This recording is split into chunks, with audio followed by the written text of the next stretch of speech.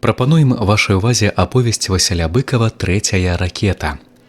Выканаўца, заслужаны артыст Рэспублікі Беларусь Уладзімір Рагаўцоў. Слухайце першыя старонкі твора.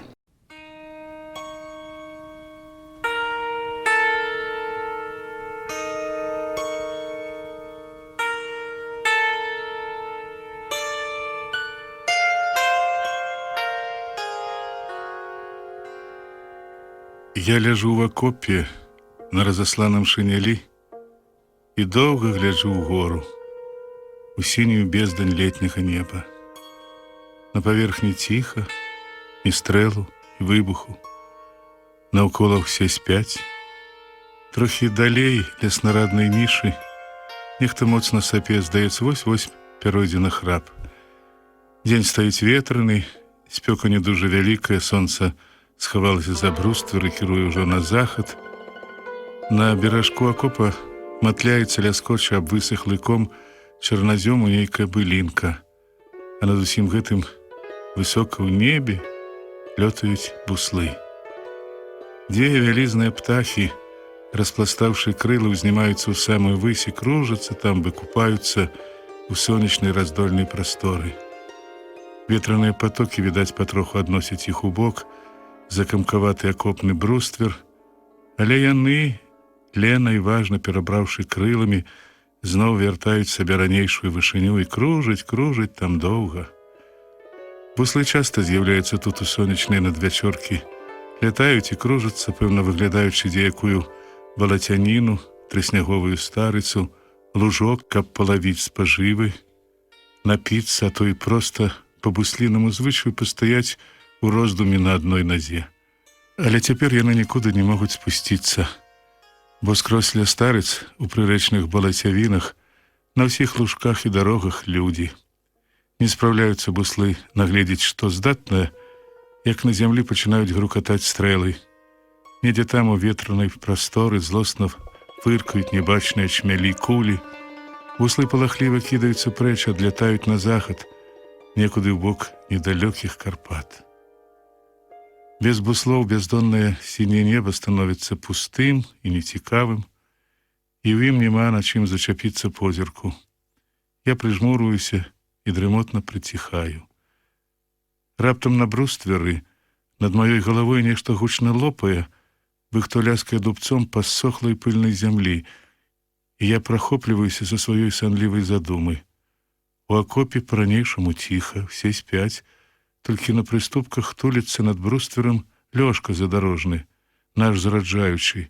Ён у адной вельмі заношанай націльнай сарочцы з матузамі-завязкамі на грудзях, голыя да локця ўшчэнт статуіраваныя рукі камечаць зашмальцаваную гімнасцёрку, на якой вісіць канец новага недашытага каўнерыка. Хітраватыя Лёшкавы вочы на круглявым врывастым твары неўцям міргаюць, як гэта бывае ў чалавека, які зрабіў нейкае глупства. «Сабака!» — невядома на каго кажа Лёшка. «Глядзі ты, я ж цябе падражню». Ён кладзе на прыступкі сваю гімнасцёрку са свежаначышчаным гвардзейскім значком і хапае рыдлёўку, што стаіць побач. Я яшчэ не цямлю, што здарылася, як Лёшка, дурасліва ухмыляючыся ўсім сваім поўным, паголеным увогуле прыгожым тварам, ціхенька вытыркае з-за бруствера точаны чаранок рыдлёўкі. Чвік! І на бруствере ўшчэнт разлятаецца вялікая ўсохлая груда. Лёшка коротка ўздрыгвае, але свавольна ухмыляецца і, заўважыўшы, што я агледзеў ягоны занятак, ужо смялей высоўвае з акопа рыдлёўку. Недзе ў варожым баку слаба кахае стрэл, і тут жа новая куля адшчэпвае ад чаранка тоўстую трэску. «Не псуй рыдлёўку», — кажу я Лёшку.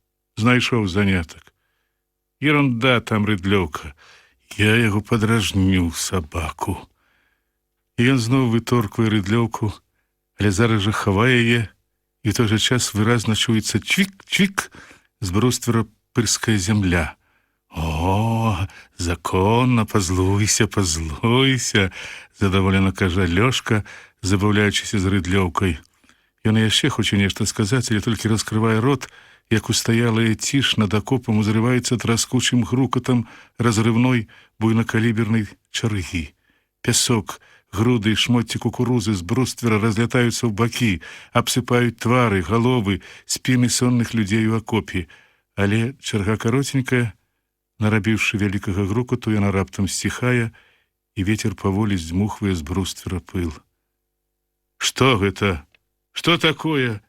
Свінячае рыла!» — крычыць з канца акопа наш камандзір Жаўтых.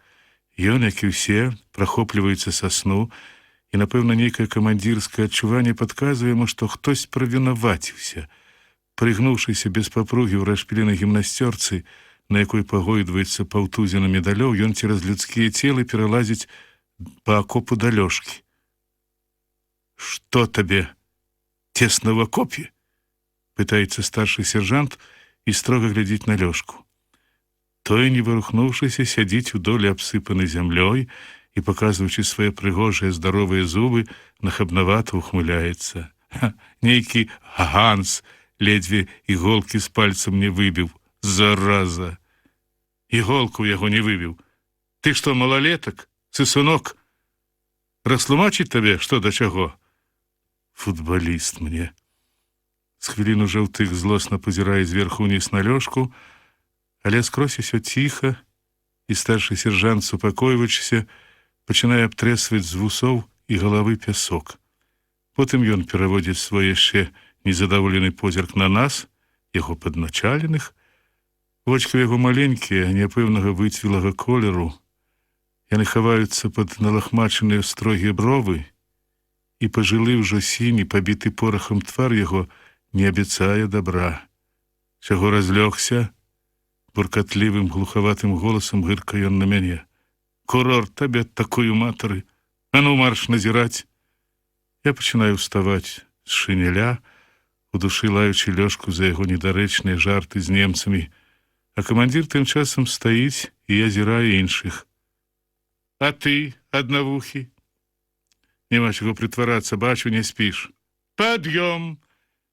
Каманда ён снараднаму крывёнку, які нерухома ляжыць у долі, насунуўшы пілотку на чарнявы касабочаны шрамам твар. Але крывёнак не варушыцца, і Жаўтых, нахіліўшыся, туза яго за рукаў. «Хопіць дурня строіць! Каму кажу?» Салдат нехаця расплюшчвае цьмяныя сярдзітыя вочы і незадаволена пазірае на прыдзірлівага камандзіра. «Не нукай, не запрох. А што, кланяцца?» Крывёнак ляніва ўстае, ямчэй месціцца пад сцяной акопа і, утупіўшы удол позірк, бурчыць: «Парадкі. Не паспееш задрамаць, пад'ём!» Жаўтых пераводзіць позірк у кут на астатніх, але тых ужо будзіць не трэба. Ціхманы і худы, як жардзіна Лук'янов, зважліва сядзіць на шынялі, старанна лыпае вачмі і робіць выгляд, быццам зусім не клаўся. Як заўжды, калі камандзір лаецца, у сіняватых вачах гэтага маладжавага, але дачаста абвялага салдата з'яўляецца пакорная сцішанасць. Куточкі яго тоненькіх вуснаў сціскаюцца, ён яўна перажывае сварку. Астатнім жа ад гэтага хоць бы што. Ва ўсе мы ўжо даўно папрывыкалі да камандзірскай строгасці, крыку, патрабавальнасці. Побач ужо варушыцца наводчык Якут Папоў. Ён, відаць, адчувае, чым кончыцца гэты камандзіраў гнеў, і, не чакаючы загаду, выцягвае з нішы скрынку з недачышчанымі ўчора снарадамі. Папоў паводзіць сябе з гаспадарскай упэўненасцю, без лук'янавай боязі і крывёнкавай санлівай незадаволенасці. Выгляд у яго пры гэтым трошкі надзьмуты, шырокі скуласты твар засяроджаны ў сабе, і вейкі вузкіх вачэй прыпухлыя, але гэта не ад сну і не ад характару, гэта ад прыроды. «Ну, а вы чаго глядзіцё?» — гыркае Жаўтых на салдат. «Думаеце, калача дам? Не чакайце. Задарожны, Лук'янаў, крывёнак, за працу, няма чаго дрыхнуць, дармаеды!»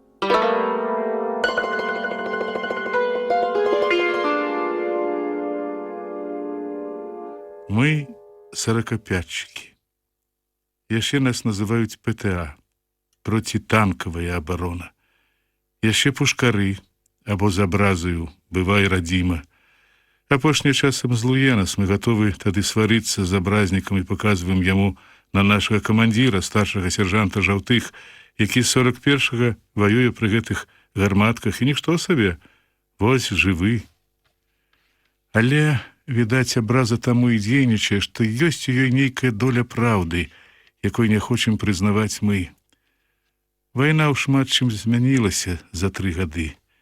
Змяніліся зброя і тактыка, пацяжэлі нямецкія танкі, з'явіліся тыгры, пантэры, фердынанды, а 45-ка ў нас усё тая, што і ў 41-м, з якой тады стралялі па танкетках і лёгкіх коробачках танках. Вядома, што часам нам бывае нелёгка. Памалу, варушачыся, хлопцы бяруцца за справу. Крывёнак, нялёгка ўздыхнуўшы, падступае да расчыненай скрынкі, твар яго крывіцца, праз усю шчаку ад рота да вуха са сну ярка чырванее нядаўні шрам, след нямецкага асколка. Замест вуха ў крывёнка толькі невялічкая адтуліна ў галаве. Папоў з Лук'янавым ужо труць снарады анучамі. У Папова гэта выходзіць спрытна, спрактыкаваныя яго рукі так і мільгаюць уздоўж блішчастых латунных гільз. Лук'ян ужо неяк раздумна адной рукой павяртае слізкі снарад і няўпэўнена шаруе яго маленькай анучкай, сціснутай у 2 пальцах. Крывёнак прымошчваецца побач, а задорожны, уздзеўшы на крутыя плечы цеснаватую гімнасцёрку, азірае цераз хлопцавы галовы ў скрынку. «Ну, ерунда! Яны і ўтрох справяцца», – кажа ён. «Што таўчыся ўсім?» Вядома, задорожны пэцкацца не будзе. Ён сядае ў самы кут акопа і пачынае свой любімы занятак – ссоўваць ніжэй на костачкі каляныя кірзавыя халявы сваіх новых ботаў. Гэта дзеля таго фарсістага спрыту, які нябачна адзначае ўсю ладную лёшкаву постаць, і яго кароценькую, з падрэзаным падолам гімнасцёрку і шырачэзнае суконнае галіфэ колеру хакі, і ліха сунутую на самае вуха пілотку, і поўніць бесклапотна гарэзлівым выразам увесь яго зухаваты брывасты твар. Жаўтых, відаць, хоча нешта прыкрыкнуць на Лёшку, але толькі бурчыць сам сабе, яўна любуючыся на хабнаватую прыгажосцю гэтага хлопца. «Футболіст, гультаіна, глядзі мне!» Я прымощваюся на прыступкі, дзе сядзеў Лёшка, і асцярожна вытыркаю з-за бруствера востры кончык перыскопа разведчыка. У маленькім яго вочку акуляры зыбаецца здаўна знаёмы прасцяг, незасеяныя з вясны, парослыя лебядой і пырнікам поля. Яно скрозь парэзана шэрымі і рудымі крывулякамі акопаў і хадоў зносін. За імі на нейтралцы хаваецца ў траве высахлая ручаіна, і ля яе стаіць і ржавее з вясны закураны з парашчанянымі люкамі танк. Далей горбяцца няроўныя выгінастыя хрыбціны пагоркаў, на якіх сядзяць немцы. Што робіцца там, у іхніх траншеях і ў тылі, нам нічога не відаць, затое яны зверху аглядаюць усе нашы пазіцыі, траншеі перадавой лініі, хады зносін, все пратаптаныя ўначы сцежкі, дарогу ў баку. Адзінае якое сховішча ў нашым тылі – это вузкая палоска сланечніку, якая ад румынскай вёскі трохі не даходзіць да нашай агнявой. Вёскі, праўда, амаль што няма. Пасля красавіцкіх баёў ад яе мазанак засталіся толькі груды гліны, вывараценыя абгарэлага бярвення, парослыя муравой падворкі, бяздомныя каты і скрозь ямы, варонкі. Мы стаім тут, на травяністым палетку з раскіданымі сям-там кучамі высахлай леташняй кукурузы. Адна такая куча, крыху большая за іншая, хавае нашу гарматку, да якой з аднаго боку прымыкае гэты кароценькі крокаў на 5 акоп-ровік. Старшы сержант, напэўна, ўжо не злуецца.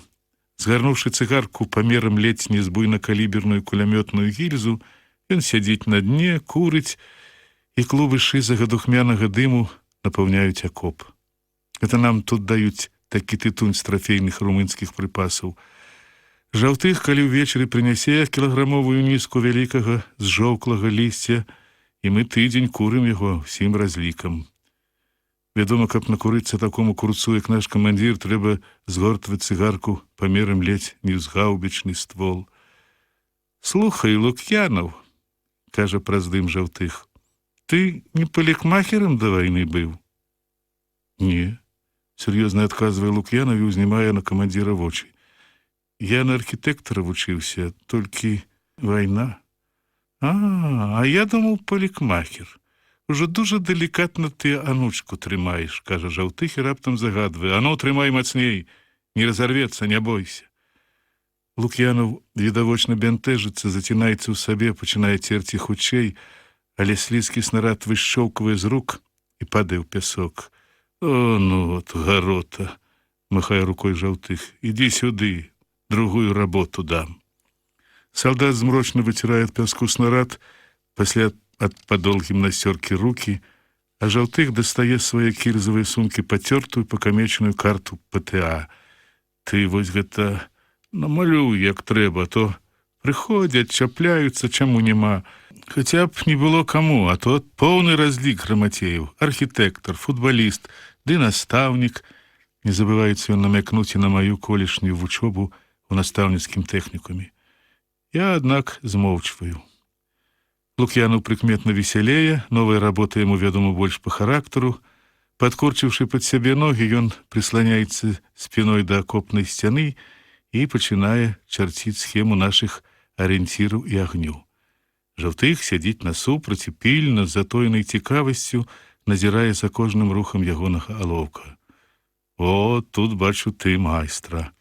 І куст якраз такі, двайны, як з Парыж, і танк, як тыгр, далі Бог, добра.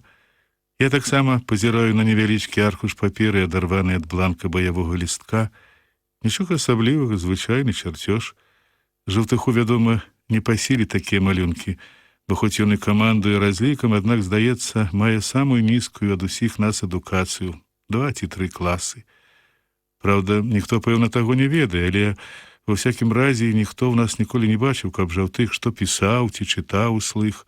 Усякае пісьмовае афармленне, што трэба разліку, імянны спіс, картка ПТА, справаздачы на снарады, ён даручае Лук'янаву, Папову або мне, кажучы пры тым, што ў яго няма часу, а сам заўжды сядзіць побач і курыць. Лук'янаў, вядома, самы пісьменны тут і, напэўна, самы разумны. Не беда, што ён так неўмела і асцярожна ўпраўляўся са снарадамі. У нас ён прызнаны аўтарытэт наконт розных навук, і нават задарожны, які наогул не прызнае нікога разумнейшым за сябе, часцяком звяртаецца да яго, калі трэба ўдакладніць, у якіх фільмах здымаўся Чарлі Чаплін, колькі год вялікаму тэатру у Маскве, каму перад вайной прайграў маскоўскі «Спартак», або хто такая Марыя Стюарт. Лук'янаў без цікавасці паслухае пытанне, неахвотна бы малому коротка адкажа, але відаць, што ведае ён яшчэ не такое, куды больш значнае. Праўда, на вайне яму не шанцавала. Ён быў у палоне, нешта перажыў кепскае, і ўвесь ён нейкі надламаны, пакрыўжаны. Але, здаецца, неблагі, хоць у нас ён нядаўна, і мы яго ведаем мала. Куды лепш мы ведаем Лёшку Задарожнага, ён хітрэц і лежабока. Вуні цяпер снарадаў так і не чысціць, а ўсё аходжвае, камечыць свае боты. Але Задарожны вельмі дужы хлопец, а гэта ў нашай артылерыйскай справе немалаважная якасць. Праўда, ён мае прывычку часам злоўжываць сваёю сілаю, памучыць каго жартуючы, і тут перападае таму ж слабаку, Лук'янаву, і калі-нікалі крывёнку. Адзіны, да каго ён адносіцца з нейкай павагай, пасля камандзіра, вядома, это Якут Папоў. Але Папов асаблівы ў наш чалавек, і пра яго трэба сказаць асобна. Асаблівы ён ужо хоць бы таму, што наводчык. Усе нашы розныя неўдачы адбываліся па розных прычынах, але ўсе нашы поспехі, падбіты ў красавіцкіх боях 2 танкі, спалены аўтамабіль, расстраляныя 2 кулямёты, справа спрытных рук і зоркіх вачэй Папова. Вочы яго сапраўды вельмі відушчыя, такія маленькія, трошкі нават занадта вузенькія і скошаныя, як у мангола, але другіх такіх вачэй у нашай батарэі няма. Гэткія ж асаблівыя яго рукі, спрытныя, доўгапалыя, нібы ў музыканта. Гэтымі рукамі ён увесь час майструе што-небудзь, то футарал для прыцэла, то наразае ўзор на дюралевым парцігары, то са снараднай гільзы выпіловае камсастаўскую спражку з зоркай, і ўсё ў яго выходзіць такое ладнае, адмысловае, што не розніцца бадай з фабрычным. Яшчэ ён дужа ўжо рупны, клапатлівы і старанны. Асабліва, калі давядзецца часова застацца за камандзіра гарматы. Тады ён ужо замуштруе і нас, і сябе, і мы ў такі час трошкі наракаем на яго. Я зайздрошчу яго ўмельству, яго вытрымцы і тайна сам сабе мару стаць калі-небудзь гэткім наводчыкам, як ён. Жаўтых заўжды беражэ яго ад працы, ад сцюжы, ад стомы. Калі трэба зрабіць што цяжкае, куды збегаць ці пастаяць лішнюю гадзіну на варце, камандзір ніколі не назначыць на тое Папова, а ўсё болей мяне ці Лук'янова, або Лёшку, калі той чым-колечы не аднекаецца. Вось так мы і жывём тут. Невялічкі артылерыйскі разлік, 6 чалавек, корчымся доўгія дні ў вузкім акопе і з нецярплівасцю чакаем змяркання, калі пачынаецца іншая пара сутак са сваімі справамі і сваімі адметнымі ад дзённых клопатамі.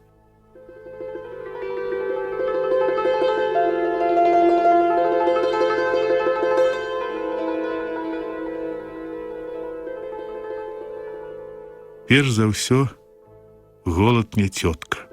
Пад вечар мы ўсе так нагаладаемся, што не памагаюць ні курыва, ні вялізныя цяжкія галовы сланечніку з мяккімі яшчэ зялёнымі семкамі, якіх мы назапашваем з ночы. Хочацца есці. У гэты час рэдзенькая крупчастай кукурузная каша, якую пасля паеўшы усе мы дружна бэсцім, гэтая каша цяпер здаецца нам незвычайным жаданым прысмакам.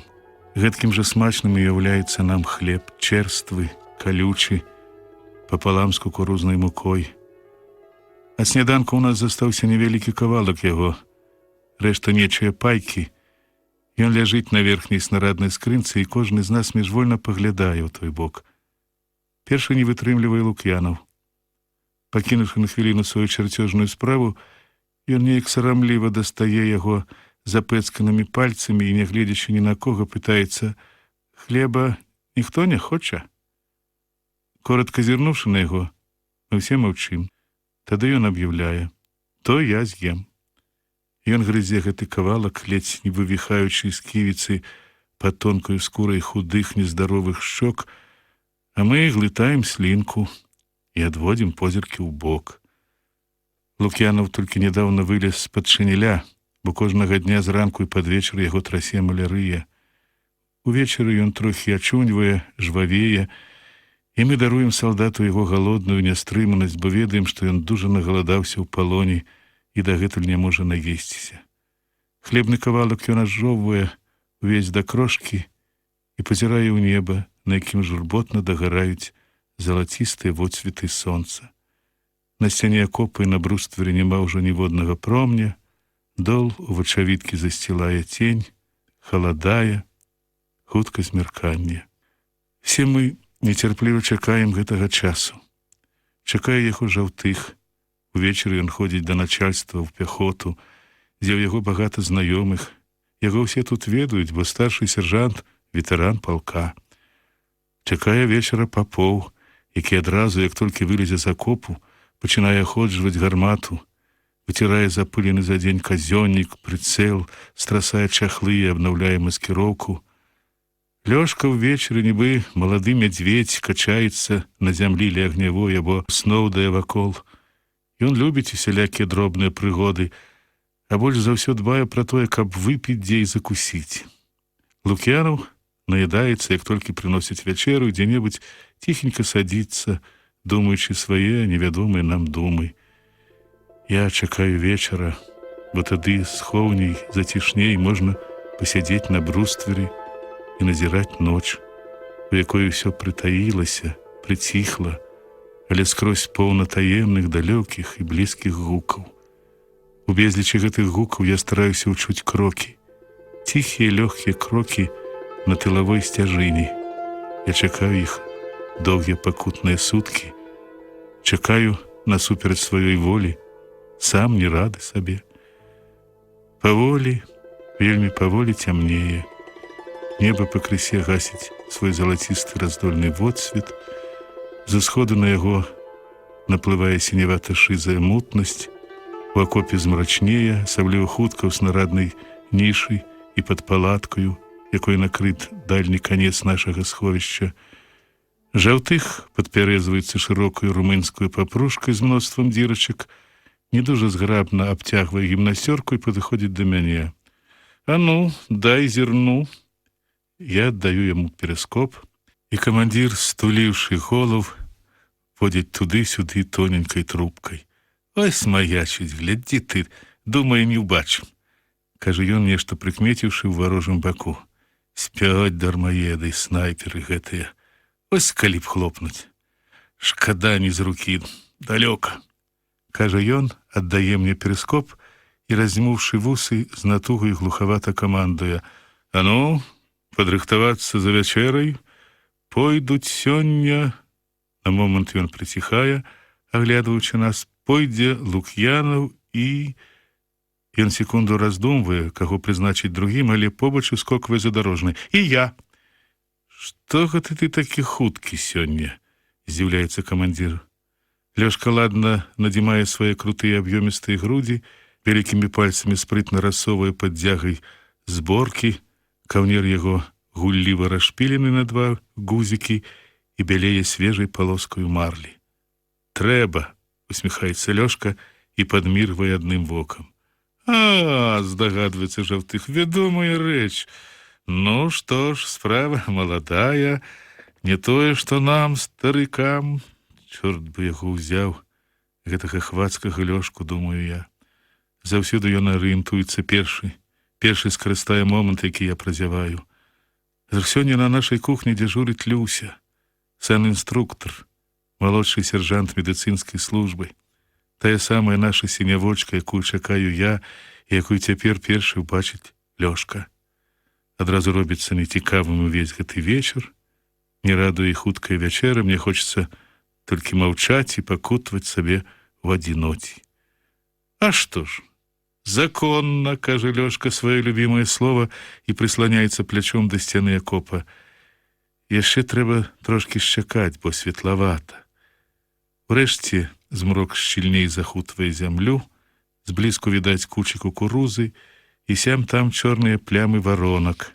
Але варожыя пагоркі ўжо стуліліся ў дымчаста-змрочным тумане, і на небе загараюцца адзінокія зоркі. Мы вылазім на волю. Дзіўна, як хораша тут, прывольна і шырока, і як багата паветра. І я думаю, што зусім мала трэба чалавеку, каб адчуў ён неадмысловую асалоду жыцця, каротенькую, на некалькі хвілін, шчаслівасць, бо, пачакаўшы, шчаслівасць знікае. Чалавек занадта ўжо хутка прывыкае да добрага і перастае адчуваць яго. Пяхота таксама заварушылася. Недзе наперадзе чуецца лаянка, нехта прыцішана гукае нейкага солада, бразгаюць у змроку кацялкі. Задарожны з Лук'янавым выпраўляюцца наўскасяк да палоскі сланечніку.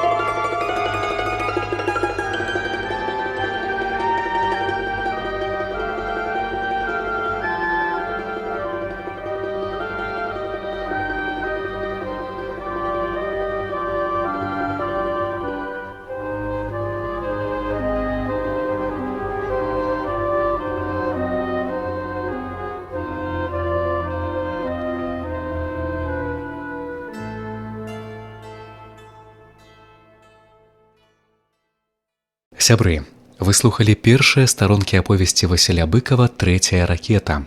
Чытаў заслужаны артыст Рэспублікі Беларусь Уладзімір Рагаўцоў. Запрашаем паслухаць чарговыя старонкі аповесці Васіля Быкава «Трэцяя ракета». Выканаўца – заслужаны артыст Рэспублікі Беларусь Уладзімір Рагаўцоў.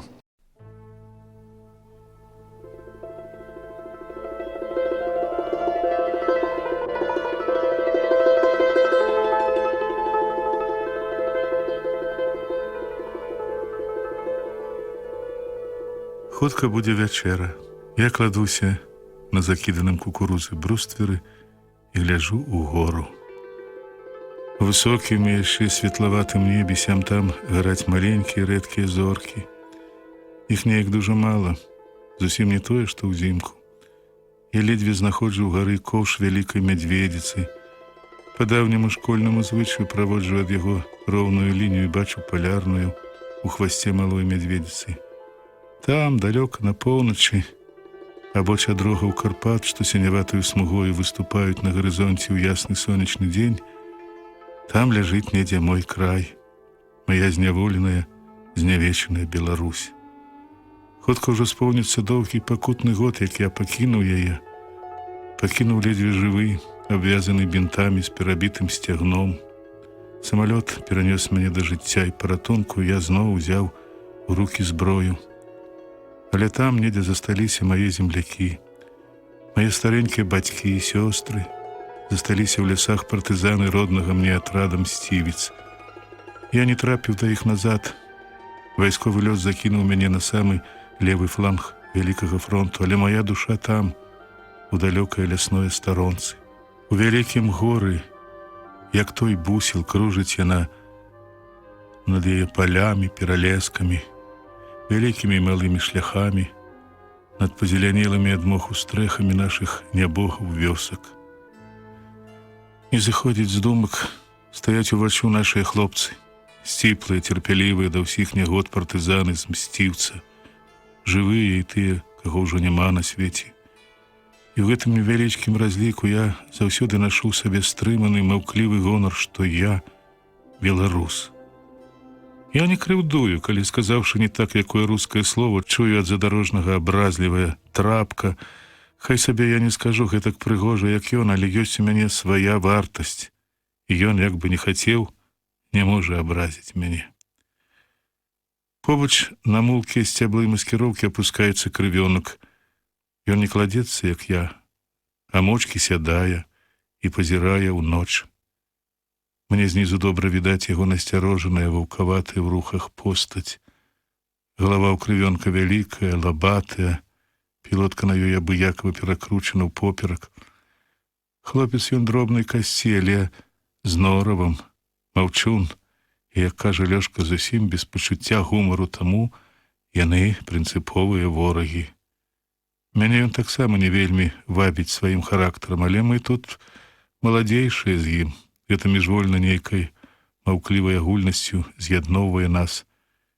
Яшчэ мы з ім пэўным чынам дарослыя сіроты. Нашыя сэрцы глухія да хвалюючага слова «пошта». Мы не кідаемся, як усе, да салдата, што прыносіць са штаба пісьмы. Ніхто нам ніколі не прыслаў і аднаго трохкутнічка. Мае бацькі гэтага не могуць, бо ў акупацыі, а ў крывёнка ж даўно іх няма. Але ўвогуле ён не кепскі таварыш, хоць і ўпарты, і гэтая ўпартасць не раз ужо карала яго няшчадна. Некалі здарылася так, што ён, вяртаючыся з Санбата, дзе яму залечвалі рассечаны твар, спаткаў на дарозе разведчыкаў з 2 немцамі. Немцы гэтыя былі языкі. За імі некалькі начэй запар поўзалі хлопцы ў тыл к ворагу, і цяпер за радасцю ад труднай удачы вялі іх у штаб. Але дзе крывёнку было разбірацца ў тым, калі яшчэ балела шчака і помста распірала яго нутро. І ён не стрываў. Не паспелі канваіры здзівіцца, як іхнія языкі ўжо ляжалі на дарозе пабітыя. Ашалелыя хлопцы замест немцаў прывялі ў штаб крывёнка, пад вокам якога расплываўся вялізны сіняк. У штабе яго безлітасна вылаілі разведчыкі, штабныя камандзіры, палітработнікі, урэшце для канчатковай расправы прывялі да камандзіра дывізіі. Той таксама, не шкадуючы, збэсціў дурня салдата, які сапсаваў гэткую важную справу. Крывёнак не сказаў ніводнага слова ў сваё апраўданне. Увесь час маўчаў. І палкоўніку, напэўна, здалося, што ён каецца, таму, накрычаўшы, камандзір запытаў: «Ну, ты зразумеў? Зробіш для сябе вывады?» Крывёнак, насупіўшы пакалечаны твар, маўчаў. «Ты зразумеў, што нарабіў? Адказвай, я ў цябе пытаюся». «Трапіцца, все роўна пазабіваю», — зацята паабяцаў баец. Гэты адказ і вырашыў яго лёс. Неўзабаве крывёнак быў ужо ў штрафной роце, дзе яму, аднак, пашанцавала. Ён выжыў 3 доўгія месяцы і нават не быў паранены. Пасля на шматлікіх дарогах вайны ён адшукаў сваю часць і аднойчы, нікім нечаканы, з'явіўся ў батарэю. Як напамінак аб няўдалым мінулы, ён прывалок з сабою трафейны кулямёт, нейкую няўклюдную чорную тарахцёлку.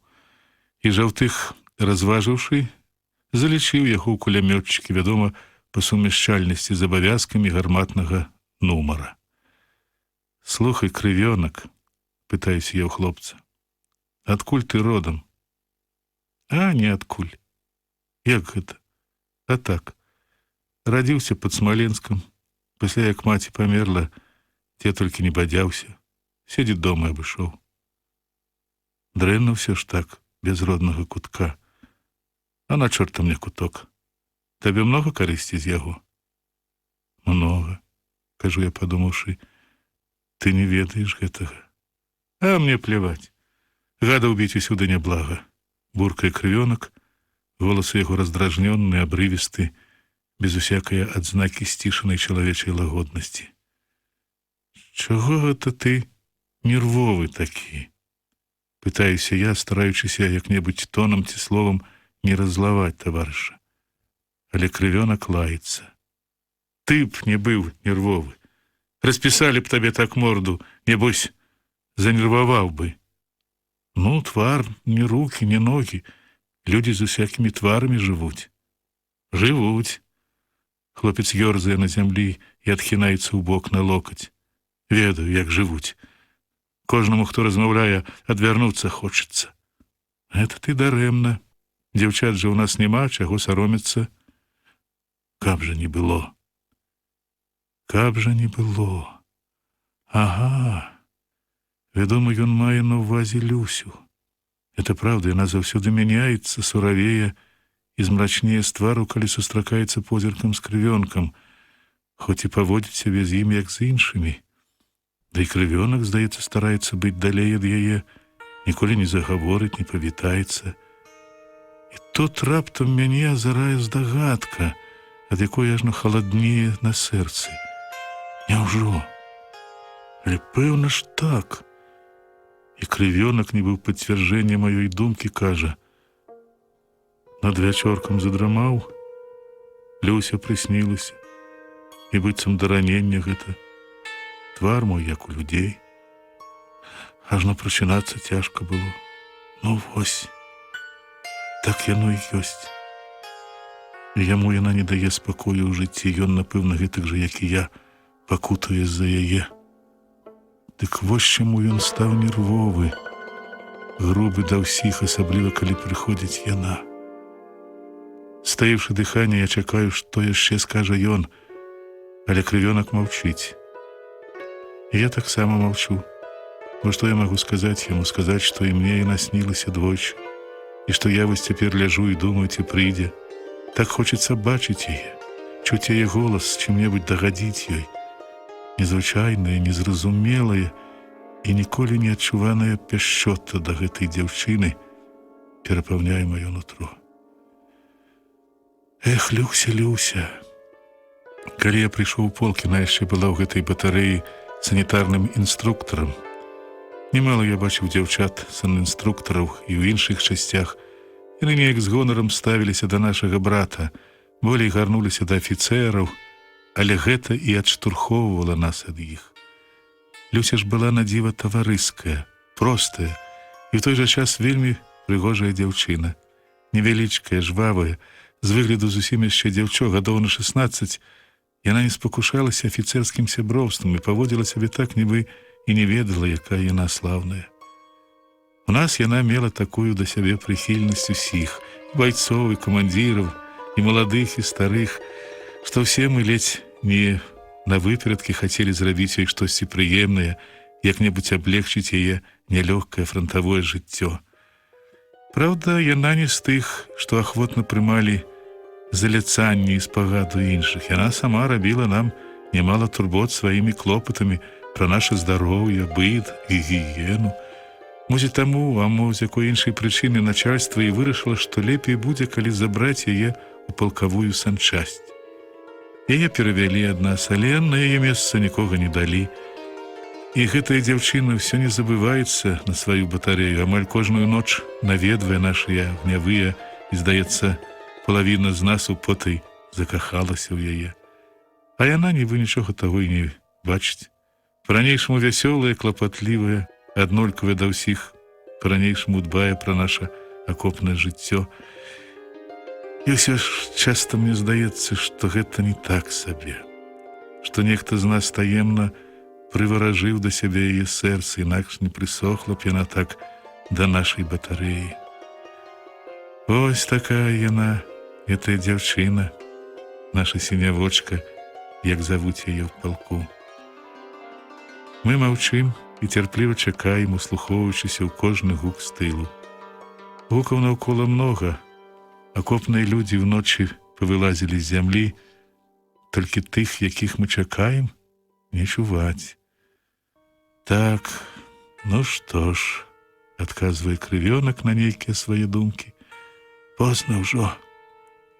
І здаецца мне, што гэта ён пра яе, што і ён чакае. І ў мяне ўжо ные баліць нутро, бо думаецца, Люся не прыйдзе.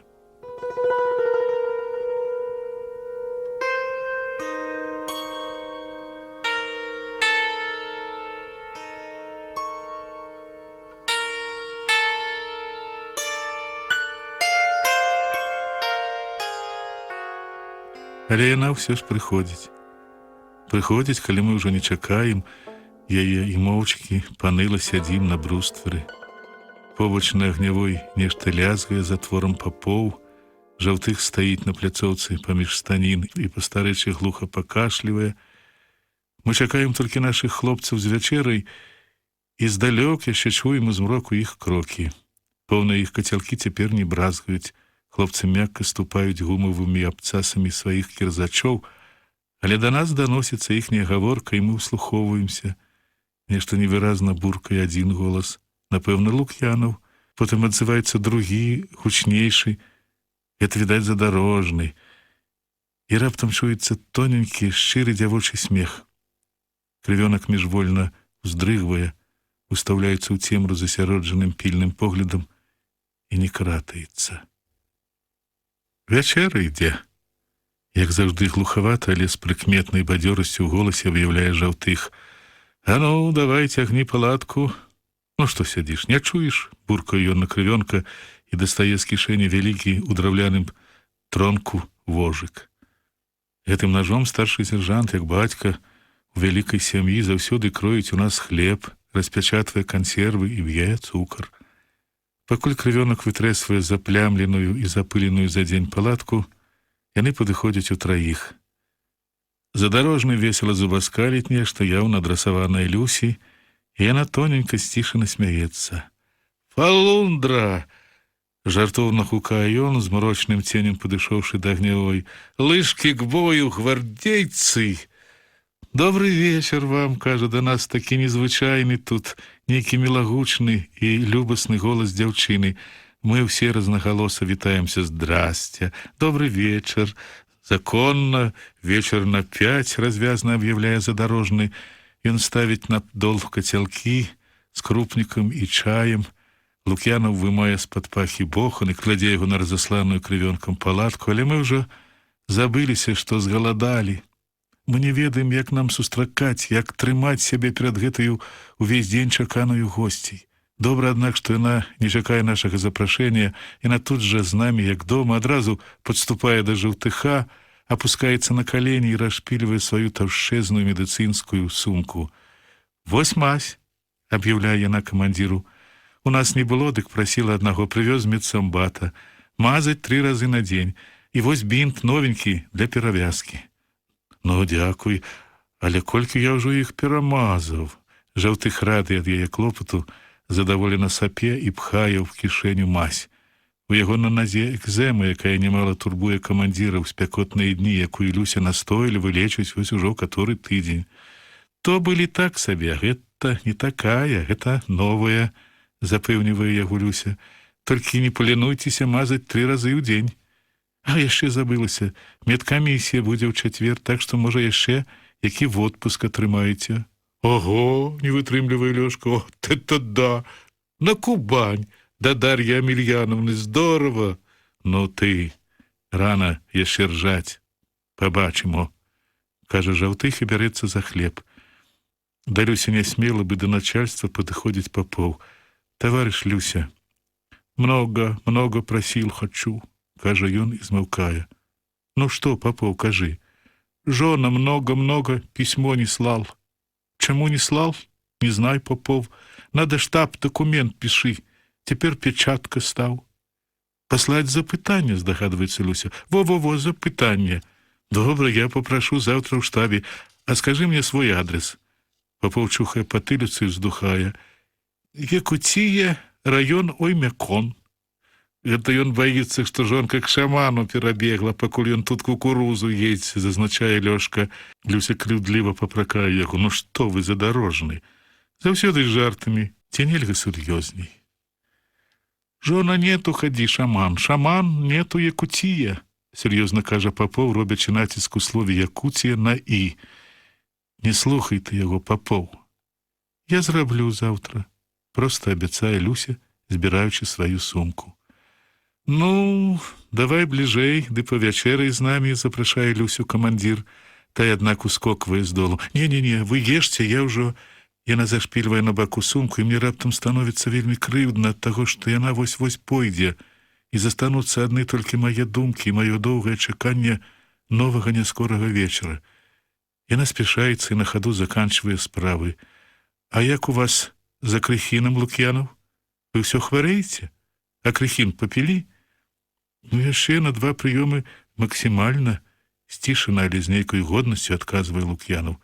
Это мало, наце вам яшчэ трохі, толькі прымаць рэгулярна, а то некаторыя выплёўваюць. Ого, з такіх ручак выплёўваць, прытворна здзіўляецца Лёшка.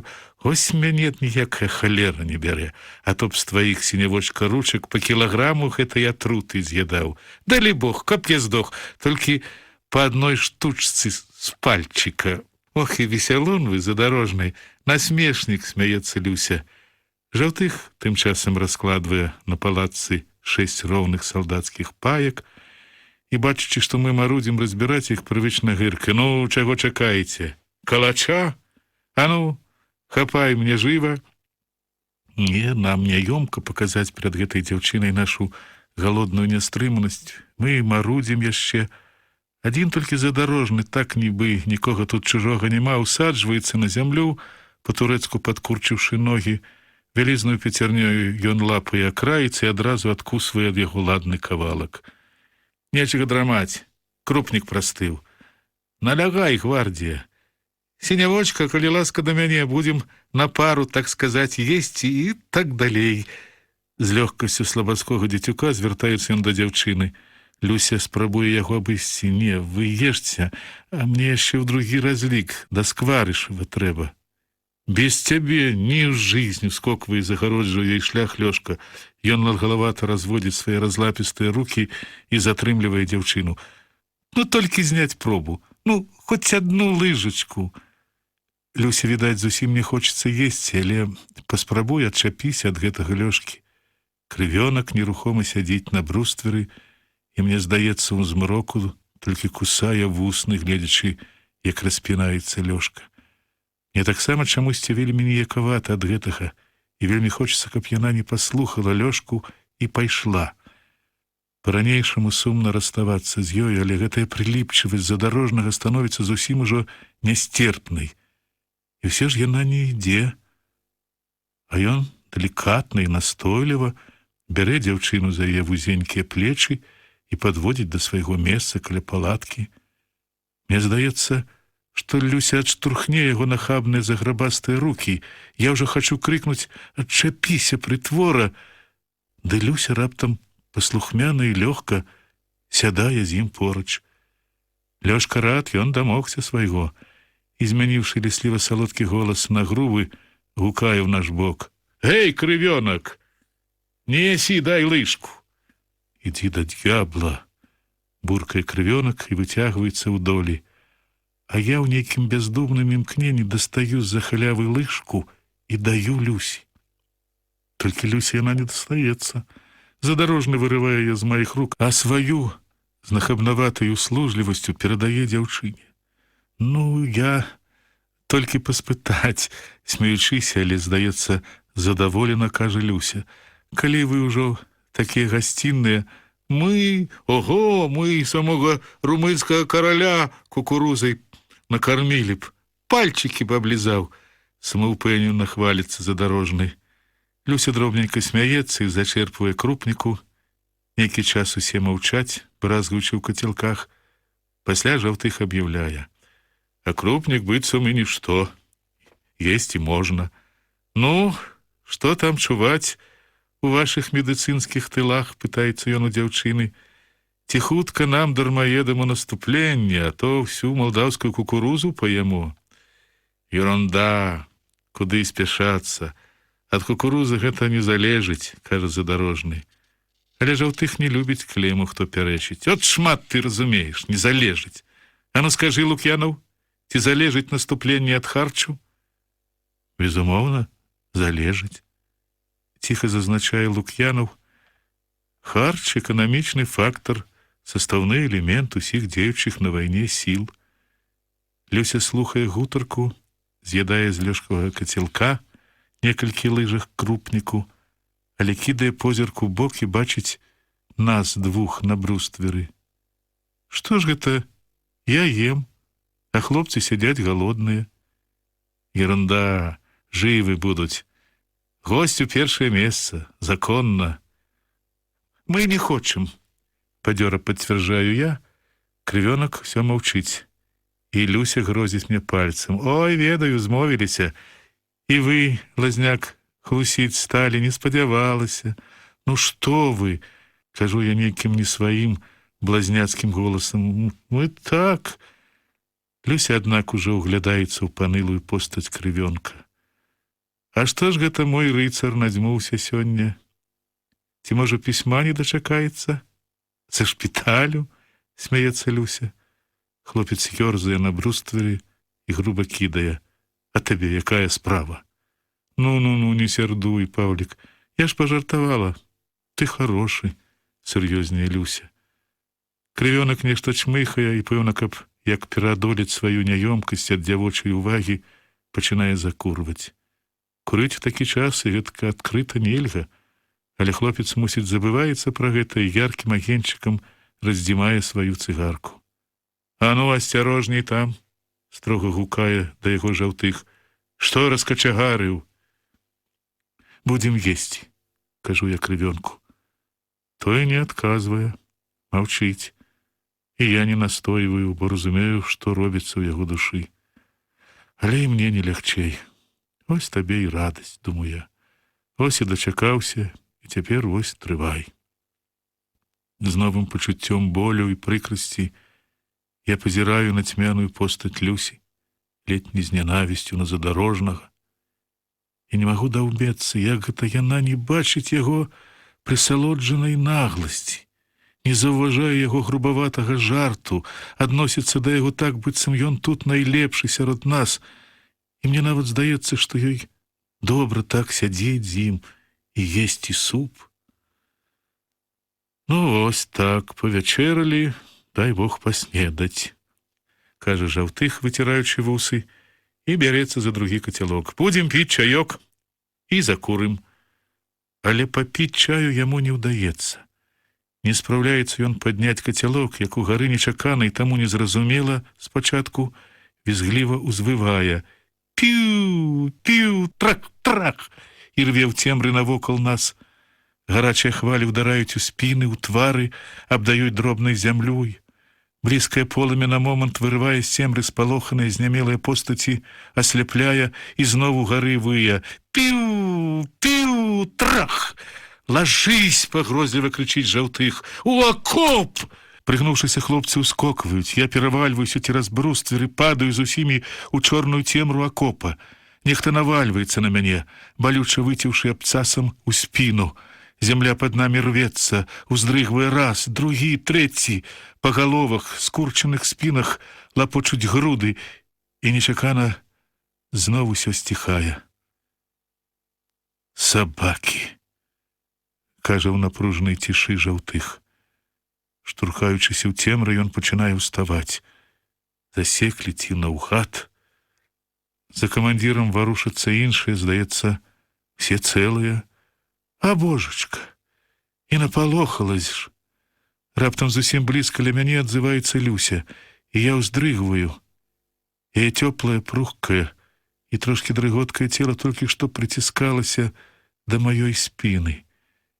З незразумелай няёмкасцю я паварочваюся, абсыпаю спіной зямлю ў акопе і даю дзяўчыне месца. Мы ўсе ўстаём у акопе і ўслед за Жаўтыхом пачынаем вылазіць на паверхню. Але палаткі, быццам нічога і не здарылася, сядзіць Лёшка і даядае суп з кацялка. Ну і хуткі ж на пад'ём, паўжартоўна і здзекліва кажа ён. Трах-бах! І ўжо ў траншеі, ваякі! Яму ніхто не адказвае. Жаўтых стаіць, услухоўваючыся ў трывожную ціш. Наперадзе над пагоркамі ўзлятае ў неба першая сёння ракета.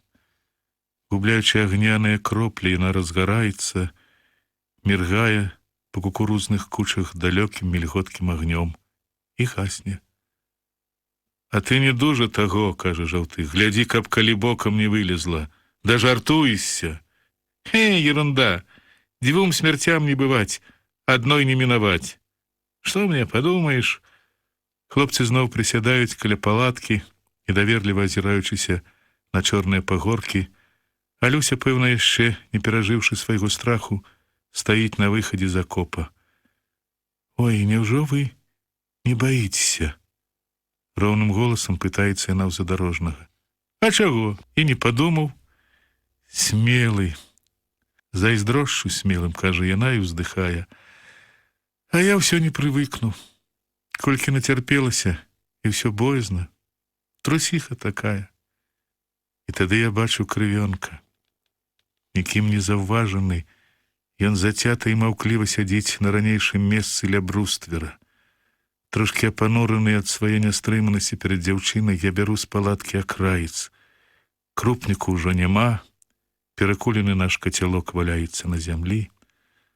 Задарожны тым часам са смакам даядае, устае ва ўвесь свой немалы рост, пацягваецца, адчуваючы застаялую сілу ў маладым дужым целе, і зноў гаворыць да Люсі.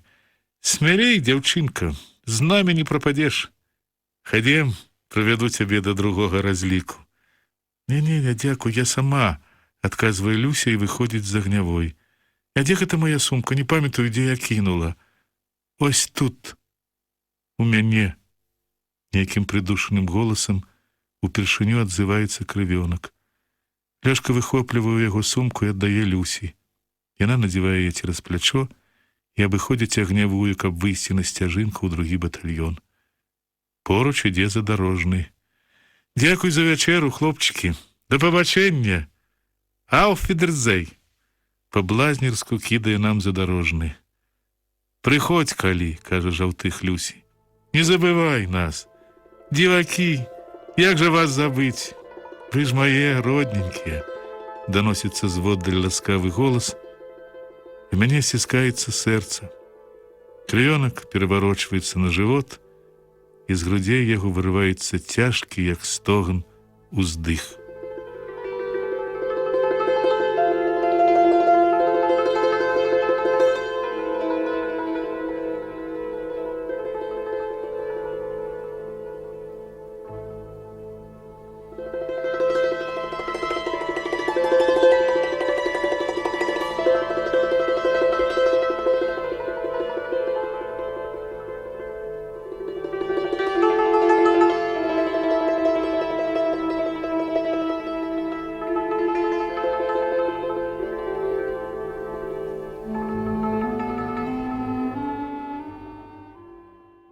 Сябры, прагучалі чарговыя старонкі аповесці Васіля Быкава «Трэцяя ракета».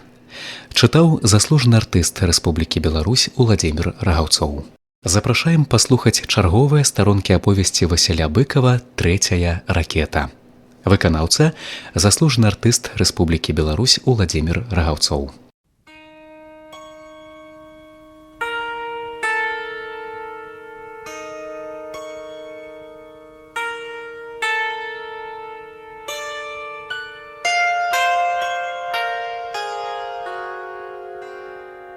Мабыць, апоўначы усходзіць месяц.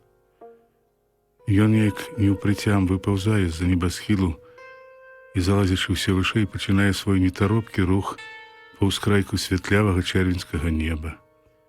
Неба ўжо так не цямнее на ранку. Яно скрозь свеціцца нейкім невыразным унутраным святлом, прыглушаным да мутнай сінявы на ўсходзе і зеленаватым адценнем на захадзе. Цёплы паўднёвы ветрык нясе з сабою невыразныя шолахі, таемныя, нібы чалавечыя ўздыхі, рэшткі далёкага гулу, недзе не то грукацяць танкі, не то тужаць на пад'ём машыны. Далёка, напэўна, па той бок прута узлятаюць угору тоненькія зеленаватыя пункцірыкі трасіруючай чаргі. Дасягнуўшы нейкага месца ў небе, яны адзін за адным гаснуць, нібы хаваюцца за якую нябачную хмарку. Прыслухоўваючыся да наваколля, мы сядзім у купе ля запарушанай пяском палаткі, на якой ужо не засталося і крошкі ежы. Жаўтых, адкінуўшыся на бок, курыць са жмені, побач сядзець Папоў, Лук'янаў непадалёк мые рэшткую чаю нашы запэцканыя кацялкі, сёння яго чарга. Лёшка, вярнуўшыся з недалёкіх праводзін, соладка качаецца у долі, сапе і стогне ад лішкаў маладое сілы і нейкага душэўнага задавальнення. Адзін толькі крывёнак не падыходзіць да ўсіх і мочкі сядзіць на водшыбе. «Любата на вайне, а?» — пытаецца Жаўтых сытай задаволенасцю ў голасе. «Любата! Цяпер у нас на Кубані. Ой, як горача! Ад зары да зары бывала ў стэпе. Праца да сёмага поту, а тут ляжы, спі, паеў і на бакавую. Так і ад вайны адвыкнеш. Правда, лазняк? Ты колькі ў шпіталі праваляўся? 9 месяцаў без 3 дзён. Добра, відаць, цябе цюкнула. У нагу? У бядро, кажу я.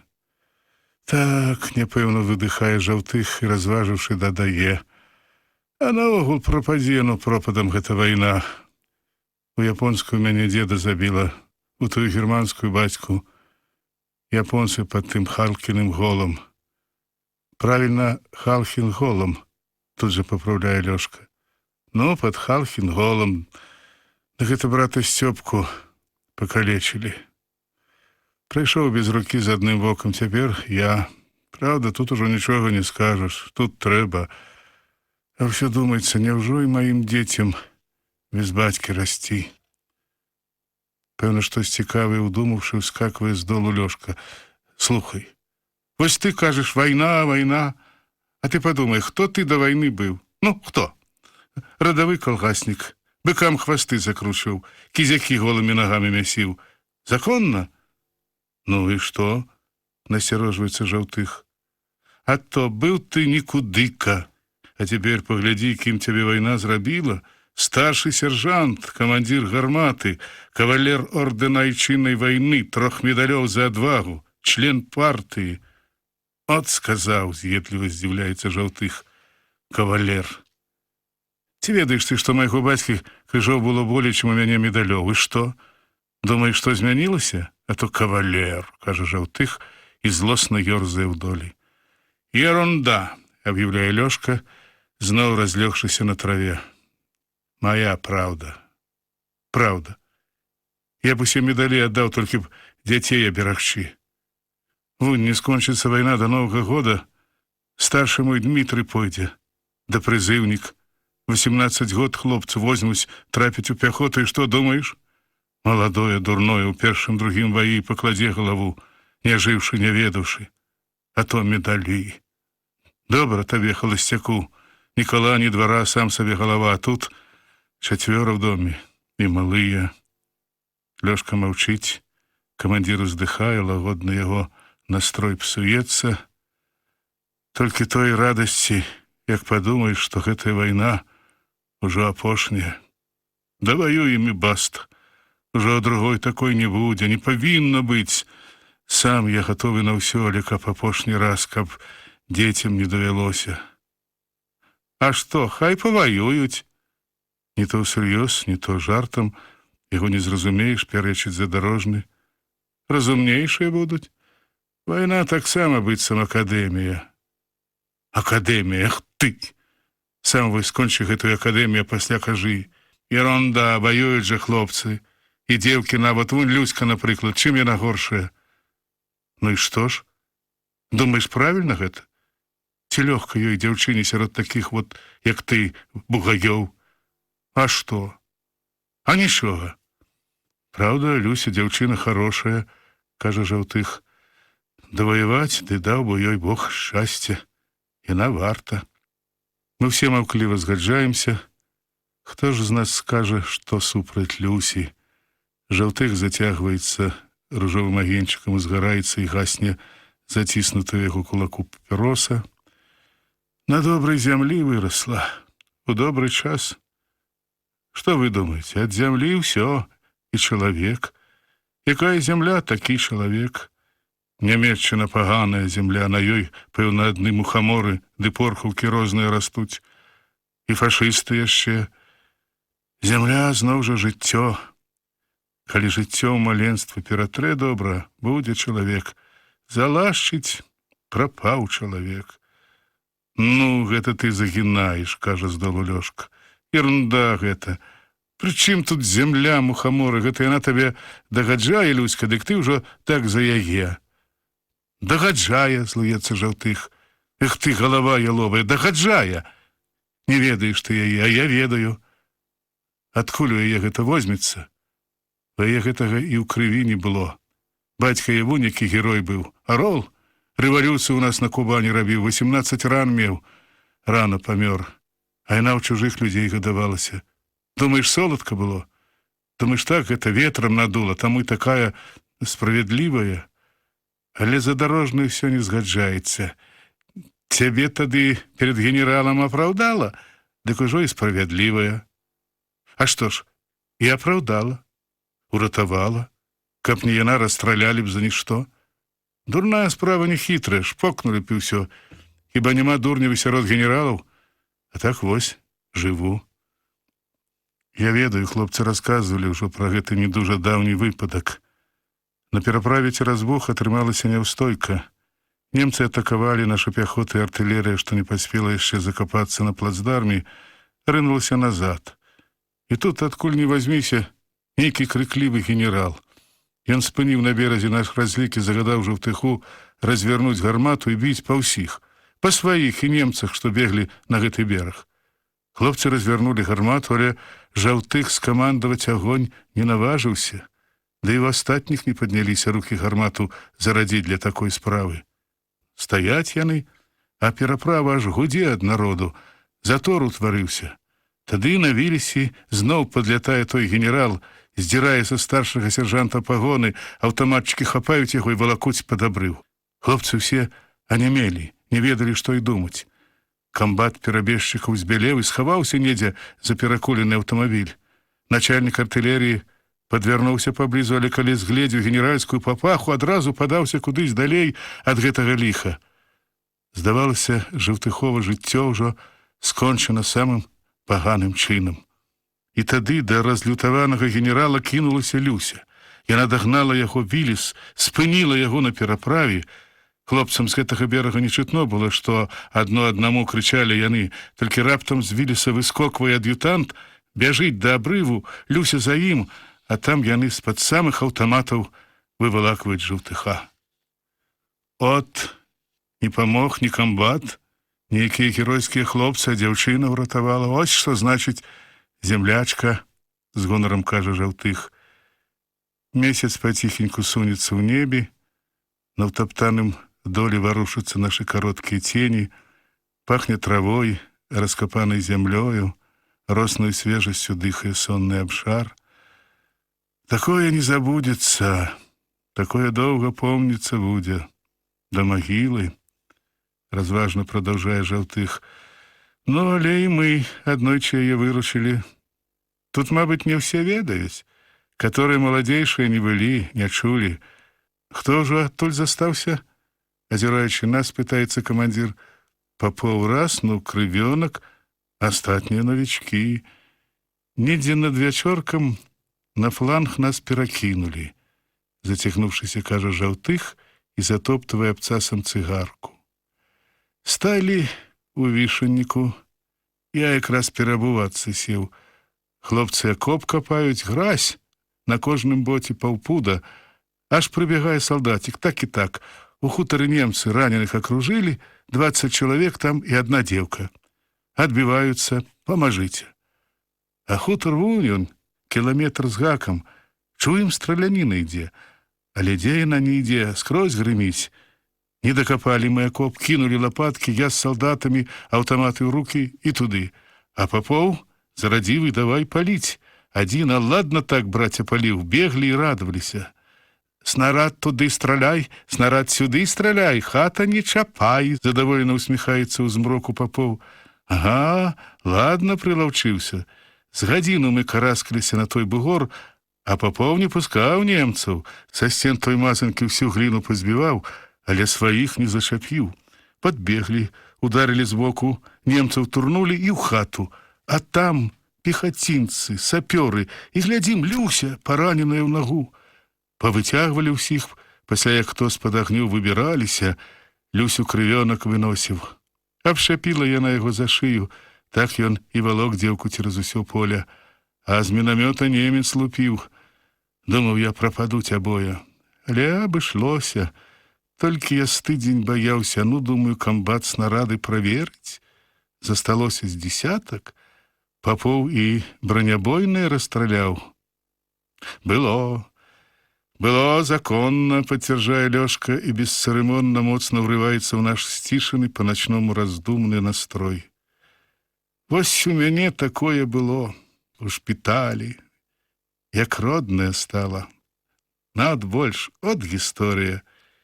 І ён у жывапісных выразах пачынае нам маляваць гісторыю, што здарылася з ім у Палтаве, дзе стрэлася яму такая ягадка-сястрычка, і як даставала яна абмундзіроўку, як ён, перапрануўшыся, выходзіў да яе за агароджу і пра ўсё, што было далей.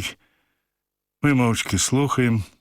Яно і цікава, гэтай Лёшкавай прыгоды, і трохі аддае ад іх нейкую агідай, калі хочацца не паверыць, перабіць, сказаць, да неправда, хлусіш. Але ніхто нічога не кажа яму, все з прытоенай цікавасцю слухаюць да канца. Калі ён змаўкае, Жаўтых прыўстае на каленях і ўглядаецца ў чорныя пагоркі. Вы не заўважаеце, штось дужа ціха ў фрыцаў, кажа ён. І ракет не кідаюць. Можа, мяняюцца, ці што? Але хто ведае, што там робіцца ў немцаў? Толькі сапраўды тое, што яны сёння не свеціць ракетамі, трошкі трывожыць нас сваёй незразумеласцю і загадкавасцю.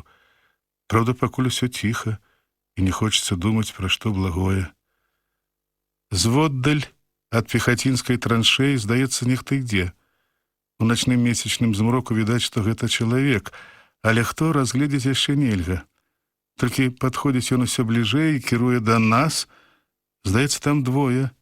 Ідуць яны не па сцежцы, дзе ходзяць усе, а наўпрасткі, па прасцягу. Яшчэ праз нейкі час мы бачым дваіх у касках і чуем знаёмы голас, ад якога адразу змаўкае Лёшка, і ўсе губляюць цікавасць да яго баек. «Ну, што, артылерысты?» — гучыць з цемры надломлены барытон нашага камандзіра батальёна капітана Троцкага. «Дружна спіце?» «Неяк не, таварыш капітан», — кажа Жаўтых і спаважна ўзнімаецца насустрач. Мы сядзім, дзе сядзелі, і толькі паварочваемся да камбата і насцярожваемся, бо ведаем, што так сабе капітан не прыходзіць. І сапраўды, Троцкі набліжаецца да пляцоўкі агнявой і строга з затаённай да часу пагрозаю пытаецца ў Жаўтыха: «Чаму вартавога няма?» «Так мы ж усе тут, ніхто не спіць, таварыш капітан», тлумачыць наш камандзір, але яго тлумачэнне, асабліва зварот «таварыш капітан» гучыць як апраўданне. Ага, все тут. А хто назірае за праціўнікам? Ну дык вось усе, назіраем. Ён ідзе далей, уздоўж акопа, і моўчкі мінае нас.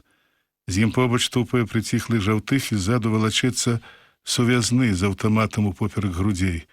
Ля гарматы Троцкі спыняецца, нешта думае, пытаецца ў Жаўтыха: «Колькі вы тут сядзіце на гэтай агнявой?» Жаўтых пераступае з нагі на нагу і разважна удакладняе: «На гэтай агнявой? На гэтай мы, таварыш капітан, так, з 10-го ці 12-го. 4 дні, значыць. І за 4 дні старшы сержант вы не маглі выкапаць укрыццё для гарматы? Дык загаду не было, думалі, можа яшчэ куды пераставіць. Увечы час перастаўляюць, перасоўваюць». «Перасоўваюць», з'едліва кажа капітан. «Яны думалі, вы што, першы дзень на вайне?» Жаўтых маўчыць, а Троцкі ва ўпор падступае да яго. «Вы мне менш думайце, вы салдаты, хай генералы думаюць», са стрыманай злосцю кідае Троцкі.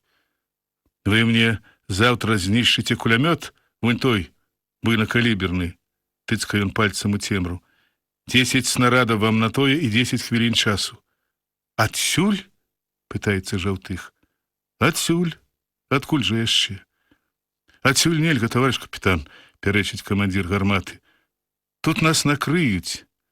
«Магчыма», згаджаецца капітан, і ад таго, якім тонам сказана гэта, агідны халадок западае ў нашыя грудзі. Адзін за адным мы ўстаём і падступаем да камбата. «Калі вы не акапаецеся, як мае быць, могуць і накрыць». «Ну як тут акапаешся, калі для бліндажа ніводныя палкі?» злуецца і Жаўтых. «Всё на саплях». «Это ваша справа», абыякова адказвае капітан. «Шукайце». «Не, так не можна», кажа Жаўтых, падумаўшы. «І разлікі гармата прападуць. А што, з закрытай пазіцыі нельга? Вунь гаўбічнікі і дармаеды ні разу за цэлы тыдзень не стрэлілі. Вось ім і задаць бы гэтую задачу».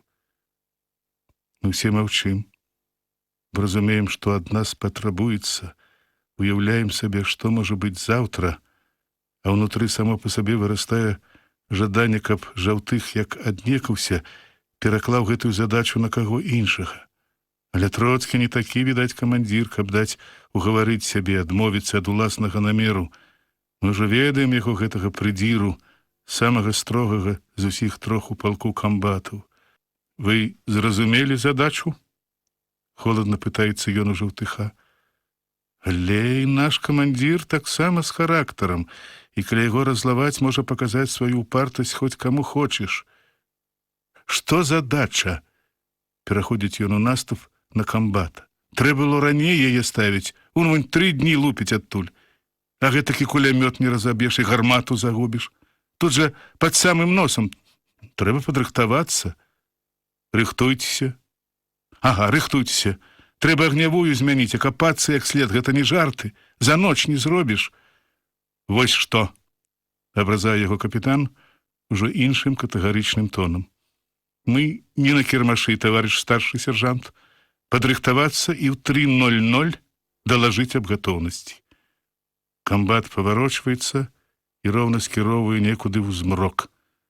За ім, як цень, валачэцца маўклівы сувязны, а Жаўтых моўчкі стаіць на месцы і няўцямна глядзіць ім услед. Побач гэтак жа моўчкі топчымся мы. Першы не вытрымлівае задарожны, са спазнелую злосцю ён плюе ў траву. «Чорт бы іх там пабраў, камандзіраў гэтых! Ім лацвею ў бліндажыках сядзяць, а тут паспрабуй стрэльні. Ён табе задасць такога, што за дзень трупы не адкапаеш». «Галоўная небяспека — мінамёты», уздыхае Лук'янаў. «На водараздзеле іх карэкціровачны пункт. Жаўтых нейкі час маўчыць, услухоўваецца ў цемру, напружана стараецца нешта зразумець, ні на кога не зважае, быццам не чуе, што кажуць хлопцы. Пасля вылаяўшыся лезе ў акоп, паўхвіліны поркаецца ў цемры і вылазіць з палявой сумкай на баку і аўтаматам на грудзях. «Я хутка», — кажа Жаўтых. «Папоў, застаешся за мяне. Крывёнак, шагам марш!» Салдат, падумаўшы, нетаропка ўстае, вешае аўтамат і ідзе за камандзірам. «Да начальніка артылерыі пайшоў», — кажа Лёшка. «Можа, абыдзецца». Начальнік артылерыі даўні Жаўтыхоў знаёмы. Ён паважае гэтага камандзіра гарматы і зважае на яго прэтэнзіі. Але хто ведае, ці ўдасца цяпер Жаўтыху перайначыць загад камбата. Хлопцы, здаецца, таксама занепакоіліся, прыціхлі і сядаюць на брустверы бліжэй адзін да аднаго, як заўжды перад няпэўнасцю або небяспекай. Цяпер нейкі Лёшка задарожны пачынае здавацца мне звычайным, някепскім хлопцам. Ураз адступае ў даўнюю далеч усё дрэннае ад яго, што паўгадзіны назад атручвала маё жыццё. Падсвядома мы адчуваем, што галоўнае ў нашым лёсе тое нашае заўтра, сілы для якога мы можам узяць толькі ў сабе і спадзявацца толькі адзін на аднаго. «Яму-то што?» — рэзка кажа задарожны. «Яму абы загадаць, а мы тут свае галовы паложым па-дурному». «Нешта так гаворыш па-дурному», — адгукаецца з цемры Папоў. Ён, калі пра Жаўтыху не скажа за дзень і аднаго слова, а застаўшыся за камандзіра, вельмі ўжо чулы да кожнага слова і да кожнага ўчынку. «Мы прыдадзены пяхоце, мы должен страляць». «Ерунда! Прыдадзены, не прыдадзены. А будзеш выконваць усё, што яму здумаецца, дык і тыдні галавы не праносіш. А да Берліна яшчэ вунь колькі. Чаму не праносіш? У галаве розум ёсць. Праносіш, няма розум, не праносіш». Пераконана зазначае Папоў. Лук'янаў хутаецца ў шынелі, раз по раз уздыхае. Цяпер без камандзіра ён крыху жывее і далікатна, стараючыся нікога не перабіць, кажа: «Звычайны канфлікт. Камандзір пасылае, баец баіцца. Здаецца, што загад несправядлівы. Псіхалагічная непадрыхтаванасць да ахвяравання адсюль і ўсе непаразуменні». Задарожнага, аднак, не пераконваюць ніякія довады. Ён крыху маўчыць, ловячы не зусім выразны ход думак Лук'янава, а затым са злосцю пярэчыць: «Ну же ерунда! Калі загад правільны, дык я нутром яго разумею, калі не, дык ты мне нічым не дакажаш, як не круці». «Навошта даказваць?» — паціскае плячымі Лук'янаў. «Загады не даказваюцца. Тут важна не чуё алібі, а патрэбен вынікаў». «Ох, як ты разумееш! Ох, які ты разумны!» — прадаўжае злаваць задарожны. «Вынік! Ты б сказаў гэта Троцкаму! Мо ён цябе камандзірам паставіў бы». Лук'янаў змоўчвае крыху, пэўна прыкідваючы, ці варта адказваць на грубасць, а затым спакойна заўважае: «Што з вамі спрачацца не па сутнасці? Падумаеш, знайшоўся мне па сутнасці. Разумнік такі. Думаеш, я дурней за цябе? Так думаеш? Ось дудкі. Я, брат, хоць інстытутаў не канчаў, але і ў палон не здаваўся. Немцам рукі не паднімаў, не тое, што ты». Мы все прыціхаем, з прыкрасцю адчуўшы, што спрэчка пераступіла мяжу добразычлівасці і што будзе сварка. Але Лук'янаў сядзіць, як сядзеў, у нерухомасці, уражаны грубасцю Лёшкі, які, мяркуючы, што яго перамога змаўкае да часу, такое абыякава стрываць нельга. «Сволач ты, задарожны!» Коротка, як мага спакайней, кажу я. Лёшка зараз жа паварочваецца да мяне. «Чаго гэта я сволач? Што я неправільна сказаў? Што?» «Самі вы сволачы!» І тады на яго, як заўжды запальчывы, з акцэнтам, накідваецца Папоў. «На што так гавары? Недобра гавары, ложка!» Ён заўжды так называе задарожнага, не вымаўляючы, як трэба, яго імя. «Лук'янов правильно казаў, ты недобра казаў, ты недобры таварыш!» Задарожны сапе і лаецца. Пошли вы все до дьявола, недобро, недобро, что я извиняться повинен? Вось поглядим, что завтра будет, добро ці недобро. Недобрый, Лёшка! Эх ты! Кивая головой Попов, задорожно вскоквае з бруствера, адыходзіць у бок і разлавана сядае зводдаль, панылы і злосны. Мы маўчым, тоячы прыкрасць на яго. Не хапала аднаго клопату, дык вось яшчэ гэтая спарка. І ў часе гэтай маўклівасці з-за варожых пагоркаў даносяцца глухі, быццам падземны грукат, нібы дзе далёка заводзяць танк. Ён прагрукоча і сціхае, потым пасля нядоўгага часу пачынае зноў. Хлопцы міжвольна ўслухоўваюцца, стараючыся разгадаць сэнс гэтага загадкавага гулу. «Лазняк!» — гукае мне Попов. «Вартавым трэба! Трэба слухай! Добра слухай! Сёння нехарошы Гітлер!»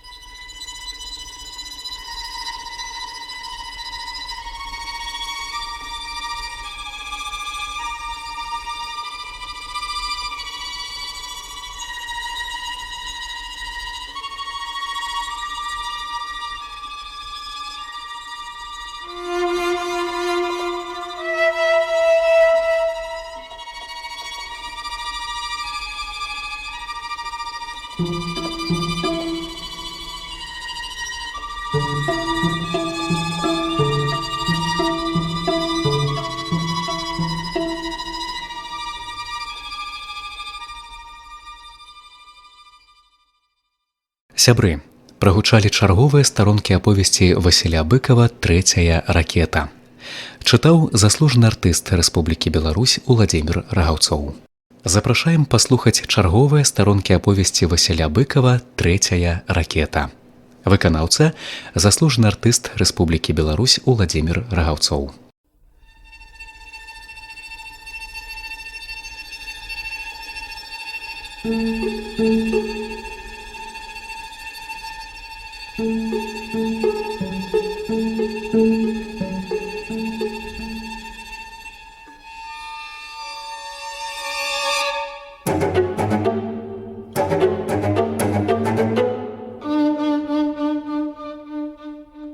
Узеўшы на плячо аўтамат, я хаджу па агнявой і ўглядаюся ў святлявае паўзмрочнае наваколле. Месяц лезе ўсё вышэй, ён някепска свеціць сваім трошкі прыплюснутым з аднаго боку вокам. Дробненька трымцяць угары так і не пагусцелыя зоркі. Невялікі клопат, калі побач не спяць, хадзіць вартавым і слухаць, дзе што робіцца, да яшчэ ў такую месячную ноч, калі навокал відаць на добрых 100 метраў. Але неўзабаве цяжар новага абавязку пачынае сціскаць мае пачуцці, і мне вельмі карціць прысесці цяпер разам з усімі на яшчэ цёплы з вечара бруствер і маўчаць. Толькі страціўшы гэтае права, я пачынаю адчуваць, якое жаданае яно, як гэта добра вольна ляжаць на траве і глядзець у неба, на зоркі. І адагнаўшы прэч благія прадчуванні, думаць пра іншае, былое жыццё, пра маю далёкую радзіму, на якую гэтак жа вільготна пазіраюць з начное бездані тыя ж самыя зоркі.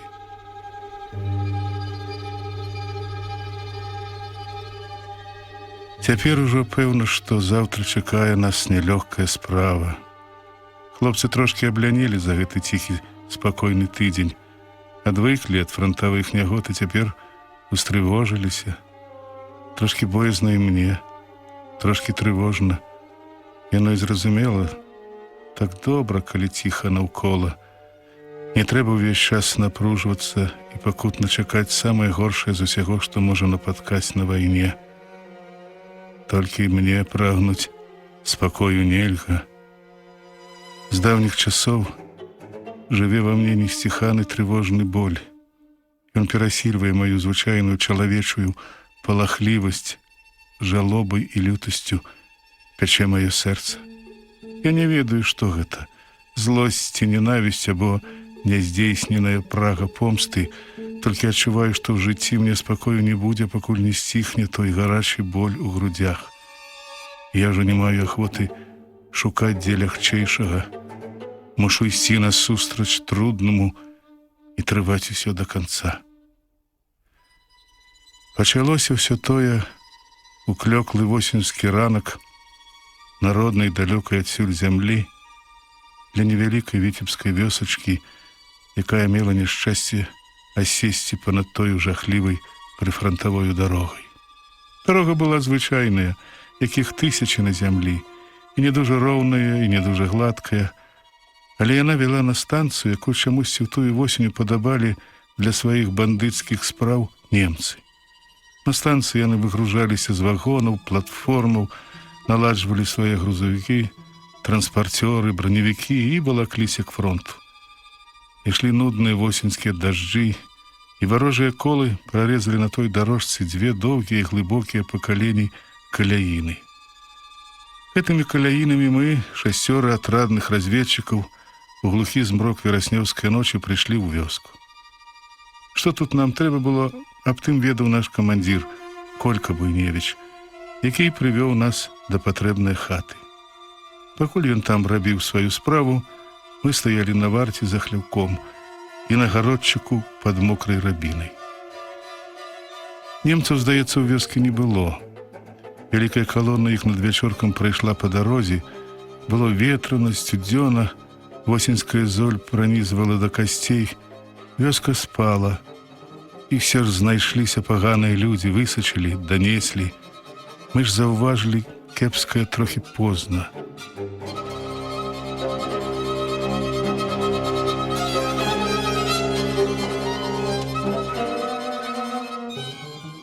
Якраз пачало світаць.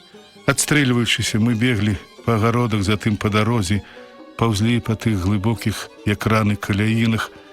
Даганяла нас паўсотні паліцаяў і немцаў. Многія з іх палеглі на вуліцах тае вёскі, але перапала і нам. Застаўся ў каляіне Вася Шумскі, цяжка параніла Колю Буйневіча. Усадзілі кулю ў сцягно і мне. Хлопцы вывалыклі нас на пагорак і прытаіліся пад вялізным валуном збоч ад дарогі. Думалі, ён будзе нашым помнікам. Але ворагі чамусь не пабеглі за намі, а пастраляўшы, вярнуліся ў вёску. Патронаў у нас было мала, ісці далей не было як. Наўкола ляжаў шырокі адкрыты прасцяг, да лесу было далёка, і мы ляжалі пад каменем, чакаючы, што будзе далей. І дачакаліся горшага, чым калі б загінулі ўсе. А поўдні немцы і паліцаі пачалі выганяць жыхароў вёскі на гэтую дарогу. Выганялі ўсіх, дарослых і малых, жанчын і дзяцей. На ўскраіне ўсіх строілі ў дзве доўгія, нібы чэргі калоны, затым пачалі класці ў каляіны.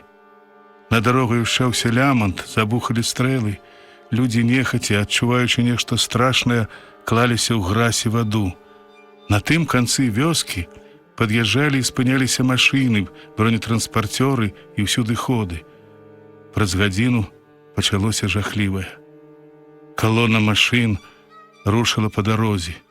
Па тых самых каляінах, дзе ляжалі людзі. Гэтага забыць нельга. Мы то настаўлялі, то зноў хавалі свае аўтаматы.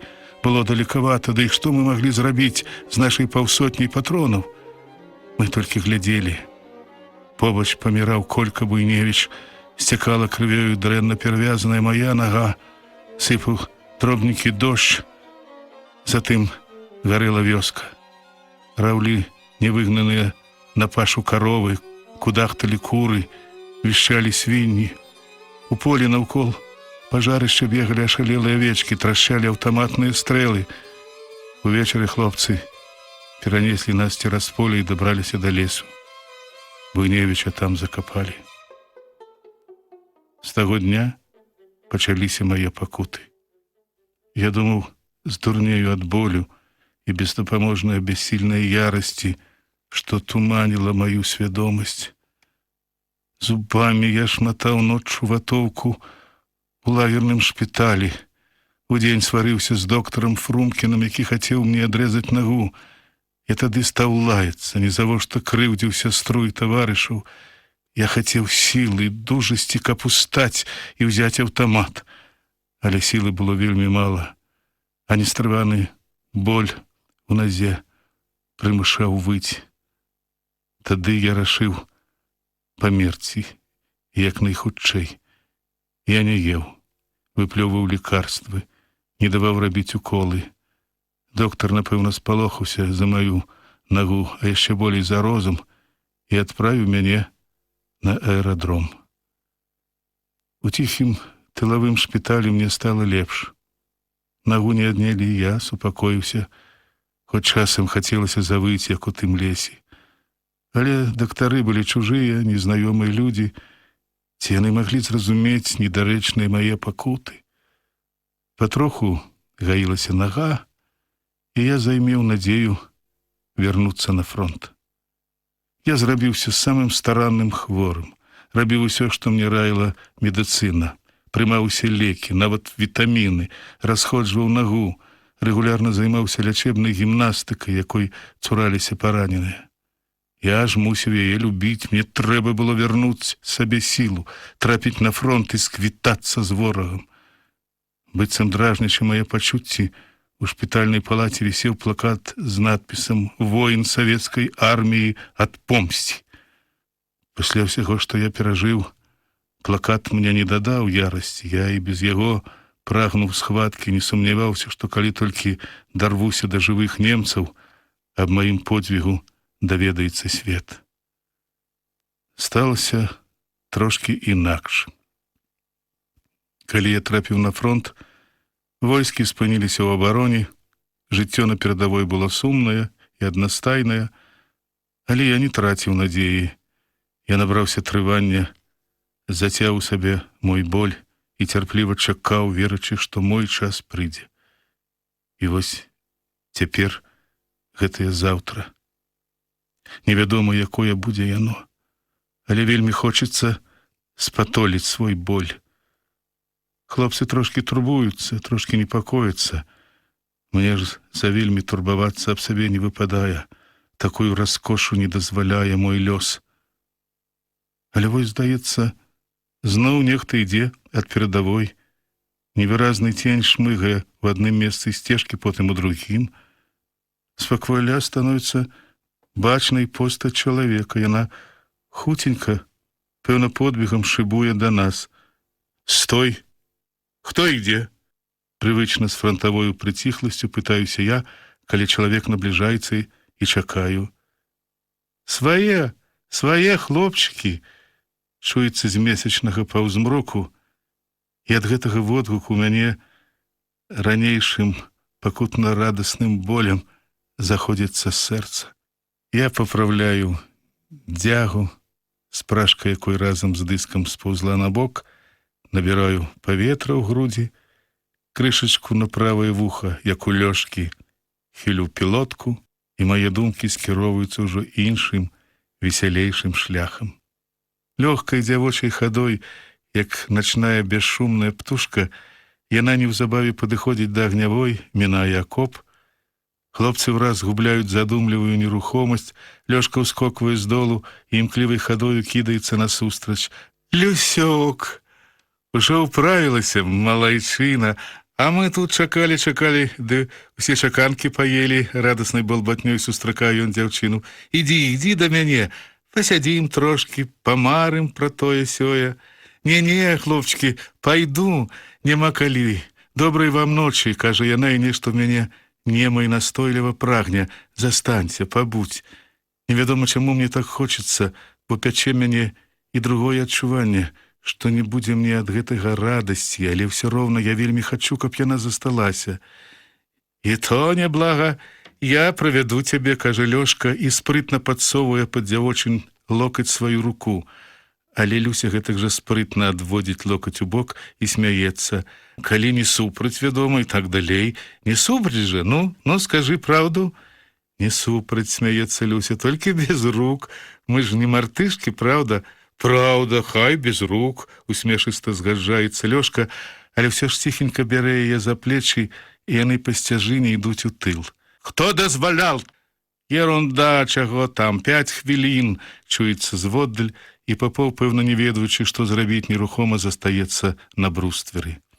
Лёшка змаўкае, пасля ўдалечы за кукурузнымі кучамі чуецца ціхенькі радасны смех Люсі, і ад гэтага смеху вострая зайздрасць пранізвае мяне. Я разумею, што задарожны нядобры салдат, што нельга гэтак, як ён, не слухаць камандзіраў, хоць бы і часовых, такіх як Папоў, але мне пачынае здавацца, што гэта яго характэрная непаслухмянасць робіць хлопца дужэйшым, больш сталым і смелым, чым я, дысцыплінаваны малады франтавік. Я разумею недарэчнасць майго жадання, але ўсё ж мне горача робіцца гэтая моя рупнасць.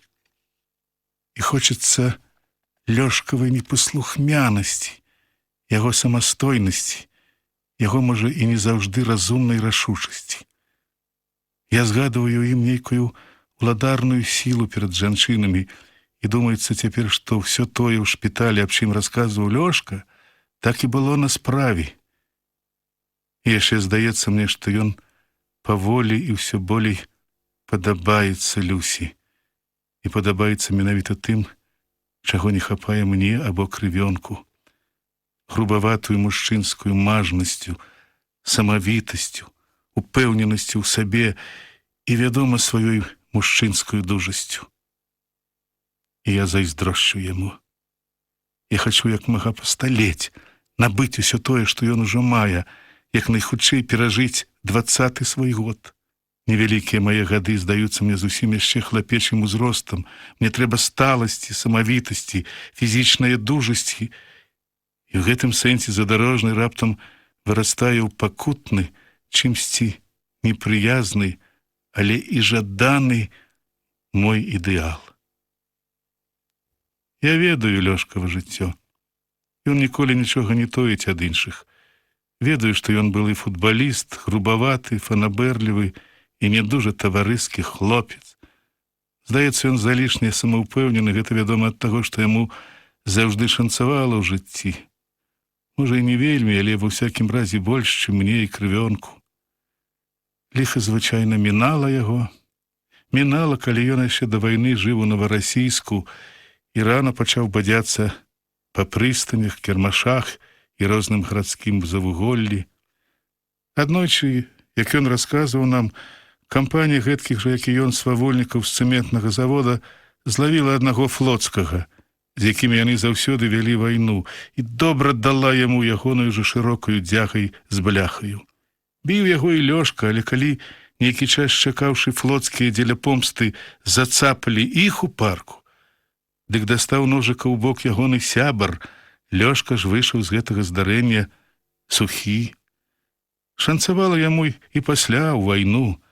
Трапіўшы пад Варонежам на фронт, ён, аднак, не дайшоў да перадавой, а нейкім выпадкам апынуўся в ахове якогось генерала ў штабе.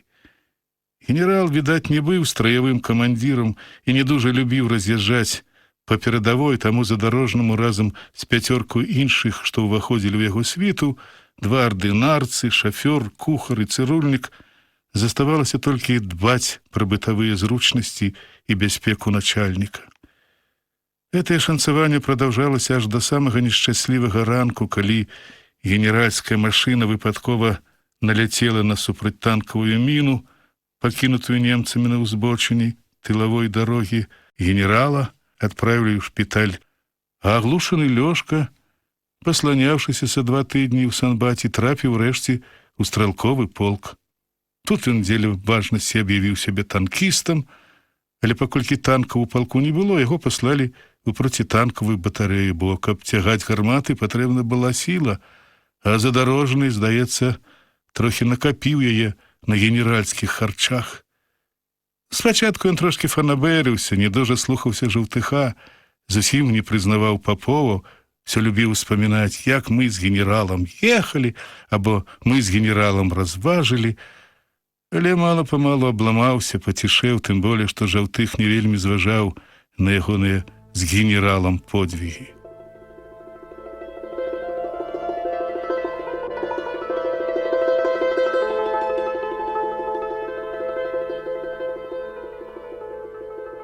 Маўклівая і трывожная ноч плыве над затоенай прыціхлай зямлёй. Час ужо, мусіць, пераступае за поўнач. Коўш вялікай мядзведзіцы пераварочваецца на хвост, вялізным сваім чарпаком задзіраецца ўгору.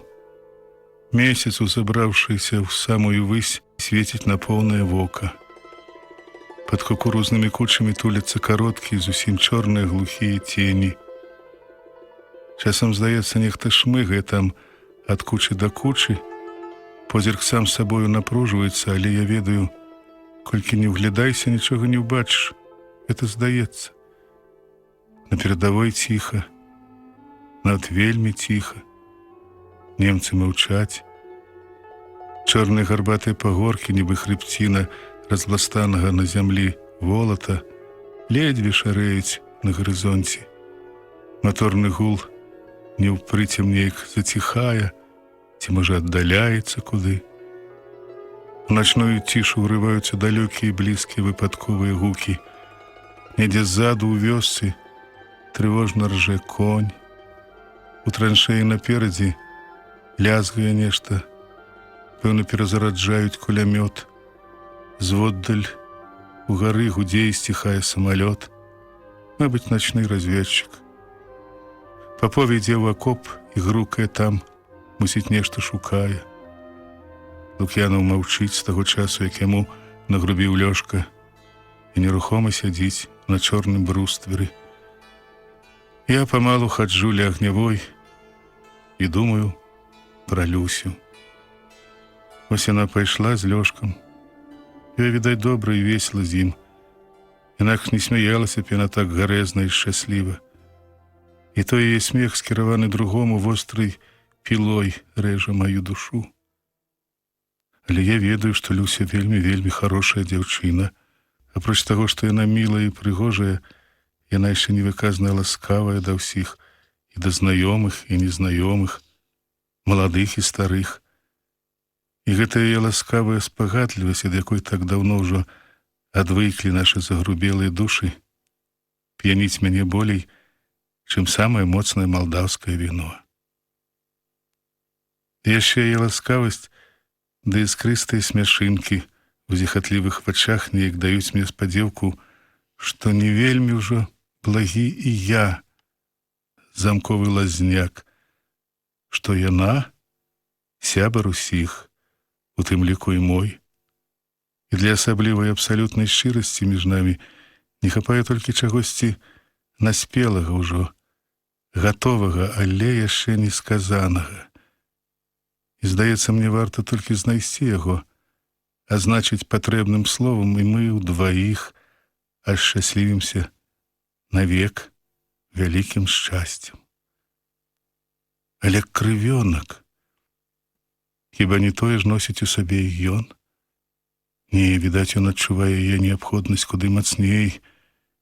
Ён куды болей пакута, ён наогул крыху здурнеў з-за яе, гэтай чароўнай дзяўчыны. Я думаю, што калі ён ужо не стаіў у сабе гэтага пачуцця да яе, дык яно ўжо мацней за яго самога, тое яго пачуццё. Я ж вось яшчэ трываю. Пэўна, я ні завошта не скажу нікому пра мае недарэчныя турботы, хоць і вельмі хочацца прызнацца ва ўсім. Думаецца, што за тым прызнаннем пачнецца штось незвычайнае. Але для гэтага ў мяне не хапае рашучасці. І яшчэ, цвяроза падумаўшы, я разумею, што ўсё ж мала ў мяне таго, што прыйшлося б да душы гэтай дзяўчыне. От калі б я быў хоць такі, як Лёшка, Так я разважаю, думаю, пакутаю ў цішы. Як раптам грукатлівая чарга дзесь у першай траншеі абуджае ноч. Стрункі пучок трасіруючых бліскавак разгоніста мільгае над нейтралкаю ля падбітага танка. Некалькі куль з рыкашэту адскокваюць ад зямлі і бліскавіцамі разлятаюцца ў бакі. Над перадавой ўзмывае ўгору ракета, даносіцца кароткі яе пошчык стрэл, і пад імклівым святлом вынікае з цемры светлая плямка долу. Мне не відаць адгэтуль, што там заўважылі пехацінцы, але іх кулямёты пачынаюць мільгаць трасёрамі, да іх далучаюцца траскотныя аўтаматы, рэдка і важка бахаюць вінтовкі. Я падыходжу да Лук'янова, сюды ж выскоквае з акопа Папоў, ён насцярожаны, але, здаецца, спакойны. Над перадавой зноў загараюцца дзве ракеты. Трасёры веерам снуюць над нейтральнай паласой, скрыжоўваюцца і разлятаюцца ў бакі. Немцы маўчаць, не адказваюць ніводным стрэлам, і гэта яшчэ больш незразумела і дзіўна. Трэба ідзі ў акоп, не трэба сядзі тут, кажа Папоў, і мы з Лук'янавым неахвотна падпарадкуемся яму. У акопе я спыняюся на прыступках, Папоў становіцца за гармату. Мы слухаем, глядзім і чакаем. Можа, прыкрываюць разведку, кажа Лук'янаў. Яго голас трошкі дрыжыць, нібы ад холаду, але ноч цёплая і ціхая. Каб свая разведка не пускалі б ракеты, пярэчу я. Папоў маўчыць, а пасля ідзе па пляцоўцы ў кут, дзе ляжаць нашы снарады, вымае з-пад скрынак ніжнюю і кладзе бліжэй да станін. Я ведаю, гэта ён нарыхтаваў карцеч, значыць, праніклівы наводчык разумее, што ўсё там, на перадку, не так сабе. Але перапалох на перадавой праз нейкі час сціхае, даносіцца адтуль нечы голас, мусіць, якая каманда, і сціхаюць апошнія стрэлы. Ракеты яшчэ ўзлятаюць распорус, і іх далёкае зыркае святло блукае па шэрым прасцягу перакапанага поля. «Паганы сволач!» — лаецца Папоў. «Гітлер у разведку хадзіл!» Мы ўтрох збіраемся на пляцоўцы каля гарматы. Лук'янаў сядае ніжэй на станіну, а мы з Паповым усё ўглядаемся ў ноч. Тут нас і застае жаўтых з крывёнкам.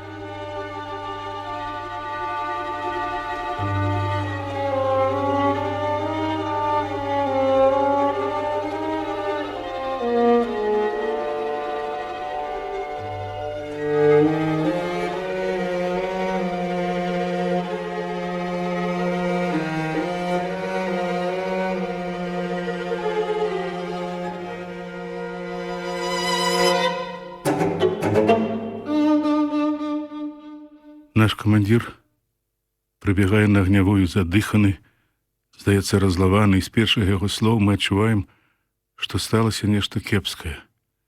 Яшчэ не дабегшы да гарматы, ён незадаволена і сіпавата гукае: «Ну, што? Дзе рыдлёўкі? Лазняк, ты? Давай сюды ўсе рыдлёўкі капаць будзем. Жыва! Нечага раты раз'яўляць. Чулі вось? Ну дык жыва!» Мы яшчэ дрэнна разумеем яго, а ён ужо хапае з прыступкаў першую рыдлёўку, якой над вячоркам Лёшка дражніў снайпера, і збоч ад гарматы пачынае раскопваць зямлю. «Лук'янаў!» — гукае жаўтых. «Мерай адсюль 8 крокаў і пачынай. Дзе задарожны?» «Задарожнага няма», — кажа Папоў. «Задарожны без дазвол пашоў з лусай». «Куды пайшоў? Дармаед, ну хай прыйдзе свавольнік!» Валацуга, злуецца камандзір і сапе, раскопваючы бруствер. «Лазняк!» — зноў гукае ён мяне. «Прыбяры кукурузу, у бок яе». «А што, ўсё ж страляць будзем?» — затоенай трывогай пытаецца Лук'янаў. Жаўтых здзіўляецца. «То як жа, а? Чулі, што робіцца, немец праходы размініруе. Зразумеў?»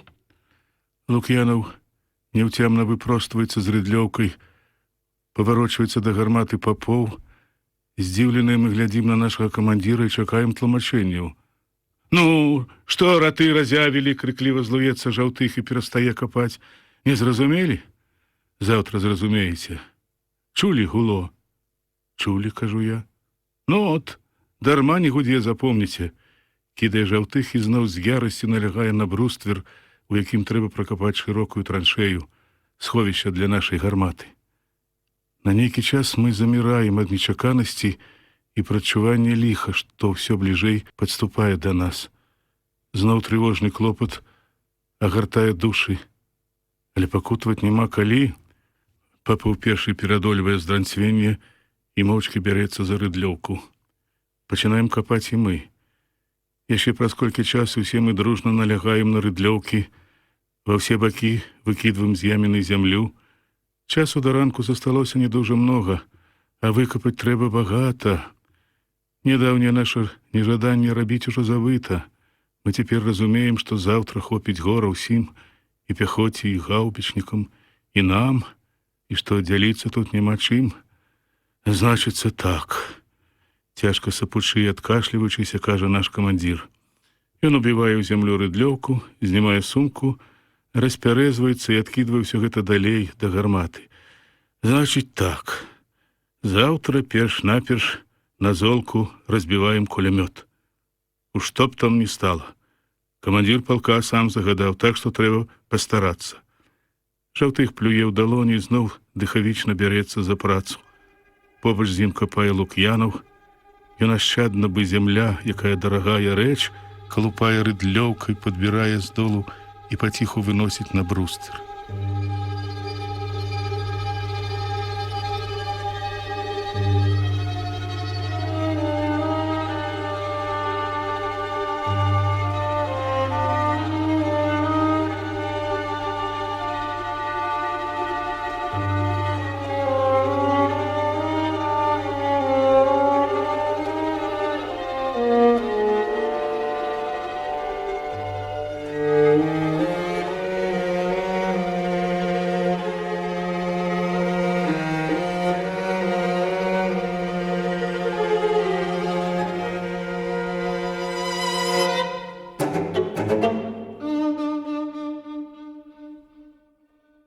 Сябры, прагучалі чарговыя старонкі аповесці Васіля Быкава «Трэцяя ракета». Чытаў заслужаны артыст Рэспублікі Беларусь Уладзімір Рагаўцоў. Запрашаем паслухаць чарговыя старонкі аповесці Васіля Быкава «Трэцяя ракета». Выканаўца заслужаны артыст Рэспублікі Беларусь Уладзімір Рагаўцоў.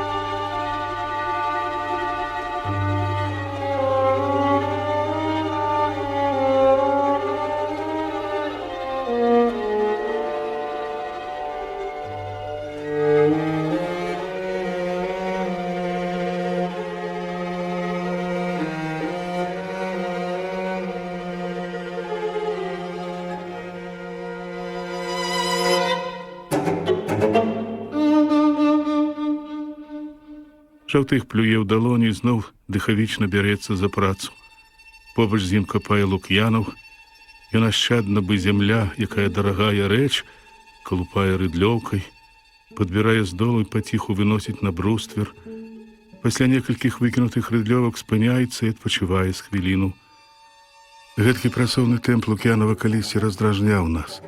Задарожны нават сварыўся з ім, але пасля мы прыгледзеліся і зразумелі, што гэты слабасільны, тонкі, надламаны палонам чалавек інакш і не можа. Цяпер мы прывыклі да яго і не звяртаем на тое ўвагі. Папоў, які заўжды робіць у нас самую тонкую справу, раўняе скос у долі, па якім заўтра прыйдзецца закочваць гармату ў сховішча. Ён робіць гэта старанна і ўвішна. Все калупаецца і калупаецца, сагнуўшыся ў чорным долі. Крывёнак кідае зямлю рыўкамі, то вельмі часта з тупою ярасцю, То замаруджвае тэмп, часам спыняецца, быццам задумваецца аб чымсьці, і ўсё азіраецца туды назад, у наш тыл. Я ведаю, каго ён чакае, і здагадваюся, што непакоіць яго, але рашаю сам сабе маўчаць, оно толькі капаць да пякоткіх мазалёў на далонях. Але вось крывёнак выпростваецца і паварочваецца да мяне. Чуеш, даўно была. Ну, з гадзіну назад, мусіць. Доўга? Гутарылі?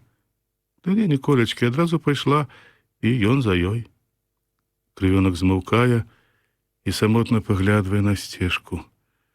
Нашу размову, напэўна, чуе Лук'янов, асцярожна ўпраўляючыся з рыдлёўкай, ён кажа: распусцілі яго. Чалавека такога жывёльнага інтэлекту трэба выхоўваць, а ў нас ён на поўнай самастойнасці. Ага, выхаваеш яго, глуха і зморана адзываецца Жаўтых. Ён выхавацелям усе пальцы адгрызе. Глядзі, дакуль няма. Ну, хай прыйдзе дармаед, футбаліст гэты, ён мяне папомніць. Ад рыдлёўкі разгінаецца Папов і кажа з заўсягдашняй сваёй разважнасцю: Лёшка смелы, Лёшка дужы і добра, Лёшка хітры, Лёшка упарты недобра, мараль чытай много не трэба, мараль чытай мала трэба, так я думай. Я яму дам, сапе Жаўтых, шырока адмахваючы рыдлёўкай, хай толькі прыйдзе. Праўда, аднавухі? Пытаецца ён у крывёнка. Не гразіліся б, а даўно б далі б. Даўно не было як, а тут не спушчу, іш, прыліп да дзеўкі, і Люська, глядзі ты, не адшые. Люся нічога, кажа Лук'янов. Яна разумная дзяўчына. Разумная, з'едліва перадражнівае Жаўтых. Прычым тут розум, ён вунь які бугай, на тое глядзі. А то разумная. Мне здаецца, нічога асаблівага, перастае капаць Лук'янов. Яны людзі розных узроўняў, а гэта даволі стрымліваючы фактар. Жаўтых няпэўна чмыхае, сморкаецца, таксама выпростваецца і прыхінаецца да сцяны сховішча. От кажаш фактар. Ведаеш, у нас было дело на Кубані. Фельчарка адна была ў станіцы, маладая, і што сабе за здобы, адукаваная, вядома, і так далей. Што думаеш? Адна, а вакол усе простыя. Ну, прыспела дзеўцы замуж і выскачыла за нашага хахла. Так, нішто быў хлопец. А пасля заганарыўся, як жа, жонка фельчарка, разбэсціўся, піць пачаў і біў. І колькі яна нацярпелася ад яго, ах, мусіла цярпець, бо дзеці. От табе і фактар. Магчыма, і такая сітуацыя, падумаўшы, кажа Лук'янов, але гэта не тыпова. Жанчына таксама выбірае, куды больш старанна, чым гэта робіць мужчына, асабліва такі, як задарожны. Праз гадзіну сховішча амаль што гатова, застаецца толькі падчысціць скос ды прарэзаць вузкую шчыліну у беразе ля ствала. У гэты час на агнявой з'яўляецца Лёшка. Ён нячутна са змроку падыходзіць да нас марудлівым крокам і зморана сядае на версі, на свежы толькі што выкінуты з ямы глей. Я, мабыць, першы заўважаў яго крутаплечую постаць, пасрэбраную месяцам, нешта нядобрае, помслівае з'яўляецца ў маім нутры. «Сё ж капаем», — кажа задарожны са здзеклівым спачуваннем. «Ну-ну». Хлопцы паварочваюцца да яго і маўчаць, перастаўшы капаць. Адзін толькі Папов калупаецца ў самым глыбокім месцы. Ён праразае шчыліну. «Прыйшоў, дармаед?» — пагрозліва пачынае Жаўтых. «Дзе бадзяўся? Хто табе дазваляў? Мы што, ішакі на цябе працаваць, га? Адказвай!» Але задарожна не адказвае і не бянтэжыцца ад такой сустрэчы. Ён нават усміхаецца. Мне зблізку відаць, як бліскаюць у яго роце шырокія чыстыя зубы. «Эх, ма, ну што крычыце? Што вы разумееце у высокіх матэрыях?» Спакойна і крышку фанабэрліва кажа ён. «Глядзі ты!» — амаль крычыць камандзір. «Ён яшчэ нас дакарае. Ах ты нягоднік! А ну марш капаць!» «Я табе пакажу, брындаць усю ноч. Вайна табе тут ці пагулянкі?» Задарожны, аднак, зусім не звяртае ўвагі на камандзіра, бо не чуе яго. «Ся ерунда, браткі», — нейкім разважным, утихомиренным тоном объявляя ён. «Капитуляция». Была Люська и кокнула. Законно. Ад тых слов з хлопцамі штосьці робіцца. Я адчуваю, як побач уздрыгвае крывёнак, як насцярожваецца і пільна ўзіраецца ў лёжку Лук'янаў, нават Жаўтых, і той на момант перастае крычаць, нібы слупянее. «Капитуляция!» — смяецца Задарожны, адзначыўшы наше здзіўленне. «Гітлер, капут і так далей». Ах, а дзяўчынка першы сорт, свежанінка, от, пабрыкалася. Поганец. Сіпата кідае яму Жаўтых, і я мерцвею, толькі цяпер зразумеўшы сэнс усёй гэтай яго пахвальбы. Крыўда, злосць і ненавісць да яго скручваюць маю волю у тугі балючы вузел. Сціскаюцца зубы, і душу раздзірае немы крык: «Поганец! Сволач! Гад!» Збянтэжаны і прыдушаны, я стаю з рыдлёўкаю, не ведаючы, што і думаць, і толькі заважаю, як гэтая вестка неяк нейтралізуе гнеў Жаўтыха. І ён, здаецца, не ведае, што сказаць. «Бяры рыдлёўку і капаць!» Паспакайнеўшы, пасля прыпадку злосці загадвае Жаўтых. І мяне абурае, што ён гэтак хутка адышоў ад свайго грознага гневу. Я ж прагну Задарожнаму кары. Але Задарожнаму хоць бы што. Ён не спяшаецца выконваць загад і сядзіць на брустверы, лена раскінуўшы калені, і месяц цьмяна высвечвае яго круты лоб. «От насовачка на памяць, глядзі!» Бессаромна хваліцца ён. «Заўтра прыйдзе зноў у адно месца. Хоць жаніся цяпер, законна». Хлопцы капаюць сабе, роўна блішчыць у небе месяц, а ва мне раптам узгараецца нейкае сляпое шаленства. Чорная хваля гневу кідае мяне з яміны. Я падскокваю да задаволена ўціхаміранага Задарожнага і з усяго маху моцна б'ю яго кулаком у твар. Раз, другі, трэці. «Ух!» — ускрыквае Лёшка і з дзівосным спрытам ускоквае на ногі. Прыгнуўшы па бычы голаў, ён адразу рынаецца на мяне, б'е мне галавой у грудзі, збівае з ног і навальваецца ўсім сваім цяжкім здаравенным целам. У мяне запінае дыханне, але шаленства надае мне сілы. Я як мага выкручваюся, стараюся вырвацца і яшчэ садануць яго ненавісны ускормлены твар. «Стойце! Стой!» — крычыць недзе Жаўтых. «Ашалелі сабакі!» Я рвуся, што ёсць моцы. Ад Задарожнага патыхае лютаю сілаю. Ён шалее, заломвае мае рукі, б'е патыліцай аб зямлю. «Ух ты, сволач!» — крычу я ў думках, напружваюся, ускідваю нагамі, і мы абодва з бруствера рынаем у сховішча. Тут я адрываюся ад яго. Ён зараз жа кідаецца зноў, але тут сцяна.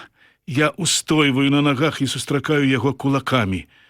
Нас, аднак, разнімаюць. Жаўтых, Папоў і крывёнак хапаюць Задарожнага ззаду, адрываюць ад мяне. Я выкручваюся ў бок, трошкі апамятаюся, здаецца, я даў яму. Хай помніць. Задыханы выходжу на пляцоўку, прысланяюся да нашай гарматы і ледзьве стрымліваю сэрца ў грудзях. «Сапляк! Я тебе морду у бифштекс перараблю! Бійца мне!» Таксама задыханы грыміць здаля Задарожны і тузаецца з рук хлопцаў. «Якога д'ябла!» Са знарочыстай строгасцю ў голасе сіпіць Жаўтых, стоячы перад намі. «Ашалелі, дурні! Апомніцеся! Завошта?» Лук'янаў прыціхлы і, здаецца, збянтэжаны, стаіць у кутку з рыдлёўкай у руках.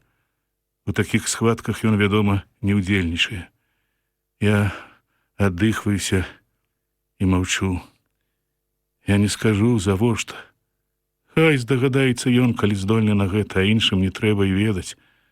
Мне толькі крыўдна трохі, што, здаецца, Мне болей, чым яму перапала ў гэтай бойцы. Так усе яны, і Лёшка, і Люся, і іншыя, хто заадно з імі, няхай яны ідуць да д'ябла.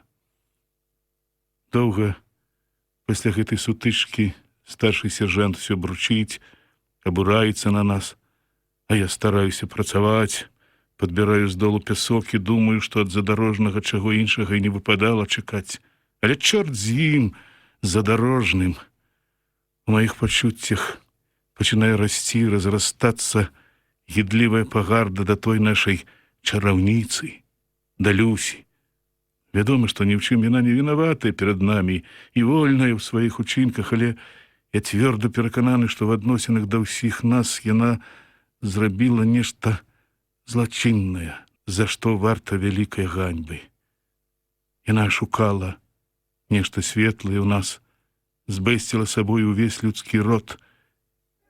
Я не хачу цяпер верыць нікому, я хачу крычаць у ноч брыдкія, паганыя словы ёй. Я ненавіджу яго і яе. Абое яны паўстаюць прада мной аднолькава мерзотныя, агідныя і нізкія.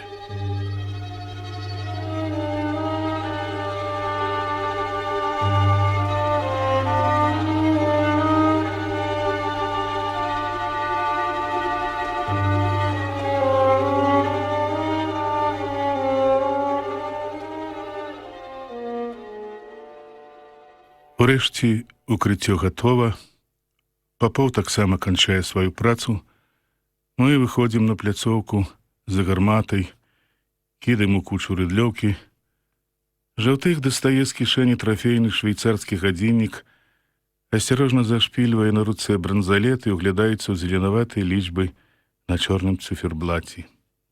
Так, Лазняк, Лук'янаў, марш за сняданкам. І жыва, хутка развіднее. Лук'янаў паслухмяна збірае кацялкі, я вешаю на сябе аўтамат, і па вузенькай сцяжынцы ў траве мы ідём ад нашай агнявой у маўклівую трывожную цемру поля. Ноч, відаць, дабірае апошнюю гадзіну. Месяц, узлезшы ў паўнеба, пачынае ўжо ніжэць. Блішчастая кісія хмаркі, што ўсю ноч вісела ў гары, некуды сплывае з празрыстай сіні. Зоркі блішчаць трохі вастрэй. Сіняваты змрок цяпер гусцее над варожымі пагоркамі. Усходні небакрай хоць яшчэ цёмны, але ў параўнанні з заходнім святлее, здаецца, і зорак там менш, і відны адны толькі большыя. На зямлі блукаюць, варушацца няпэўныя цені, палосы, лапінкі. Плямы месячнага святла санлява ляжаць на травяністым, падзёўбаным варонкамі полі. Мне яшчэ не мінула злосць на Лёшку. Яна сваёй уладарнай сляпою сілай засланяе трывогу за ранак, у які чакаюць нас чарговыя выпрабаванні вайсковага лёсу. Але чорт з ім заўтрам. Я не люблю загадзя чакаць кепскага. Мне заўжды лепш, калі яно грымне як нечакана, а так напакутаюся папярэдні, як гэта часта бывае, дарэмна. Я тупаю наперадзе па сцяжыне, і апроч тае трывожнай няўпэўненасці адчуваю сабе пустотную лёгкасць ад чагось перажытага, страчанага, што ўжо адступіла, і хвалёе толькі яшчэ халодным попелам ляжыць у душы. У мяне ўжо няма ні былой зайздрасці да Лёшкі, ні нястрыманага пакутнага імкнення да Люсі. Я нешта зразумеў, перажыў, і, думаецца, нават пасталеў і паразумнеў за гэтую ноч.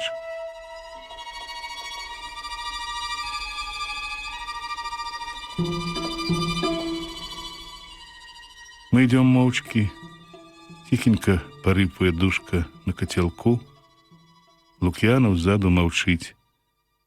Ён заўсёды такі задумённы і няўклюдны. Я прыпамінаю, як нядаўна Лёшка абразіў яго палонам, а ён змаўчаў, стрываў, перанёс усё ў сабе. Што вы яму па мордзе не далі тады? Пытаюся я, азірнуўшыся. Варта было б. Лук'янаў трохі маўчыць, уздыхае, затым разважна адказвае. А ці варта? Ці варта чапацца, гэта глупства. Не ён першы, не ён апошні. Я ўжо прывык. Дарма. Так ён і будзе чапляцца, тыраніць, калі здачы не даць. Ён такі. Ніхто чалавека не тыраніць больш, чым ён сам сябе. Вось так. Ну, гэта калі ў чалавека сумленне ёсць, а ў задорожнага яно і не начавала. Не, чаму? Падумаўшы, адказвае Лук'янаў. Па-свойму, і ён мае рацыю. Ну, адносна, вядома. Мы зноў маўчым, памалу клыпаем і ўслухоўваемся ў ноч. Сцяжынка прыводзіць нас да сланечніку, які шэраю нерухомай сцяной дрэмля ўначы. Па той бок яго на дарозе чуюцца салдацкія галасы. Недзе далей на сцежцы коротка блізкая іскра ад цыгаркі і даносіцца сцішаны смех. Хоць і вайна, і небяспека, але пакуль ціха, і жыццё ідзе сваім чынам.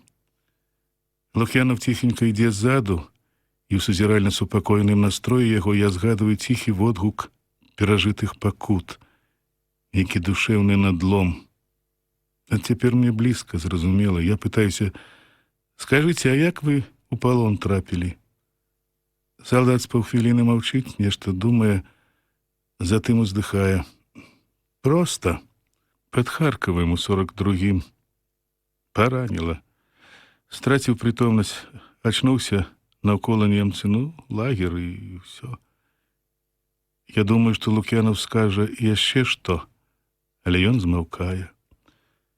У адным месцы мы натыкаемся на неглыбокую мінную варонку. Месячнае святло таямніча высвечвае на сцяжыні круглую чорную пляму з стабілізатарам у сярэдзіне. Хоць небяспекі ад яе ўжо няма, але не хочацца і ступаць у яе чарнату. Я пераскокваю варонку, Лук'янаў абыходзіць яе збоч. Такі быў мой пачатак канца, уздыхае Лук'янаў. Пачатак канца, паўтараю я, і думаю, які недарэчна славесны сэнс у гэтых двух такіх звычайных у паасобку словах. А затым што? Затым пачалося пекла. Усё лета закопвалі супрацьтанкавыя равы на ўкраіне. У 41-м іх жа накапалі 1000 кіламетраў, і мы закопвалі. Нікому гэта не трэба было, але, відаць, іншай работы для нас не знайшлося. А вы ж, здаецца, афіцэрам былі? Лейтэнантам, камандзірам сапёрнага ўзвода. Ну, а пасля? А пасля от радавы, сумна усміхаецца Лук'янаў. А чаму так? Так. Я не пытаюся болей, разумею, што яго пакаралі, хоць не магу даўмецца, чаму чалавек, які столькі стрываў у палоне, павінен быў яшчэ і ў нас панесці нейкую кару. Гэта, брат, так, кажа ён, ідучы побач. У вайну мне не пашанцавала страшэнна. Ва ўсіх адносінах. А што яшчэ?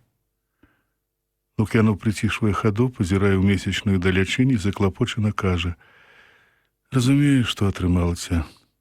Бацька мой камандзір брыгады, герой Савецкага Саюза, а я вось неўдака. Сорамна прызнацца каму. Я насцярожваюся, слухаю. Ён заўважае гэта і дадае: пасля палону так і не напісаў яму. Не адважыўся. Да і што я напішу? Праўда, бацька мяккай душы чалавек. Маці таксама. Ні грошы, ні ласкі не шкадавалі.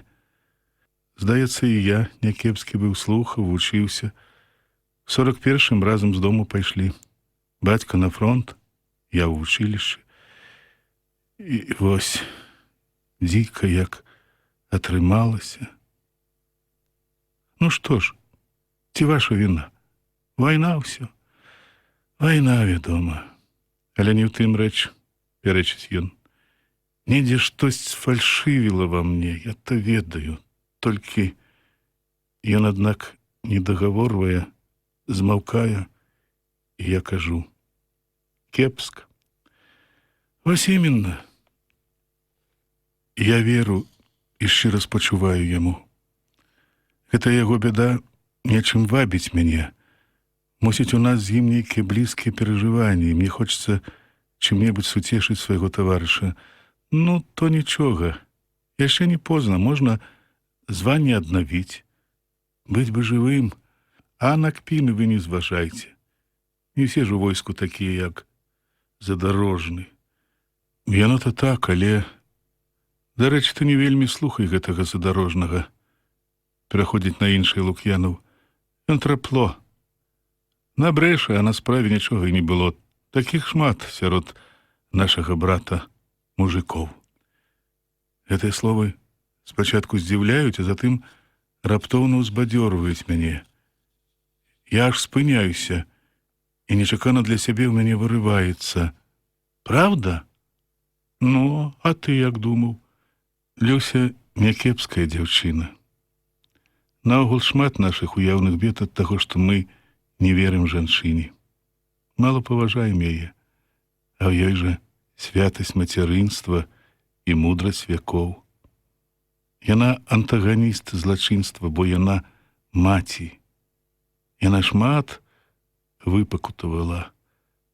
Пакуты выкрышталізавалі яе душу. А як правільна сказаў Жаўтых, пакуты робяць чалавека чалавекам. Чалавек без пакут — трава. Насустрач ідуць пехацінцы, моўчкі бредуць яны ў прыцемках, несучы на перадавую ранні сніданак. Гадзінай пазней ужо тут не пройдзеш. Хто спозніцца, той будзе галадаць да вечара. Мы углядаемся ў іх невыразныя пры месяцы твары, але знаёмых сярод іх няма. Мы не спазніліся, хлопцы, пытаюся я. Ды не, яшчэ толькі пачалі даваць. Мы от першыя. Ахвотна адказвае маленькі пехацінец, згорблены ад вялікага тэрмуса на спіне. Мы збочваем на траву і размінаемся. Лук'янаў даганяе мяне і зноў ідзе побач. Відаць, я сваю цікаўнасцю зачапіў ім нейкую балючую струну, якая загучала цяпер шчыра і надоўга. Пакуты, пакуты, раздумна кажа ён і з нечаканаю ажыўленасцю прадаўжае. Я вам скажу, я доўга памыляўся, не разумеў шмат чаго. Палон мяне навучыў многаму. У палоне чалавек адразу губляе ўсё, што паначапляла жыццё: кубікі, шпалы, ордэны, дыпломы, білеты. Застаецца толькі адно пры ім — яго душа, як у Ісуса. Я нагледзеўся рознага. За 30 год жыцця не зразумеў таго, што за 1 год палону. Я ўсё думаў, усё ж яны немцы, ніякія азіяты. Яны далі чалавецтву Баха, Гёта, Шиллера, Энгельса. Аказалось, увесь іхні сэнс — Гітлер. Вось што можа зрабіць адзін чалавек з нацыяй, якая даверыцца яму. Хаця не ўсе аднолькавыя. Некаторыя думаюць па-свойму. Напэўна, кожны чалавек ад прыроды чалавек. Жыццё робіць з яго генія або злыдня. Немцы прадалі Гітлеру свае душы, і ён зрабіў іх злыднямі. Гэта страшна — прадаць аднаму ўсе душы. Апроч усяго іншага, гэты адзін стане вампірам. Ён захоча акіяна крыві. Быў у нас Курт. Ён шмат што разумеў правільна. Мы часам гутарылі. Я палонны, а ён салдат заховы. Але ён трус. Ён болей за ўсё баяўся фронту. Ён ненавідзеў Гітлера, але пакорна служыў яму. Пасля ён павесіўся ў лагеры. Чаго ўжо чакаць ад немцаў, кажу я, калі вось і нашы. Колькі набралася і ўласаўцаў, і паліцаяў. Яно так, гэта ўжо даказана. Трусасць і разлік выгаду губяць усіх, і нашых, і немцаў, і радавых, і генералаў. З незвычайным для яго запалам кажа Лук'янаў. Не перамогшы ў сабе карысталюбца, баязліўца, не пераможаш ворага. Гэта так. Гэта пытанне жыцця і пытанне гісторыі. Памаўчаўшы трохі, ён весялей ужо дадае: а за Люсю ты не турбуйся. Яна нішто, дзяўчына. Так мне здаецца. Скончыцца вайна, камусь пашанцуе. Эх, калі б не вайна. І я раптам адчуваю, што веру яму, веру як Богу. Ён звальвае з мяне небачны камень пакуты, дае светлую жаданую надзею. Дзіўна нават, якой сілай валодаюць звычайныя сяброўскія словы, сказаныя ў пару. Я не магу даўмецца цяпер, як гэта я не зразумеў усё з самага пачатку. Навошта так легкадумна паверыў гэтаму балабону Лёшку?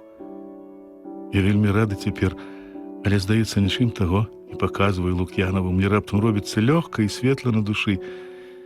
І нават заўтрашняе выпрабаванне адлятае кудысь у далёкія задворкі памяці. Ага, Люся слаўная. Это ён был батун. Згаджаюся я, і мне пакутна балюча ад думкі, што зусім нядаўна яшчэ я гатовы быў знеславіць ні ў чым не вінаватую дзяўчыну. Давай хутчэй, браце, каб не спазніцца. Ці не віднее? Павесялеўшы, кажу я, і мы паскараем крок па ўсланечніку лагчыну ля вёскі, куды ўночы прыязджае наша батальённая кухня.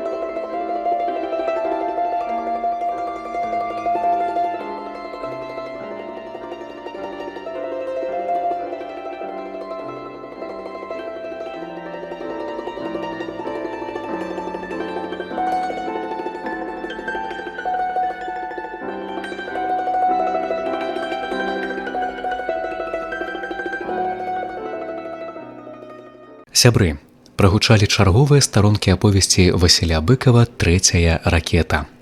Чытаў заслужаны артыст Рэспублікі Беларусь Уладзімір Рагаўцоў. Запрашаем паслухаць чарговыя старонкі аповесці Васіля Быкава «Трэцяя ракета». Выканаўца заслужаны артыст Рэспублікі Беларусь Уладзімір Рагаўцоў.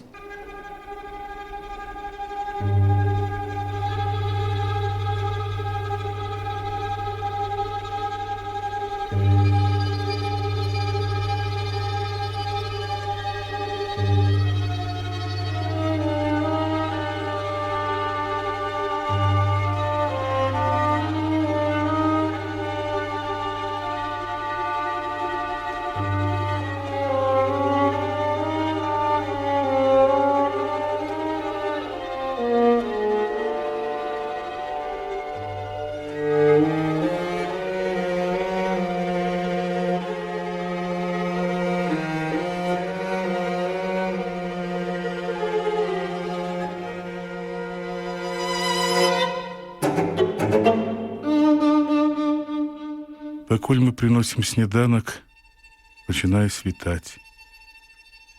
Неба з кожнай хвілінай святлее, на небасхіле все шырэй развіваецца зеленаваты водсвет далёкага сонца, хутка гаснуць і без таго рэдкія зоркі. Месяц у вышыні растае, губляе сваё ядронае ўночы святло, вузее бездапаможна вісіць над падсвятлелым прасцягам. На зямлі неўпрыцем знікаюць рэзкія цені, сплывае срэбны месячны бляск, сціпла і слаба асветленае выступае са змроку ранішняе наваколле, травяністае перакапанае вайной поле, шэраг слупоў над дарогай, вузкая палоска сланечніку над вёскай. Таропкай моўчкі снедаем. Жаўтых першы паспешна даядае звечка прыпраўленую тушонкай кукурузную кашу мамалыгу по-тутэйшаму і засоввае ў кішэню недаедзены кус хлеба. Шэры ў прыцемках твар старшага сержанта ажыўлена засяроджаны на сваіх камандзірскіх клопатах. Мы таксама выскрэбваем кацялкі, чысцім, аблізваем лыжкі, і ўнутры ў кожнага з нас шпаркай няўхільна расце дрыготкая трывога. І мне аж любасна ад тае дзелавой спакойнасці, з якою гэты немалады ўжо рудавусы, сінелы з твару, трошкі крываваты ў нагах, звычайны калгасны дзядзька, наш цяперашні камандзір, збіраецца да начальства з дакладам аб гатоўнасці. Быццам для якой звычайнай працы ў полі, дажоўваючы ў роце сняданак, ён за тоненькі раменчык вешае на шыю бінокль, закідвае за плячо аўтамат, насоўвае на лоб пакамечную белую ад сонца пілотку, якая заўжды неяк аблавушкай сядзіць на яго галаве ад вуха да вуха. Пілотка і іншая абмундзіроўка у яго не дужа адмысловая, звычайная БУ. Затое ўсё іншае, што вызначае ў ім сержант-артылерыста, дагледжана і носіцца ў ашчаднасці. Бінокль хоць і старэнькі, з вышчарбленым акулярам, але пра яго жаўтых кажа, што не памяняе на новы, нават на трафейны цэйсаўскі. Пад ранак ён надзявае зашмальцаваную сваю ватоўку, на ёй пакручастыя пагоны з чырвонай лычкай поперак, і на рукаве вышэй ад локця, нібы залатая, паблісквае выразаная з бляхі самадзелка, скрыжаваныя ствалы гармат. Гэта эмблема знішчальніка танкаў. Ботаў жаўтых не носіць, кажа, што у іх нездарова нагам, і ходзяць у чаравіках з абмоткамі, якія накручвае нізенька на далонь ад халявы. «Крывёнак, пабудзі Папова», загадвае старшы сержант, варушачы вусамі. «Я да камбата». Крывёнак, здаецца, абыякавы да ўсяго, што неўзабаве чакае нас, расслаблена ўстае ад кацялка і, валюхаючыся, ідзе будзіць наводчыка, якога жаўтых перад світанкам паклаў спаць. Папоў, вядома, не выспаўся за якую гадзіну. Разбуджаны сядзіць нейкі час у долі і, пазяхаючы, няўцямна глядзіць перад сабой. І тады зноў з-за варожых пагоркаў даносіцца злавесны гул танкаў. Гэты раз гудзе ўжо бліжэй, пачынае нават здавацца, што танкі ідуць сюды, на нас. Усе мы устрывожана ўзіраемся ў бок ворага, але ўбачыць там яшчэ нічога нельга. Гэты гул, відаць, канчаткова абуджае Папова. Ён устае на калені, падпярэзваецца, бярэ свой кацялок з ежай і, узіраючыся ў змрочныя пагоркі, ідзе да гарматы. «Всё ж нешта яны там рыхтуюць сёння», — кажа Лук'янов і бярэцца за аўтамат. Мы з Крывёнкам таксама бяром нашу зброю і ідзём да сваіх баявых месц ля гарматы. Ля разасланай палаткі з рэшткамі сняданка застаецца адзін задарожны. Нейкі час мы моўчкі сядзім на станінах, і па меры таго, як усё больш рассцілаецца, вынікае з-пад змроку знаёмы прасцяг, всё расце большае наша хваляванне. Крывёнак згортвае няроўную тоўстую пасярэдзіне цыгарку і нервова без меры цмыгае яе. Лук'янов надзявае ў рукавы шынелі, зябка месціцца на снарадных скрынках. Як заўжды на світанні яго пачынае трасці малярыя. На худым нейкім да часу абвялым твары з глыбокімі зморшчынамі абапал рота і выцвілых вачах пад светлымі брывамі выраз цярплівасці і пакорнасць непазбежнасці. Лёшка, здаецца, злосны і абыякавы да ўсяго. Ён сядзіць, дзе сядзеў, не кратаючыся, але тое, што ён не ў гуморы, выдае трывогу ў ягонай душы. Адзін толькі Папоў, санлявы яшчэ, без усякіх адзнак неспакою, старанна выскрэбвае з кацялка кашу і вузкімі вачыма на расплюснутым бурым твары раз-пораз глядзіць на пагоркі, дзе затаіўся вораг. Дзень наступае і няўхільна блізіць наш небяспечны час. Ужо становіцца, відаць, бы кратом накапаная крывуляка першай траншеі. Праз туманную золкую парнасць у лагчыне праступае чорная пляма танка ля ручая. На пагорках яшчэ курыцца дымчатая шэрасць, але яна неўзаметку з кожнай хвілінаю радзее і саступае месца святлу. Пакутліва і вельмі напружана мы чакаем. Кожны засяродзіўся ў сабе, нікому не трэба размовы, ніякія словы цяпер не маюць значэння.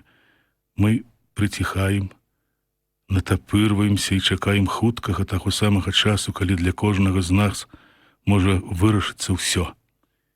І ў гэтую часіну нейкім дужа будзённым і таму дзіўным голасам адзываецца Папоў. «Дядь не можа пасаліць. От повар, нехарош повар». «Што?» Усе паварочваюцца да наводчыка, яўна збянтэжаныя тым, што ўчулі, ён ранейшым ціхавата-абыякавым тонам кажа: «Каша, мала-мала солі, трава каша, нехарош каша, нехарош повар». Мы затойваем прыкрасць. Ніхто яму не адказвае, ці да кашы цяпер. І вось у полі з'яўляецца наш камандзір. Ён бяжыць ад КП, наўпрасткі па траве, і тое, што ён не ідзе, а бяжыць, спяшаецца, яшчэ больш узвінчвае нас. Я станаўлюся за шчытом на калені і раблю найпершае, што трэба зрабіць перад стральбой. Адчыняю затвор. Паварот тугаватай рукояткі апускае клін. Можна зараджаць, хоць я адчуваю, зараджаць яшчэ рана, але мне ўжо нясцерпна бяздзейнасць, карціць што-небудзь рабіць. Жаўтых, напэўна, здаля прыкмячае, як нядобра сцішыліся мы, і, пэўна, каб разбудзіць нашу панылую прыкрасць, гукае: «Ну, малайцы, удальцы, пальнём зараз з першага снарада цэль і спаць да вечара». «Ерунда», — кідае Лёшка і ўскоквае з долу. «Паспіш тут». Ён ідзе да ўсіх на пляцоўку, неяк беражліва несучылі сябе свае вялікія, рудыя ад загару рукі. Жаўтых саскоквае з невысокага бруствера, ідзе на сваё баявое месца, злева ззаду ад гарматы, у шырокім гарматным сховішчы. «Нічога, не першы раз. Трымайцеся за зямлю, матухну, яна выручыць», — спакойна кажа ён і ўзнімае бінокль. «Так, не, яшчэ трошкі пачакаем. А ну, сядайце ўсе». Мы, стаўшы на калені, займаем свае месцы. Папоў за прыцэлам, я справа ад яго за шчытом, за ім ля снарадных скрынак, крывёнак і лук'янаў.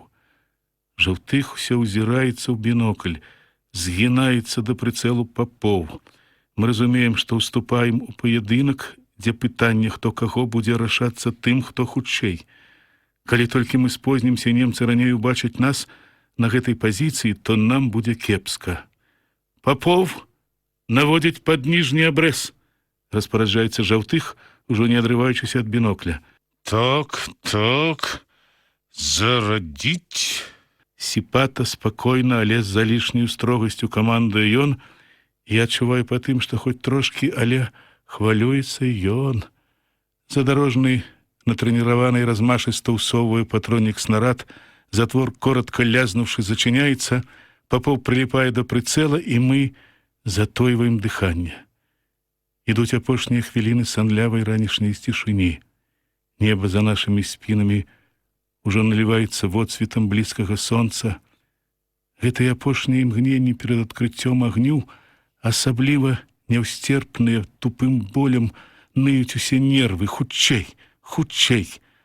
Але Жаўтых глядзіць, ён спакайнейшы і лепш ведае, калі трэба скамандаваць. «А чаму без каскі? Дзе каска?» Нечакана гучыць у цішы яго строгі голас. Это ён да Папова, які туліцца ў сваёй запэцканай з маскай пілотцы. Жаўтых так крычыць заўсёды, калі наводчык перад стралянінай не надзявае каскі, якую камандзір заўсёды возіць з сабою, і без якой ён не дазваляе наводчыку ўступаць у бой. «А ну, крывёнак, каску! Каску яму жыва!» Папов, аднак, не адрываецца ад прыцэла, все ўглядаецца ў яго, пакручваючы рукояткай наводкі, а крывёнак тым часам прыносіць з акопа не новую ўжо пашкрэбаную каску і нахлабучвае на наводчыкаву галаву. І раптам не паспявае яшчэ ён адысціся на сваё месца, як недзе далёка ў варожым баку раздаецца знаёмая імпэтнае та-та-та-та-та-та-та-та. Адначасна імпэтна лязгае па крыле шчыта, фуркае над галовамі, чмякае ў зямлю, і збоч на брустверы і над камякамі зямлі узлятае слабенькі дымок пылу. Я інстынктыўна ўгінаюся за казённік. Спазніліся, празявалі. Б'е ў голову благая думка. Каб нешта рабіць, я азіраюся. За мной гнецца да зямлі Лёшка, ён лаецца, а за ім далей неяк бокам, абапёршыся на локаць, апускаецца на дол Лук'янаў. З-пад ягонай пілоткі на каўнер незашпіленага шаняля і на дашчаную снарадную скрынку нешта хуценька капае. Лук'янаў неяк у вачавіткі бялее, хапаецца рукой за галаву і здзіўлена ўзіраецца. На далоні кроў. «Сволочі!» — лаецца Лёшка. Да Лук'янова кідаецца крывёнак. Даволі спакойным голасам ён пытаецца: «У каго пакет?» «У мяне ў кішэні перавязачны пакет. Я дастаю яго і кідаю хлопцу. Хачу і сам падацца туды, але...» Каманда жаўтыха спыняе мяне. «Стой! Тихо! Прыгніся!» Прицел 6, 1 снарад. Огонь! Кулі б'юць па брустверах, пырскаючы ў бакі зямлёй. Я соўгаю па лінейцы ў казальнік адкату, прыгінаюся. Тут за казённікам трошкі схоўнічым на адкрытай пляцоўцы. Вся наша агнявая курыцца пылам ад куль, разлятаюцца ў бакі зямля. Шматцё кукурузы лязгае па шчыту. Што і казаць, няўдалы пачатак, трэба як мага хутчэй управляцца, інакш можа быць кепска. Бах! Нечаканы грымотна б'е ў вушы стрэл. Гармата тузаецца назад. Пад казённікам з'яўляецца пустая гарачая гільза, з яе вузкай шыйкі курыцца дым.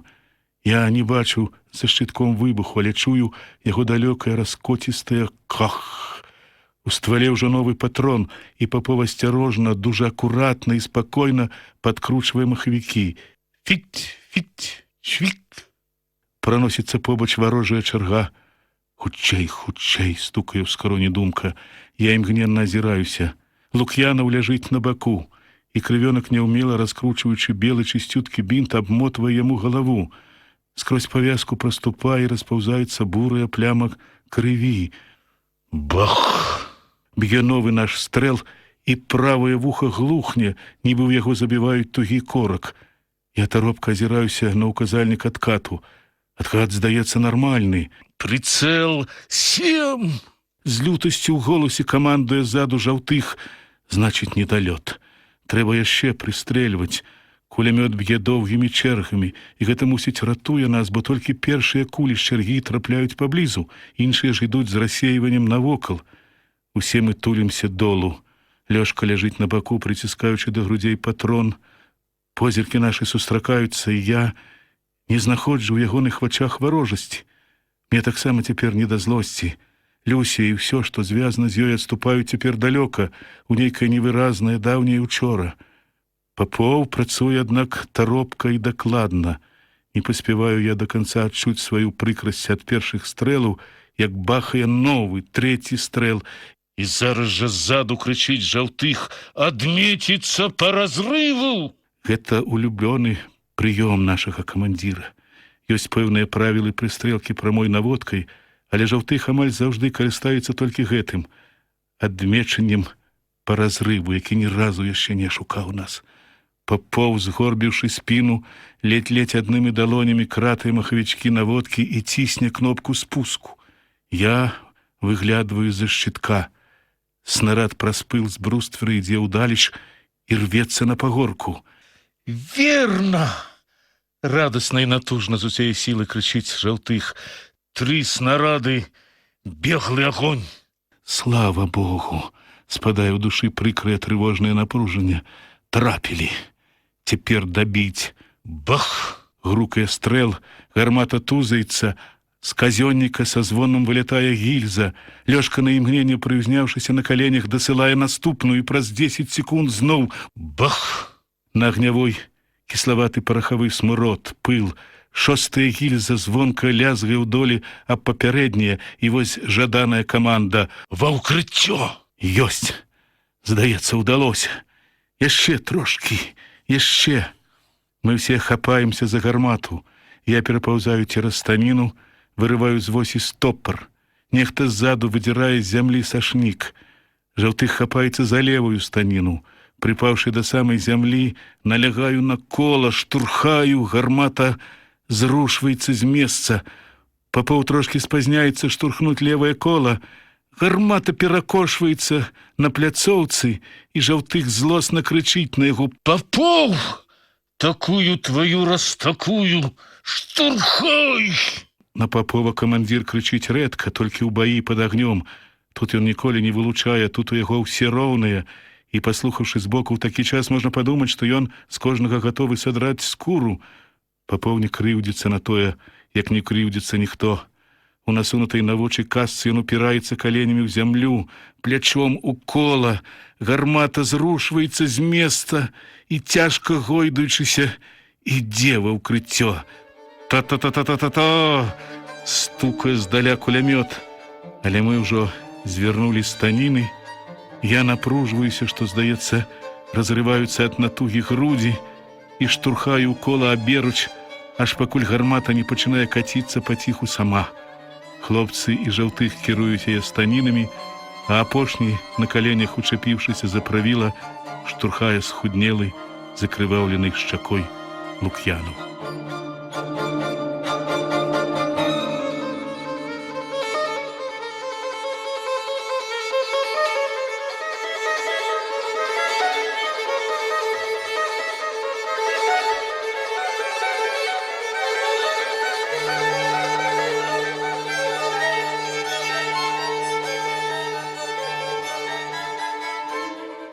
Пасля мы сядзім у нашым вузенькім абжытым акопчыку і, супакоеныя ды трошкі абрадаваны зробленай справай, утаймоўваем у грудзях ашалелыя ад натугі і перажытага сэрцы. Некалькі кулямётаў лупяць па нашай пазіцыі, раз за разам збіваючы з бруствера камякі, і пясок сыплецца на нашы галовы. У чыстым ранішнім паветры над агнявой космамі вісіць пыл, але буйнакаліберны кулямёт маўчыць, а астатнія мы як-небудзь стрываем. «Хапіліся!»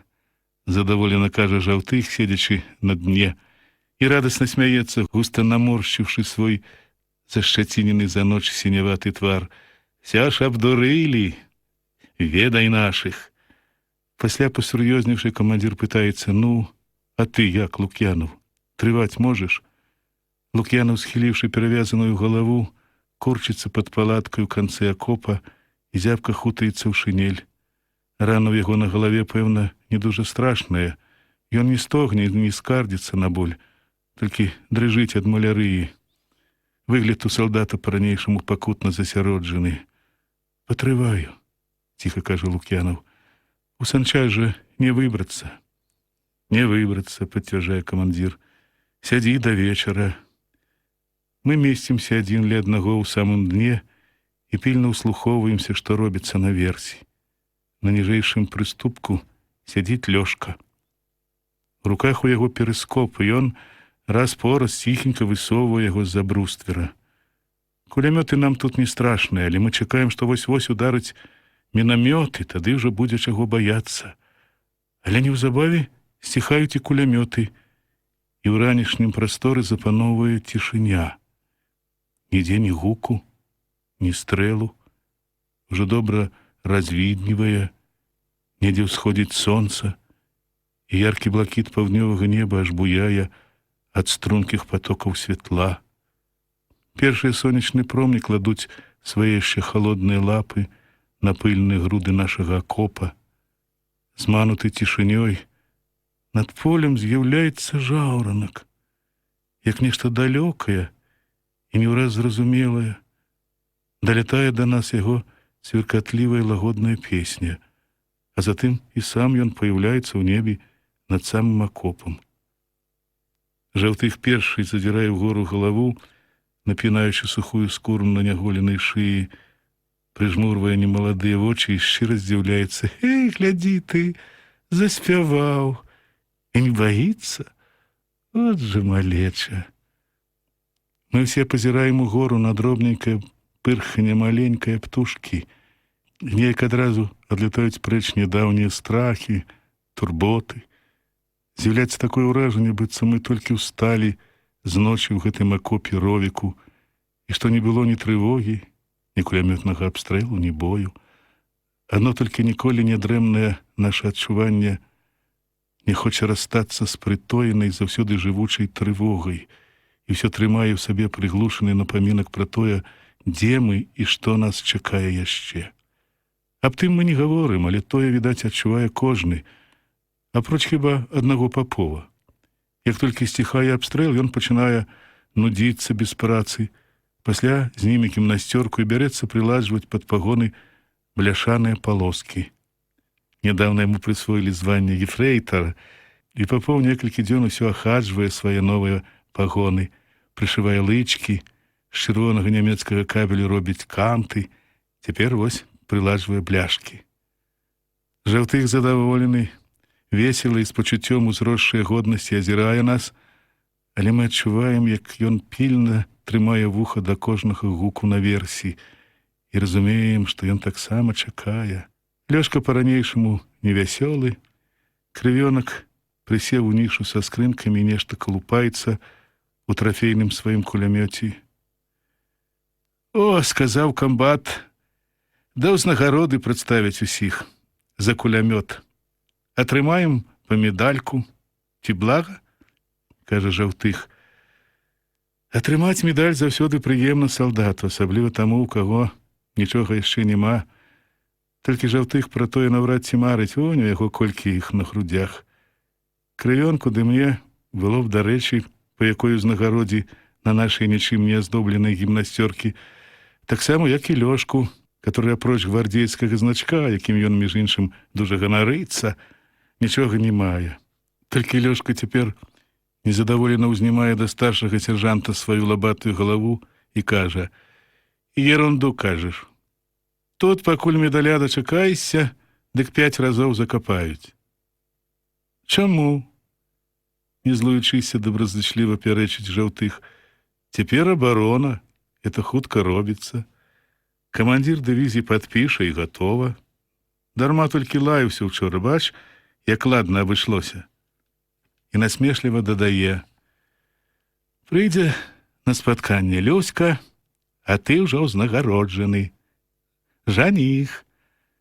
Ад тых камандзіравых слоў у мяне раптоўна і самотна занывае недзе ў грудзях. Калі ён кажа тое пра Лёшку, дык, пэўна, лічыць іменна яго вартым нашай сяброўкі. Не сказаў жа ён гэта хоць калі-небудзь пра мяне або пра крывёнка, менавіта пра Лёшку. Значыць, тут ёсць всё ж нешта такое, што невядома мне, а стары хітраваты Жаўтых бачыць і ведае ўсё, значыць, штосьці ўсё ж, калі не было, дык магло быць у яе з Лёшкам. Недарма гэта такія выразныя намёкі. Зноў пакутна думаю я. Але задарожны незадаволена чмыхае: «Патрэбна мне тая Люська, як сабаку 5-я лапа. Не такіх бачылі». Я не ведаю, што мне і думаць. Не зразумееш адразу, ці ён прыкідваецца, ці кажа напраўду.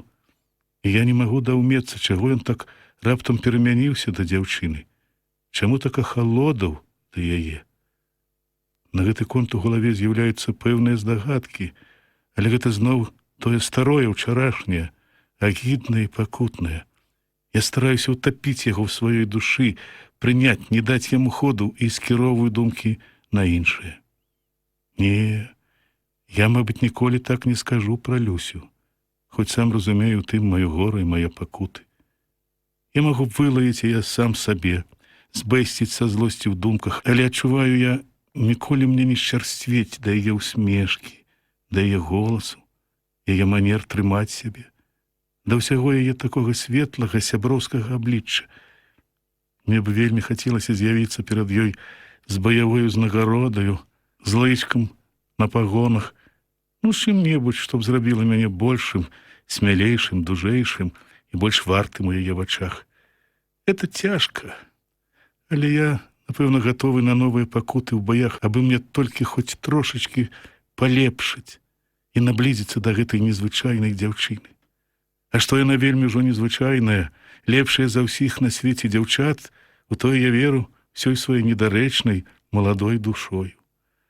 Не, відаць, жывучы з ёй на адным свеце, Я не магу быць абыякавы да яе, і сам не магу быць абыякім. Люся, іранічна хмыкае Лёшка. Мы тут вось головы пад кулі падстаўляем, а яна там сталавікамі мілуецца. Таксама медаль зарабляе. Капітан гэты, як яго, Мялешкін. Даўно яна круціць з ім, ведаю я. Капітан Мялешкін? Гэта такі прыгожы чарнявы хахатун з вусікамі. Праўда, я бачыў аднойчы на маршы, як ён на кані ехаў збоч фурманкі санітарнай роты і ўсё частаваў нечым дзяўчаты, і Люсю таксама, а яна вельмі ўжо весела ўсміхалася. Мы ішлі тады па ўзбочыні, была несусветная топкая гразь, і я вельмі запомніў гэты выпадак. Зноў панылася раздражнёнасць, упаўзаюць у мой настрой. Я зноў гатовы сказаць сабе, чорт з імі. Відаць, такая наша доля. Пакуль мы тут думаем, марым, пакутаем пад агнём, там, у тылі, знаходзяцца спрытнейшыя людзі, афіцэры, ці гэткія вось Люсі. Дзе ўжо нам? Мне становіцца злосна на сябе і на ўсё на свеце, але недзе ў глыбіні адчування ціхенька сама па сабе жыве, не згаджаецца са мною упартая маленькая думка. Не можа яна быць благою, не можа, яна не такая.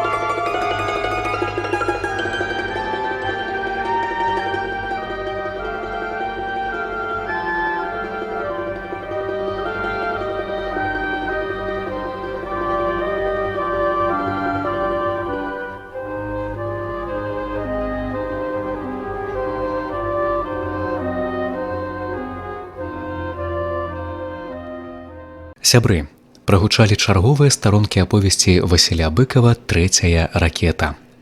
Чытаў заслужаны артыст Рэспублікі Беларусь Уладзімір Рагаўцоў.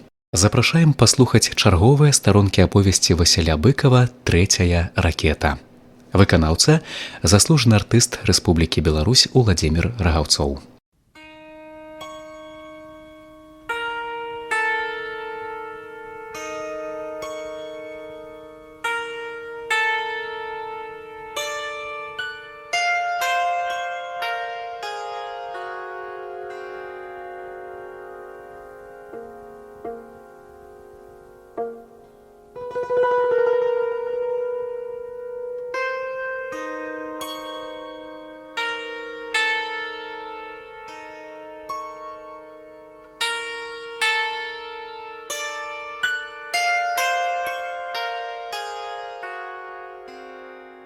Па траншеі да мяне пералазіць цераз хлопцавы ногі крывёнак. Ён сядае насупраць, падпёршы спіною халодную у засені сцяну і, скасіўшы вочы на Лёшку, паказвае складзеную, як пакецік для парашка, паперку. «Слухай», — ціха гаворыць ён, — «аддасі ёй, калі што якое. Разумееш? Каму? Ну не прыкідвайся, ведаеш каму». Я разумею, вядома, каго ён мае на ўвазе, але перадаваць ёй чужыя запіскі гэтага я ўжо не буду. Зноў жа я думаю, што нічога з намі не здарыцца. Наўкола ціха, так ціха, як гэта было ўчора, заўчора, і здаецца недарэчным усякае апасенне. Ну, выдумаў, кажу я, сам аддасі. Чаму гэта я? Крывёнак падазронна глядае мяне, напэўна, разумее, што я прыкідваюся, яго скасабочны твар перасмыкаецца, некалькі часу, нібы выпрабоўваючы маю шчырасць, ён пазірае мне ў вочы, а затым, не ўпрошваючы і не кажучы нічога, хавае паперку ў нагрудны кішэньчык. Ну што ж, не хочаш, не трэба. Здаецца, ён пакрыўдзіўся. Эх, крывёнак, крывёнак, хіба не тыя ж пакуты раздзіраюць і маё нутро? Хіба не нішчыцца святое ў маёй душы? Але што зробіш? У тым толькі і розніца, што, як і ўсе пакуты, адну душу яны спарахняюць, а другую гартуюць да трываласці сталі. Не ведаю, як у крывёнка, а мая душа для гартавання, відаць, задужа слабая. Нічога, кажу я і не веру ў свае словы. Нічога. Ён балбатун гэты, нахваліўся. Кажу я гэта дужа няўпэўнена, на ўсякі выпадак, і бачу, як крывёнак толькі скрыўляе вусны і скептычна усміхаецца. А час ідзе. Да нас у акоп ужо зазірае сонца і пачынае прыпякаць пілоткі. Плечы і тулава яшчэ ў ценю, а галовам спякотна, і жаўтых па-старэчы крэкчучы перасаджваецца пад другую сцяну ў засень. Глядзі ты, маўчаць, а ніводныя міны. Дзіва, кажа ён. Ну, да вечара дабудзем, а там на новае месца пад другую кучу. Папоў надзявае гімнасцёрку і сціпла любуецца на свой выраб пагоны. Вся вопратка на ім прыгледжаная, падагнаная, акуратная, гузікі на месцы, пад правым кішэньчыкам 3 вузенькія палоскі, нашыўкі за ранення. Гэтыя нашыўкі мала хто носіць у нас, хоць і многія былі параненыя, але ў Папова яны на месцы. Якраз пад імі эмалевая зорка ордэна. На адным зубчыку эмаль выкрашылася, і ён белы, але ордэн роўненька прыкручаны на чырвонай суконнай падкладцы. Наводчык наш выглядае акурацістам, спраўным салдатам, адразу відаць схільнасць да вайсковай службы. Толькі вось званне малое, ефрэйтар. Ну, але калі б ён быў сержантам, дык, думаецца, яго падначаленым жылося б не дужа соладка. Характар у Папова ціхі, але ўпарты і уедлівы, асабліва ў дробязях. Ты, брат, цяпер як генерал, усміхаецца жаўтых. А ці ведаеш што? Зрабі ты і мне такія, а? А то гэтыя бы з іх ноччу чэрці вяроўкі вілі. Пасля вайны расквітаемся. Запрашу цябе ў госці з твае Калымы. На што Калыма? З Якуції? Трошкі гняўліва папраўляе Папоў. Ну, з Якуції. У вас мерзлота, у нас на Кубані фруктаў, дынь, кавуноў заваліся ад пуза. Ах, наладзім стол у садку, самавар разадзьмём, політэрку, канешне, ну і астатняе. Моя Мар'я Амельяновна гасцей от любіць. Всё жыццё гасцей бы прымала, такі характар. Раздушылі б бутэлечку, спамянулі б, як пад ясамі кукурузу ели, у зямлі сядзелі. Дарэчы, трэба было б напісаць, раптам успамінае жаўтых. З Кіраваграда не пісаў. Хлопцы, у каго газета? Паперы ў нас няма. У наступленні, дык, як бывае, багата. Розныя там фрыцаўскія блакноцікі, запісныя кніжачкі з драцянымі спружынкамі па краі. А цяпер, апроч газеты, нічога ні для Курава, ні на пісьмо. Папоў дастае з кішэні акуратна складзены аркуш нашай дывізіёнкі, і старшы сержант пачынае выбіраць краёчак з шырэйшым полем. Папоў услужліва дае яму чарнільны аловак, які ён старанна слініць, пад вусамі пачынае нешта выводзіць, прыладзіўшыся на адным калені. Так і напішам, я жывы, чаго і табе жадаю, Маркел Іванович Жаўтых. Ён аддзірае ад газеты палоску з гэтымі словамі, бачачы нашыя цікаўныя позіркі, кажа: а што многа пісаць? Галоўнае, яшчэ жыў. Астатняе бабе не цікава. Наогул, некалькі разоў збіраўся напісаць больш, ды ўсё неяк. Вядома ж, якая салдацкая наша доля, толькі аловак паслінеш, ад камбата пасыльны. Жаўтых, кулямёт знішчыць, пальнеш па кулямёту, транспарцёра дагнаць. Там пяхота летні за грудзі нашых стралкачоў хапае, у яе пальнеш дзесятак снарадаў, а то танкі, колькі марокі з імі. Троцкі мне казаў аднойчы: ты, кажа, Жаўтых, мой камандуючы артылерыяй, і памятай, каб ніякай затрымкі пяхоце. Кажу, калі я камандуючы, то чаму дагэтуль не генерал? Кажа, а за генерала б ты справіўся? Ого, да яшчэ як, калі ўжо камандзірам гарматы спраўляўся, дык генералам плёвае дело, было б чым. З таемным гонарам сціпла хваліцца Жаўтых і хавае ў пілотку сваё рэкорднае па лаканізму пісьмо. Нам ужо добра тут, ужо забываецца трывожная ноч, перастае ныць душа ў чаканні абстрэлу. Здаецца, ўсё абышлося. І менавіта ў такі час, калі найбольш расслабляецца нашая ўвага, я раптам адчуваю, што страшнае грымнула.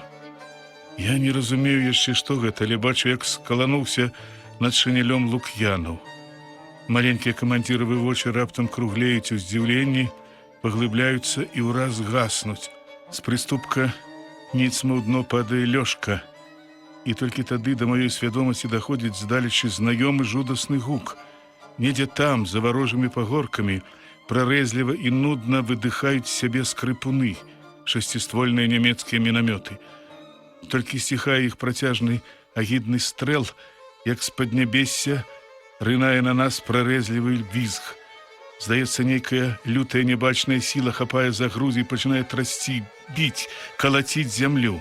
Я тыцкаюся галавою крывёнкавы калені, ён валіцца некуды на бок, зверху абрушваецца вакон бруствера, б'е ў вушы, выбух, другі, два адразу, тры. Мы глухнем, задыхаемся ў пылі, пяску і зямлі. Пальцы хапаюцца за нешта ў пошуках апоры, нешта сціскаюць з неверагоднаю сілай. Зямля быццам рассыпаецца ад грознага ўрагану выбухаў і торгаецца, калоціцца, дрыжыць, роспачна супраціўляючыся страшнай сіле смерці. Доўгія пакутныя хвіліны, всё навокал рвецца, разлятаецца ўшчэнт, ранак цямнее, як ноч, у роце, ў вачах, вушах пясок і зямля. Цела балюча сціскаецца ад няслабнага напружання і кожнага блізкага выбуху. Вся істота жахліва чакае канец. Канец, вось-вось, гэты, не, гэты, вось, гэты. Угары вые, свіргоча, падае, і дол перамешваецца з небам. Здаецца, і цела, і нашая воля прыдушаныя, запалоханы, паралізаваны гэтым наскокам смерці. Всё навокал ва ўладанні бязвольнага ўтрапення. І раптам збоч чуецца нечый крык: «Попов! Прыцэл! Такую твою растакую!» Гэта крычыць Жаўтых. Нехта балюча наскоквае на мае ногі і вылетае ў канец акопа. У свядомасць стукае каротенькая радасць. Жывыя. Я расплюшчваю вочы над гарматнай пляцоўцы. У дыме мільгае сагнутая спіна Попова. Побач ля мяне варушыцца ў зямлі Лёшка. Всё крычыць нешта і лаецца Жаўтых. Але выбухі і віск глушыць яго. Яшчэ блізкая побач, удар! На нас абрушвае зямлю. Жаўтых падае ніцма. У пыльнай земляной каламуці нехта зноў ляціць цераз мяне, гэта Попоў. Пад яго непадперазанай гімнасцёркай прыцэл. Наводчык прытрымлівае яго рукой. У той час зноў і рве на другі бок акопа, б'е ў твар смуродам і камякамі зямлі. Я падаю на нечыя засыпаныя па шыю плечы і напружваюся, што ёсць сілы, каб датрываць. Невядома, колькі мы яшчэ курчымся так, заваленай зямлёй, паралізаваныя грымотным навалам смерці, пакутна, як цэлую вечнасць, перажываючы катаванне агнём. Але як толькі крышачку глушэюць, аддаляюцца выбухі, першай сіплой лаянкай пачынае выкарабкавацца з зямлі Жаўтых. Уверсе па-ранейшаму скуголіць, раве, вые, наваколле рвецца і разлятаецца, скрыпуны за пагоркам задышліва ашалела скрыпяць, зямля ўся тузаецца, неба над намі чорнае ад пылу і дыму, але разрывы трошкі аддаляюцца, і тугія камякі перастаюць малаціць нашы спіны. Выжылі, уцалелі. Узгараецца гатовая вось-вось згаснуць слабенькая радасць, але душу точыць трывога. Плюючыся і міргаючы я разварушваю навокал зямлю. Потны, страшны, шэры ад пылу жаўтых доўга не можа выграбсці з-пад грудаў ногі, затым устае на калені, аслабела варушыцца ў куці лук'янаў, атрэпваецца побач крывёнак. Здаецца, усе цэлы. Нам пашэнціла. І ў тое ж імгненне, калі я думаю, гэта быццам кінжалам у спіну, уразаецца ў свядомасць чамусьці заіклівы Лёшкаў крык: «Камандзір! Камандзір, танкі! Танкі! Танкі, глядзі!» — крычыць ён, то высоўваючыся з акопа, то зноў прысядаючы. Жахлівасць гэтай навіны чамусьці не адразу даходзіць да маёй свядомасці. Мяне больш здзіўляе, што задарожны заікаецца, і нават узнікае кароценькая радасць. Ага, збаяўся! Я зараз жа ўскокваю, на секунду выглядваю з-за разбуранага раскіданага бруствера. На схіле пагорка да нас у дымным грукаці шпарка коціць уніз касяк рабавата-жоўтых танкаў. Побач на момант мярцвее жаўтых.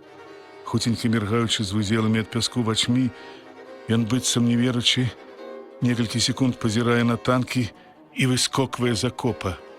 За ім па прыступках вылятае Папоў, за ім я, ззаду тупацяць астатнія. Прыгнуўшыся цераз закіданую грудамі пляцоўку, мы рынаем у сховішча да нашай гарматы. Я ўчэпліваюся за станіны, якія хапае за сашнікі крывёнак. Жаўтых з Паповым напінаюцца ўнізе ля колаў, гармата рушыцца. Але ўкрыццё ў долі завалена камамі зямлі, з разварочанага міною бруствера. Гармата ідзе бокам, і жаўтых лаецца: «Ну, верні, верні станіны, лазняк такую твою!» Я і сам ведаю, што трэба паварочваць станіны, і напружваюся, што ёсць сілы, але спяшаюся, і ўсё ідзе не ўпапад. Як кольвячы мы ўсё ж вывалакваем гармату на пляцоўку, заносім станіны. Жаўтых, прыгнуўшыся, кідаецца сюды-туды, як зацёрты ў клетку тыгр, нізка схілены вусаты яго твар люты і страшны, на лапатках мокрыя плямы ад поту. Танкі б'юць па пяхоце, б'юць амаль не спыняючыся. У паветры грыміць і грукоча, паднябесся стогне, цяжкі жалезны гул паўзе па абшарам. Мы кідаем станіну, я хапаюся за стопары. Задарожны ззаду так і рве правіла, што ледь не збівае мяне з ног станінай. Левай рукой я адкрываю затвор, ён зараз жа лязгае, сам жаўтых з імпэтам усаджвае ў ствол бранябойны. Танкі на пярэдняй траншэі. Я коротка выглядваю за шчыта. Адзін гарыць, пэўна, падпалены пяхотай, адзін шпарка імчыць чамусьці ўздоўж траншэі. Некалькі пехацінцаў бягуць, сагнуўшыся па полі ў тыл. Ад пылу, грукату, выбухаў і лютай кулямётнай траскатні мы нямеем. Жаўтых нешта крычыць. Папоў упінаецца ў прыцэл, і неўзабаве рэзкі стрэл бранябойнага глушыць нас. Гармата тузаецца, балюча штурхае ў плячо. Я падаю. Гэта хлопцы не паспелі уперці ў зямлю станіны. «Сашнік!» — крычыць жаўтых, нізка прыгнуўшыся. За наводчыкам і кулакоў штурхае ў спіну крывёнка.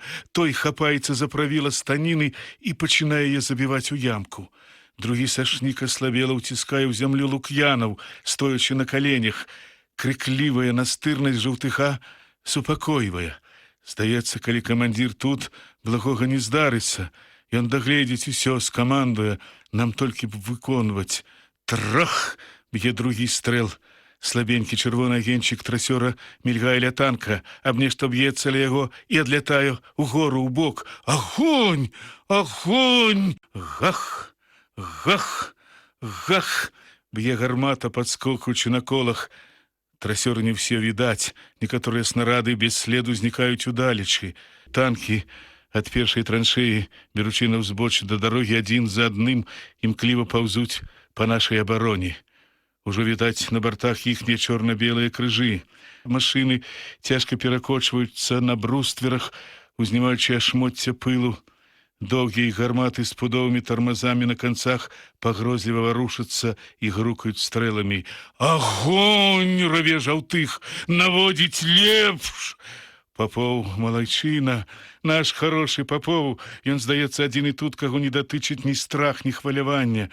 Ён не спяшаецца, не дрыжыць. Цяпер ён нічога ў свеце не ведае і не бачыць апроч танкаў. Гах, гах, тузаецца гармата. Так, трымайся, лазнёк. Здаецца, надыходзіць твой час, кажу я сабе ў думках. Ну, ідзіце, гады, ідзіце. Бліжэй, бліжэй, яшчэ бліжэй. Так яны ідуць бліжэй і мінаюць траншеі пяхоты. Але што гэта?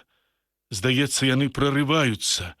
Сярод густога грукотнага гулу з лютасцю і бяссільнаю злосцю зноў крычыць жаўтых.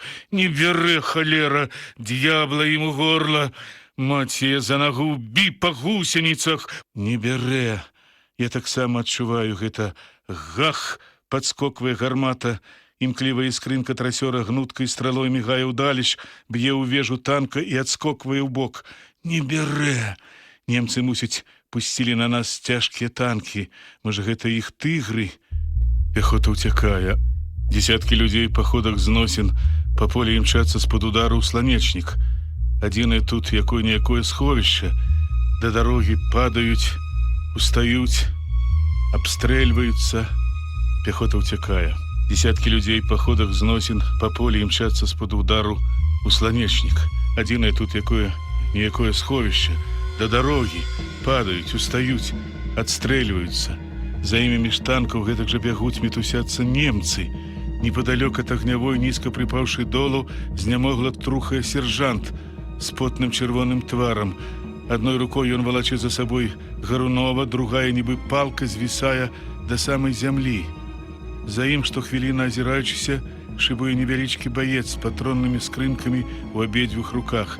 Яны нас мінаюць. «Стой!» — крычыць ім жаўтых. «Расстраляю! Стой!» Сержант крычыць нешта ў адказ, але нам не чуваць. Тады ён, прысеўшы, тыцкае рукой у бок дарогі. Жаўтых азіраецца. Гэта на фланзе. Камандзір прысядае ад нечаканасці і лаецца ўжо немаведама на каго. «Станіны ўлева!» Танкі ўжо прарваліся праз батальённую абарону, абходзяць нас і шпарка шыбуюць абапал дарогі ў вёску. Мы хуценька перакідваем станіны ў бок. Попов аберуч лихаманкова падкручвае махавікі наводкі. Гах, гах, грымяць частыя нашы стрэлы і коротка лязгаюць пад ногі пустыя гільзы. Хлопцы прыціхлі, прыпалі долу, апанурыліся, ў вачах страх, это кепска. Трывай, як-небудзь трывай, прымушаю я сам сябе. У цябе няма права баяцца, трусіць. У тыл табе шляху няма, адно тваё выйсце біцца. Ага, ага, урэшце зларадна крычыць жаўтых. Ёсць, агонь, Попов, агонь! Не утрымаўшыся, я выглядаю з-за шчыта, і каротенькая радасць урываецца маё нутро. Вунь ён стаіць, апусціўшы гармату хобат, у баку ўжо тырчыць адкінутае века люка. Ля яго прыпыняецца другі, ён трошкі падварочвае гусеніцамі ў наш бок, і я разумею, заўважыў, цяпер будзе, мільгае ў свядомасці спозненая думка, і зараз жа перад самай гарматай мільгае агнём бліскавіца. Удар! Усё патанае ў пылі і смуродзе. Праз 5 секунд жахлівай цішыні устрывожаны крык Попова. «Кукуруз, таварыш камандзір! Кукуруз!» Ага, танк зайшоў з кукурузную кучу, і нас зусім блізка і замінае страляць. Яе трэба раскідаць, але зноў удар, пыл, смурод. Людзі задыхаюцца ад трацілавай горачы і пыльнага ўдушша. Так, нічога, нічога, супакойвае кагось камандзір. Адчуванне рэальнасці абвострана. Увага безмежная, думкі мільгаюць хутка і канкрэтна. Я разумею, што трэба бегчы ў тое пекла, насустрач танку, але непадуладная сіла цяжарам налівае ногі. Ненавідзячы сябе, я паволі ўзнімаюся з-за шчыта, а танк, крутнуўшыся на адной гусеніцы, збочвае з дарогі і раптам кіруе сюды, пагойдваючыся, варушачы перад сабой даўжэзнай гарматай. Зараз ён зноў грымне стрэлам. Зараз, во мне ўсё напінаецца. Перачакаць стрэла, затым Але ў гэты час ззаду чуецца загад: Лук'янаў убраць! Лук'янаў! Ураз спадае напружанне. Камандзіру лепей відаць, ён выбраў аднаго, звароту назад яму ўжо не будзе. Але сумленне маё рэагуе на то інакш. Я задушваю прыкрасцю душы і азіраюся. Лук'янаў у расшпіленым шынялі ўстае з-за скрынак, чагось азіраецца. У ягоных вачах такая самота, што, здаецца, струсіць, папросіцца. Але ён не просіцца, толькі трошкі марудзіць і затым неяк дужа аслабела узлазіць на бруствер і, прыгнуўшыся, бяжыць да кучы. Там ён хапае з зямлі адно бярэмя, другое раскідвае, растрасае кукурузу ў бакі, куча меншая, але танк, вунь ён, і тут трах! Пыл, пясок б'юць па вачах, у вушах гул, востры кароткі боль. Праз імгненне я ўскокваю. Праз рэдкі клуб пылу, бэслеплы, незразумела марудна, нахіліўшыся і спатыкаючыся, брыдзе Лук'янаў. У 10 крокаў за ім горача курыць варонка. Агонь! Басавіта раве ззаду жаўтых, а ва мне ўсё халадзее ўнутры. Нейкая неўсвядомленая вінаватасць перад Лук'янавым прымушае мяне ўскочыць на бруствер. Ззаду жаўтых люта крычыць: «Стой назад!» Але ў 3 скачкі я падбягаю да салдата і хапаю яго пад пахі. Ён са стогнам падатліва аддаецца ў мае абдымкі. З нейкай апантанай сілай я валаку яго цяжкае цела да агнявой. Насустрач, абдаўшы нас гарачаю хваляй, б'е па танку Папоў. І ў той жа момант, недзе зусім побач, чорны агнявы бляск і удар. Ён збівае мяне. Я падаю, балюча выцеўшыся бокам аб зямлю, не ведаючы, цэлы або паранены. Ускокваю і зноў хапаю Лук'янава. Танк, вось ён. Цяжаленная яго грамадзіна шыбуе ўсё хутчэй і бліжэй. Гнецца, дрыжыць зямля. Мільгацяць гусеніцы, нібы зубамі абвешаныя запаснымі тракамі, нястрымана пруць сунуцца на нас яго шырокія сталёвыя грудзі. Гнучыся да зямлі і вязнучы ў пяску ботамі, я перацягваю цераз бруствер Лук'янава і разам з ім падаю пад колы гарматы.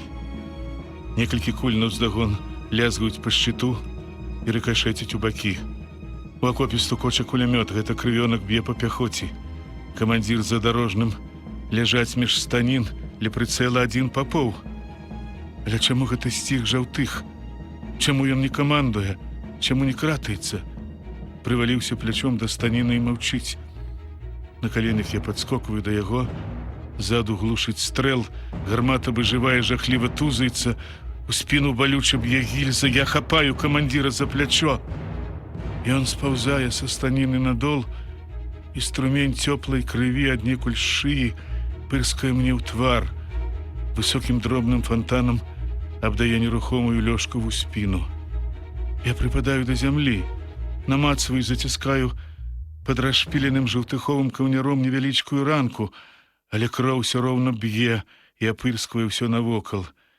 Збялелыя павекі жаўтыха няўцямна торгаюцца, погляд у вачавіткі тухне, і зрэнкі закочваюцца ўніз. Ён не пазнае мяне. «Камандзір!» Чуецца побач незвычайны, нейкі асіплы і спознены крык задорожнага. «Хлопцы! Камандзіра забіла!» Ад гэтага мотушнага крыку жах скаланае мяне. Я ляжу на зямлі і чую, як дрыжыць яна, трасецца, калоціцца. Танка мне не відаць, але я адчуваю, што ён ужо за некалькі метраў ад нас, і зараз усё будзе скончана. І тады, крутнуўшыся на станіне, паварочваецца сюды Папоў. «Зараджай, ложка! Зараджай!» Трашчыць, захліпаецца крывёнка ў кулямёт. Задорожны дзярэ пальцамі зямлю і горніца ціснецца кудысьці пад бруствер. Апантаны ад небяспекі і лютасці, я піхаю задорожнага ботам у бок, крычу: «Зараджай! Зараджай, сволач!» Але пакуль ён бокам як рак перапаўзае да скрынкі, я сам хапаю снарад і скрываўленымі рукамі штурхаю яго ў ствол. З жаўтыховай шыі зноў вырываецца тонкі струмень, толькі ён хутка меншае, і калі я падпаўзаю да камандзіра, знікае зусім. Ашалелыя вочы жаўтыха спыняюцца. Здаецца, ўсё Конец. Я отскокиваю до снарядов. Танк у 50 кроках, не болей. Одной гусеницей он подминае под сябе рэшткі кукурузнай кучы, скасабочваецца, узмахвае паветра даўжэзнай гарматай, з-пад днішча струменямі пыхае дым і пыл. Попов секунду марудзіць і раптам зноў усхопліваецца са станіны. У акоп гахае стрэл. Праз пыл з агнявой паспяваю згледзець, як танк адным бокам тузаецца наперад, нібы спатыкнуўшыся, з разгону дзёўбае ствалом у зямлю і спыняецца. Уперадзе вострымі зубамі тырчыць праз дым накіроўваючае кола. Гусеніцы на ім няма.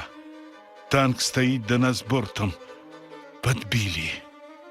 Калятанкавая гармата раптам ажывае, матлянуўшы ў паветра тормазам, описывая паўкруг, скрипнувши, поворачивается вежа. Это на нас. Попов, не целячися, крутить маховички наводки, и наш маленький коротенький ствол самоахвярной готовностью скіровуецца насустрач. Теперь кто хутчэй? Хутчэй! Вызверваецца ў мяне ўнутраны крик. Я кідаюся ўдолі да скрынак. Галовамі мы сутыкаемся ў пылі з лёжкам. Стукнувшыся, разлятаемся ў бакі. Под мае калені падае яго пілотка, у дрыготкіх ягоных руках снарад. Зараз жа лязгае клін. «Прэч!» — ускрыквае Попов, і цераз мяне з дзівосным спрытам куляецца в акоп Лёшка. Танковая гармата, неяк дрыготкай сутаргава ключы, опускаецца ніжэй і ніжэй. Это апошняе, што я паспяваю адчуць, і на каленях уніз галавой кідаюся за Лёшкам. Стрэл і выбух наверсе грымяць адначасна. Вялізная глыба ад сцяны рушыцца на мае плечы. Нейкай калючай жарствой абдае патыліцу. Я, здаецца, глухну на некалькі секунд і мярцвею, напаўзасыпаны. Раптам становіцца неяк дужа сцішана. Грымотны грукат ураз абрываецца, сціхаюць блізкія выбухі. Толькі незнаёма даносіцца здалечы густое выццё танкаў, і ціхенька дрыжыць зямля. Я чагосьці жахаюся, выгрэбваюся з зямлі і выскокваю з абрушанага, разбітага акопа.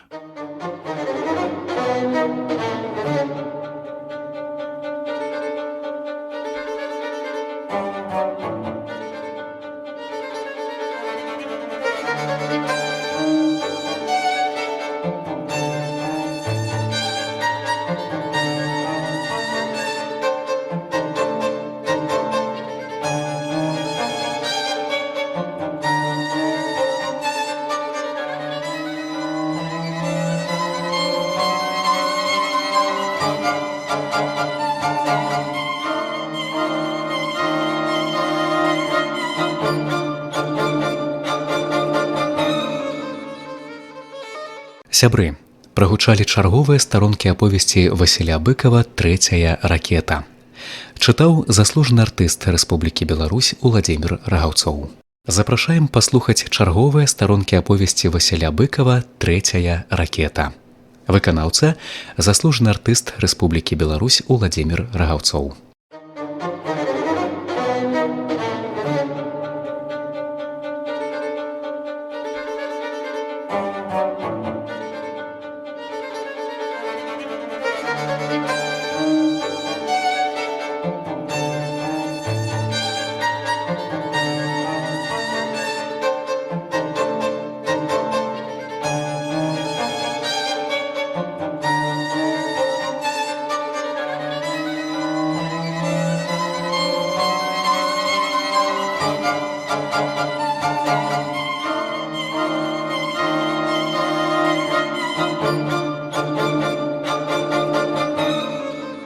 Прапала ўсё дашчэнту, назаўсёды.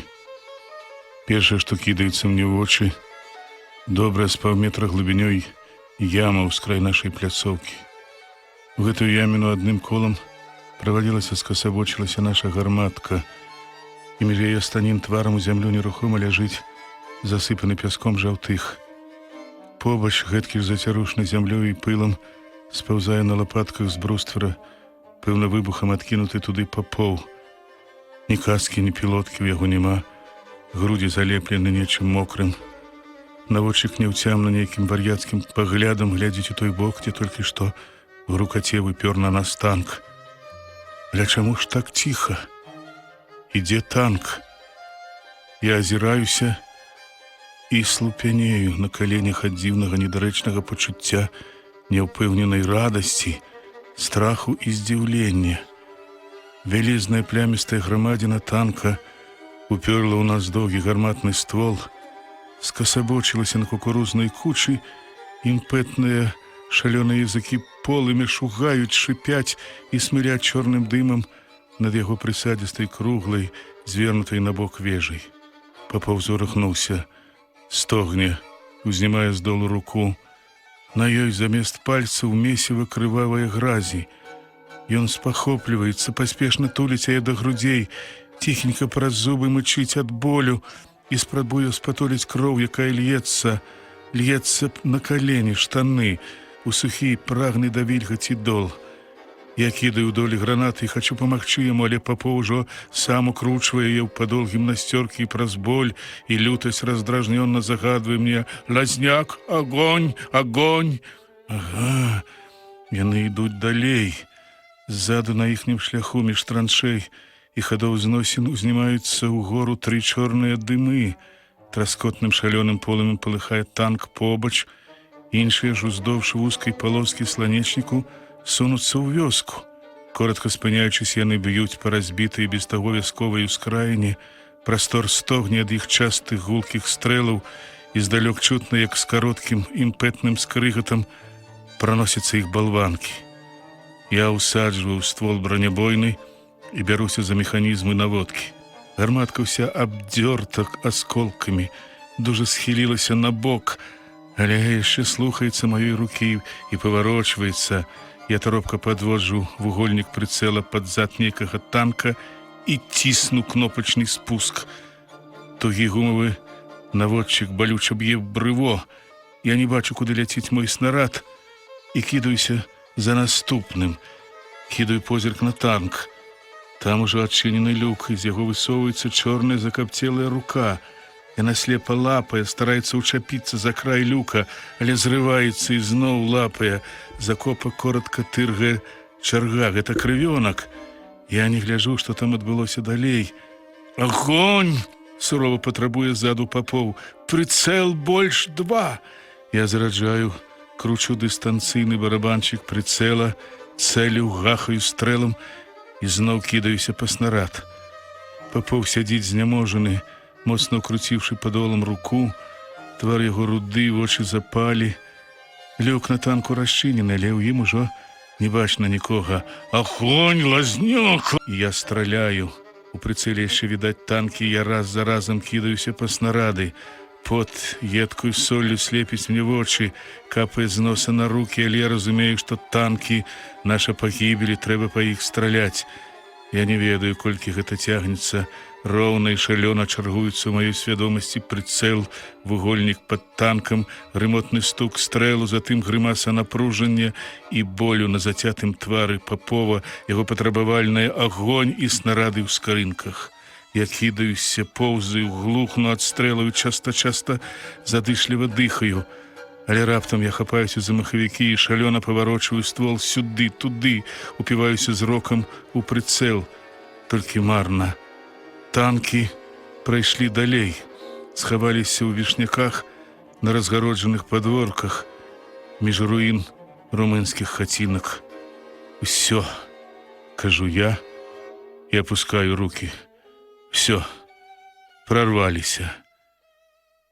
Я сядаю на зямлю між станін, прыхінаюся да казённіка, ад яго патыхае жарам, але я не адхінаюся ў бок. Я ж увесь абяссіліў, аглух.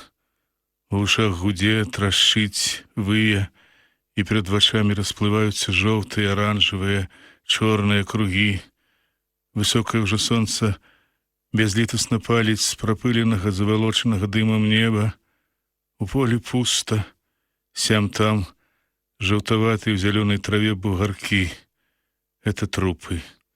Унь, здаецца, і знаёмы. Раскинувший ноги, тваром униз лежит солдат-кулеметчик, что недавно бег за своим командиром.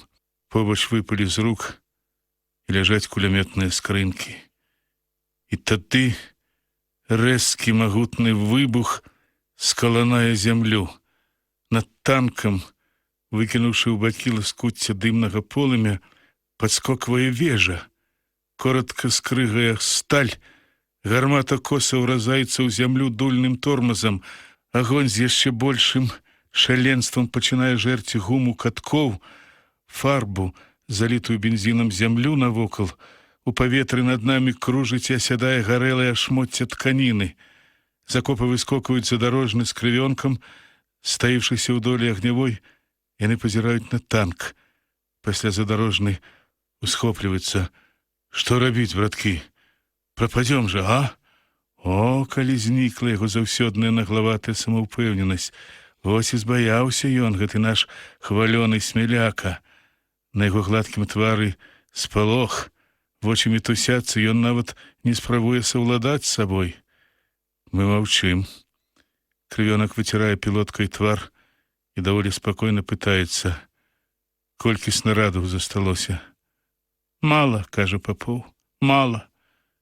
Ён усё сціскае ў падоле руку і маўчыць. Мы пазіраем на яго, бо цяпер ён нейкім чынам наш камандзір. Ну, што сядзім? Нервова выпальвае Лёшка. Папоў, камандуй! Ты ж намеснік, якога чорта? Я зацінаю дыханне, азіраюся. Перад намі в акопах ужо нікога няма, але ззаду, на ўчастку суседняга палка, траншеі якога ідуць па пагорку, а так і не было. Цяпер там грыміць бой. Відаць, як кусцістымі клубамі рвуцца міны. Мы ад іх далёка, наводшыбе, але ўсё ж ад іхняй прысутнасці тут робіцца спакайней. Крывёнак схіляецца над камандзірам, расшпільвае яго скрываўленую гімнасцёрку і, пасядзеўшы над чалавекам, за рукі адцягвае яго ў сховішча. Потым бярэ Лук'янова, той ціхенька стогне. «Давай, Лёшка, завязвай моя рука», кажа Папоў і раскручвае з падола руку. Лёшка неахвотна адкладвае гранат і бярэцца перавязваць. Увесь час ён азіраецца на прасцяг, але пакуль нікога паблізу няма. «Лёшка, ух ты, баліць!» «Ерунда, затое кроў не пойдзе», кажа задарожны. «Дык давай рванём, га?» «Не», кажа Папоў, «загад няма, не можам хадзі». «Дивак!» запальчыва здзіўляецца задарожны. «Які табе ў д'ябла загад? Фронт прорвалі, ты гэта разумееш? Загад абарона быў, загад адступай не быў, страляць трэба». «Здурнеў. Куды страляць? Гітлер страляць. Не ведай, куды страляць?» «Балда!» плюецца задарожны. «Я думаў, ты чалавек, а ты чурбан з двумя вокамі». «Глядзі ты, як разышоўся», думаю я. «Чурбан, балда». Вядома, добра было б выбрацца адсюль туды да ўсіх, але хіба мы ўчацвярых адолеем гармату. І мне дзіўна, як задарожны не разумее таго і так прыстае да Папова. «Што крычыш?» З непрытоенай злосці кажу я яму. «Куды ты пойдзеш?» «Як куды? Да сваіх. А гармата?» «Да што гармата? Гармата падбітая». «Ну і што ж? Страляеш?» «Ідыёты!» шчыра здзіўляецца Лёшка. «Галава і два вухі, не болей. Што ж, па-вашаму, сядзець тут да смерці?» У сховішчы выпростваецца ў рост крывёнак. Шрам на яго скасабочным твары чырванее ад злосці. «Заткніце вы яму рот!» крычыць ён. «Або хай ідзе к чортавай матары на ўсе чатыры бакі!» Задарожны хмурыцца, акідвае нас з-пад ілба ненавісным позіркам і плюецца. «Ну што ж, прапасці вашай матары, калі вы не пашкадуеце!» Адразу пацішэўшы, бурчыць ён. «Што ж, пабачым. Камандзірышча гэты, балда касавокая». Гэтая абраза раптам узрывае заўсёды спакойнага Папова. Вочы яго загараюцца нядобрым бляскам, увесь ён падаецца наперад, прыгнуўшыся, спыняецца перад Лёшкам. «Чаму Папов балда? Кажы, чаму Папов балда? Лёшка сам балда. Нельга гармату кідай, Попов, не бегай! Баба погано бегай, туды бегай, сюды бегай. Попов присяга казал, жаўтых не утекай, Попов не утихай, сволоч утекай, мовчи, ложка. Попова, напевно, моцно болить рука, і, мабуть, яго растрывожыў Лёшка. Ён пачынае злавацца, нервова загадвае нам зараўняць на агнявой паронку пад колам і павярнуць гармату ствалом на дарогу. Сагнуўшыся на каленях, мы робім гэта. Задорожны выцірае тлусты ўспатнелы твар і больш не ўшчынае недарэчнай размовы пра ўцёкі, але ўвесь час азіраецца наўкола і нешта зацята думае. Попов пакідае яго назіраць ля гарматы і кліча мяне ў сховішча да нашых двух небаракаў. Тут поркаецца крывёнак. Ён узнімае на Попова вельмі сур'ёзныя цёмныя вочы і кажа: «Камандзір ужо адышоў. Лук'янаў канчаецца. Перавязаў трохі. Ідзі, крывён, кулямёт мала-мала глядзі», загадвае яму Попов, і калі той выпаўзае са сховішча, уздыхае: «Ай-ай, ах, дрэнна, вельмі дрэнна, таварыш камандыр, ай-ай-ай-ай-ай». Яны ляжаць побач, на падасланай палатцы.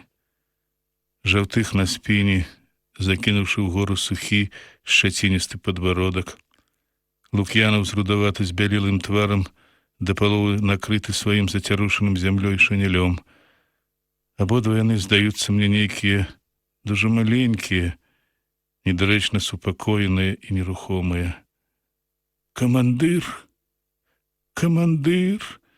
бядуе наводчык, відаць, перамагаючы свой боль, і з частымі прыпынкамі гаворыць: «На Дняпро казаў, прапал, тады не прапал, цяпер прапал, а Попов жывы. Нашто так, га, камандыр? Чаму так, камандыр?» Ён пытаецца, але старшы сержант маўчыць. Ніколі ён ужо нічога не скажа, не закрычыць, не вылаецца на каго, як бывала. І мне робіцца вельмі пакутна, што сканаў ён, крычучы на мяне, што, можа, злосць на мяне была апошнім праяўленнем жывога ў ягоным сэрцы. Я ще пачынаю здавацца, што, можа, гэта ён праз мяне падставіў сваю галаву пад кулю. Можа б, тая куля была мая, калі б ён ззаду не крыкнуў, і я, здрыгнуўшыся, не ўхіліўся, і вось мяне яна прамінула, а напаткала яго. А Лук'яну? Вядома, ў яго смерці ёсць нейкая моя ўскосная віна, бо калі б я пабег да кукурузы хвіліною раней, не чакаючы загаду, ён бы, мабыць, быў цэлы. А так вось, канае на тым месцы, дзе мог ляжаць я. І ўжо не замінае яму ніхто, ні Лёшка, ні цяжкі яго лёс, ні клопаты аб бацьку. І тут раптам я прыпамінаю Люсю. Эх, Люся, Люся, дзе ты цяпер? І ці ведаеш ты, што гэтак нечакана сталася ў нас? Пэўна, ўжо ніколі не прыйдзеш ты, як раней, на нашу агнявую. Ніколі болей не павітаеш нас звычайным сваім: «Добры дзень, хлопчыкі». Няма ўжо хлопчыкаў. Загінулі. Адны раней, другія, відаць, загінуць пазней. А як цяпер ратавацца? Але гінуць все роўна не хочацца. Па-ранейшаму пячэ ўнутры злосць ад нашых няўдач, і ненавісць да ворагаў цяжкім каменем душыць свядомасць. Гаротна скурчыўшыся, наводчык сядзіць ля жаўтыха. Я прыпамінаю, што ў камандзіравай пілотцы яго неадпраўленае кароценькае пісьмо. Яно настойлівай недарэчнасцю пачынае турбаваць мяне. Я дастаю гэты шматок паперы. «Я жывы, чаго і табе жадаю». Колькі ж мінула часу з тае пары, як пісаліся гэтыя словы, і як усё непапраўна змянілася. А пісьмы ж дадому ідуць доўгія тыдні, і колькі падзей на фронце адбываецца за той час.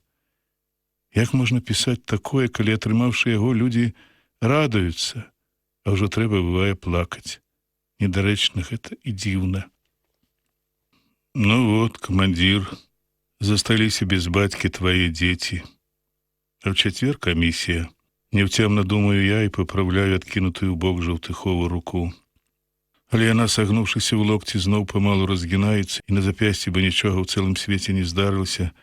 Па-ранейшаму рупна цікае трафейны жаўтыхоў гадзіннік. Камандзіра ў твар, здаецца, ніколькі не змяніўся. Можа, толькі больш пасінела парахавое рабацінне на сківіцах, ды неяк натапырылася, вырасла шчэць. Павекі яго напалову прыплюшчаны, і з-пад іх ледзьве свеціцца нерухомыя белкі вачэй. «Закрый мала-мала вока», — кажа Папоў. «Навошта глядзі? Хай спіць». Бережным дотыкам я назаўжды закрываю камандзіру павекі і, здаецца, не стрымліваюся. Нешта прорываецца ва мне, поўнае неспатольнай злосці. Я дзіка лаюся, так што аж сам раблюся ненавісным сабе. «Нічога не трэба», — кажа Папоў. «Вайна. Так, вайна. Няхай яна будзе тройчы і сотні разоў праклята, гэта вайна. Яна кожнага дня вісела над намі ўсе нядоўгія гады нашага жыцця. Яна спела накоплівалася з самай калыскі, якую, прыйшоўшы з папярэдняй вайны, ладзілі нам нашы бацькі. Пад яе чорным крыллем раслі і вучыліся мы, салдацкія сыны, і самі будучыя салдаты. Нашыя маці думалі, што мы, іхнія дзеці, народжаныя імі для ўцехі ў маладосці і апоры ў старасці, а на справе аказалася, што ненадоўга былі мы ўцехай і рэдка апорай. Кожны год дзе-небудзь на свеце ішла вайна. Дзяржавы, што не ваявалі, з усяе сілы рыхтаваліся да таго, і гады нашай сталасці былі кароценькім перапынкам паміж дзвюма войнамі, у якія кавалася зброя, фарміравалася ўся людская злосць, рыхтавалася навуковае абгрунтаванне будучай бойні, і раслі салдаты будучых рот, батальёнаў, палкоў. Мы адчувалі гэта, але ўсё ж цешылі сябе думкаю, што ўсё як-небудзь абыдзецца, што кіраўнічая мудрасць, пакты, праўда, нашай мірнай справы не дапусціць вайны. Да нам у дзяцінстве яна і не здавалася чымсьці ненатуральным. Наадварот, самымі улюбёнымі нашымі цацкамі была зброя. Самыя цікавыя кніжкі былі пра вайну. Яна была прываблівай нам, гэтая вайна, і вабіла яна нас да таго часу, пакуль была выдумкай, а не рэальнасцю. І цяпер жа вось, калі мы зведалі яе ва ўсёй неразумнасці, лютасці, подласці, ахвярнасці, мы праклялі яе, кожную вольную або нявольную, ушчатую, навязаную, і няхай яна будзе праклята навекі. У галаве маёй тлум, вочы засцілае туманам крыўды і ненавісці. У душы ўсё апала, всё рашучае, гордае, дужае, што за цяжкі пакутны год разраслося ў намер, раскрышылася за адзін дзень. Застаўся толькі ранейшы боль і бездумная, няпэўная упартасць. Я няўцямна кручу ў руках жаўтыхова пісьмо і стараюся нешта вызначыць раз і назаўсёды. «Папоў», — кажу я, пазіраючы наводчыку ў вочы, «што рабіць? Стаяць да канца?» У рудых вачах Папова з'яўляецца здзіўленне, пасля ціхі сяброўскі дакор. Ён уздыхае і кажа: «Нашто так кажы да канца? Не трэба канца, не трэба прападай. Прападай, дурань, трус прападай. Лазняк, нашто прападай, много-много ваяваць трэба, жыві трэба». «Думаеш, Попов лёгка?» Помаўчаўшы, пытаецца наводчык. «Ой, як Попов дрэнна! Жаўты камандыр, даўно мой камандыр, хорош друг. На Днепру мы пропадал, ой, дрэнна пропадал. Якут Попов целовал русско-жаўты, жаўты целовал Якут Попов. Казали, бывай, немец гранаты кидай. Попов нет гранаты. Попов 22 патроны, жаўты 4 патроны, один день стреляй, совсем пропадай». Летнее небо у дымной смузе. Солнце пяче, смалить наши лбы, горький соленый пот разъедая твары. Над Жаўтыхом і Лук'янавым круцяцца, лезуць у іхнія вочы мухі. Я раз за разам махаю пілоткай і адганяю іх ад нерухомых нашых таварышаў. А Папоў, не вельмі складна блытаючы рускія і якуцкія словы, расказвае трохі ўжо чуты мною выпадак, калі меней года назад для доўгіх крывавых баёў сышліся разам двое розных людзей. Сышліся, каб вось сёння расстацца навек.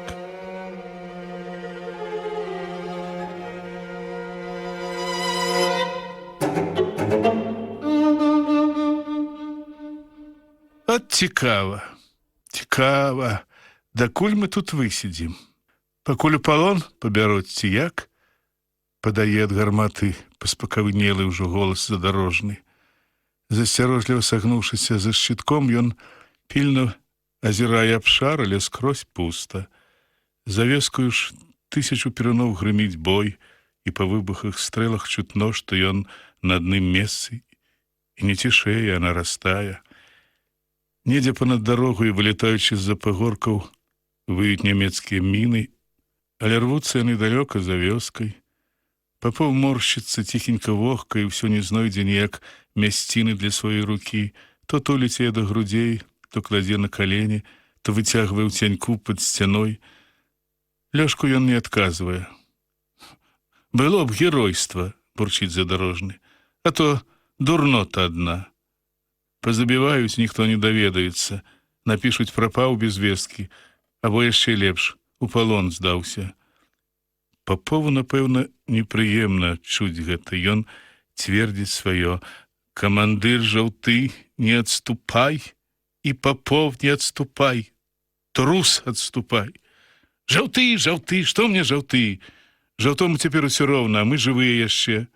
«Ох, Лёшка, Лёшка», — ківае галавой Папов, «дрэнны твой галава, малы галава». «Што галава?» — агрызаецца задарожны. «Вось глядзі, хоць бы ты. Геройства, можна сказаць, праявіў, танк падбіў. А толку што? І ведаць ніхто не будзе. Зноў жа Лук'янаў, чым не герой, пад агонь лез, а яго ледзь не злачынцам лічыць». «Лук'ян так?» — пытаецца Папоў і чагосьці задумваецца. Нешта сур'ёзнае пакутаю адбіваецца ў яго наіўных вачах. З паўхвіліны ён думае, а пасля кажа: «Пэўна, Лёшка, твой правда. Трэба ідзі камбат, Троцкі, і скажы. А хто хадзі? Лёшка хадзі? Лазняк хадзі?» Пытаецца ён і пазірае на нас. Гэта нялёгкая справа. Пад абстрэлам прыбірацца туды і назад па шляху, дзе тысячы небяспек чакаюць цябе. Але ў тых небяспеках хоць якая-небудзь надзея на паратунак. Седзячы ж тут, наўрад ці дачакаешся чаго добрага, і менавіта таму мне вельмі няёмка сказаць, што пайду я. Лёшка ж, крыху разважыўшы, рашае: «Я пайду. Гавары камбату, Жаўты, пагібай. Лук'ян добры салдат, не трэба яго пісаць, і загад трэба, як гармату кідай. Папов будзе чакай. Дзень чакай, вечар чакай. Ідзі, Лёшка», — устае з месца Папоў. Лёшка разварочваецца, весялее, глыбей насовае на галаву пілотку і бярэ аўтамат. «Ну, я в абход, Ауфідрызай», — буркае ён і, прыгнуўшыся, бяжыць у бок у абход вёскі. Мы застаёмся ўтрох. Папов ідзе на станіну і пачынае назіраць замест Лёшкі. «Правільна, Папов, рабі?» — пытаецца наводчык і сам сабе адказвае. «Правільна рабі. Лук'ян, медаль трэба. Папов, загад трэба». І, памаўчаўшы, раздумна дадае: «Адзін салдат, шыбка смелы салдат, танк падбівай, маладэц салдат. Другі салдат, мал-мала смелы салдат, немца страляй. 2 раз маладэц салдат». Нешта нявырашанае, недадуманае камяком засядае ў маёй свядомасці. Чамусьці хочацца крыкнуць, затрымаць Лёшку. Але ён хутка знікае ў апусцелай траншэі, А я так і не магу даўмецца, адкуль мая незадаволенасць. У гэты час ззаду чуецца ціхі працяглы стогн. Это Лук'янаў. Я паварочваюся і ціхенька дакранаюся да яго калена. Лук'янаў, Лук'янаў. Ён ледзь-ледзь прыўзнімае павекі. Дрэнна мне, душыць. Ох! Пацярпі трохі, кажу я. Адаб'ёмся, выручым. Толькі не кідайце. Безуважны да майго суцішэння просіць ён. Дабіце лепш. Застрэльце. Я ведаю, у такіх выпадках няма чаго крывіць душой, угаворваць, ашукваць. Чалавеку ў такім стане трэба сказаць праўду. Ладно, абяцаю я. Так не пакінем. Дзякуй. Ціха шэпча ён і цяжка дыхаючы супакойваецца. Так, здаецца, яму ўжо не жыць. А сёння вось напаследак аказалася, што і Лук'янаў неблагі салдат. Я ведаю, што зусім ён не смелы, гэта не тое, што задорожны, які мог падзівіць нас сваёй паказной смеласцю. Лук'янаў ціхі, слабасільны інтэлігент, неудачнік у вайне, відаць, ніколі ён не вылучаўся адвагай, але вось, калі давялося рашыцца на цяжкае, хоць мой баючыся, а рашыўся, але ж вось наважыўся на цяжкае і задорожны. І тут мне раптам здаецца, што Лёшка ахвотна пабег у тыл толькі таму, што там Люся. Можа, яшчэ учора згаварыліся яны, і можа, яна там чакае яго. Зноў панылая злосць агартае мае адчуванні, агідная дзяўчына. Чаго яна так сноўдала на нашу ахнявую? Чаго гэтак ласкава выходжвала ўсіх, калі цікавей адзін толькі Лёшка? Чаму тады яна жартавала ўсё над крывёнкам, гэткаю добранькай ставілася да мяне? А навошта яна набівалася са сваёй увагай, насіла лекарствы Лук'янаву, жаўтыху, калі падабаўся ёй Лёшка? І вось цяпер няма больш жаўтыха, памірае Лук'янаў, але ўцалеў гэты задорожны, хай яна супакоіцца і шчаслівіцца, зласліва думаю я. Здаецца, я пачынаю адчуваць у сабе сталую ненавісць да яе. Ужо калі б давялося выжыць, я сказаў бы ёй аб гэтым. Цяпер я не пасаромеўся б. Вялікая злосць да гэтай незразумелай дзяўчыны пачынае перасільваць ва мне ўсё мае ранейшыя шчырыя пачуцці да яе.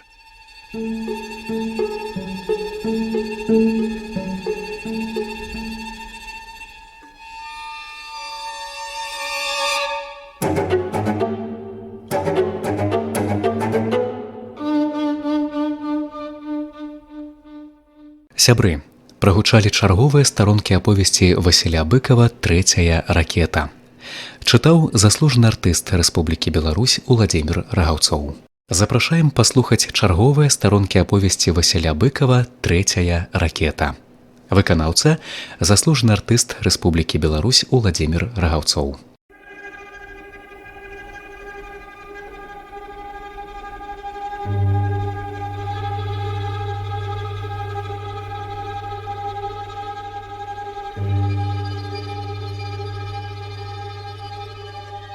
Лазняк!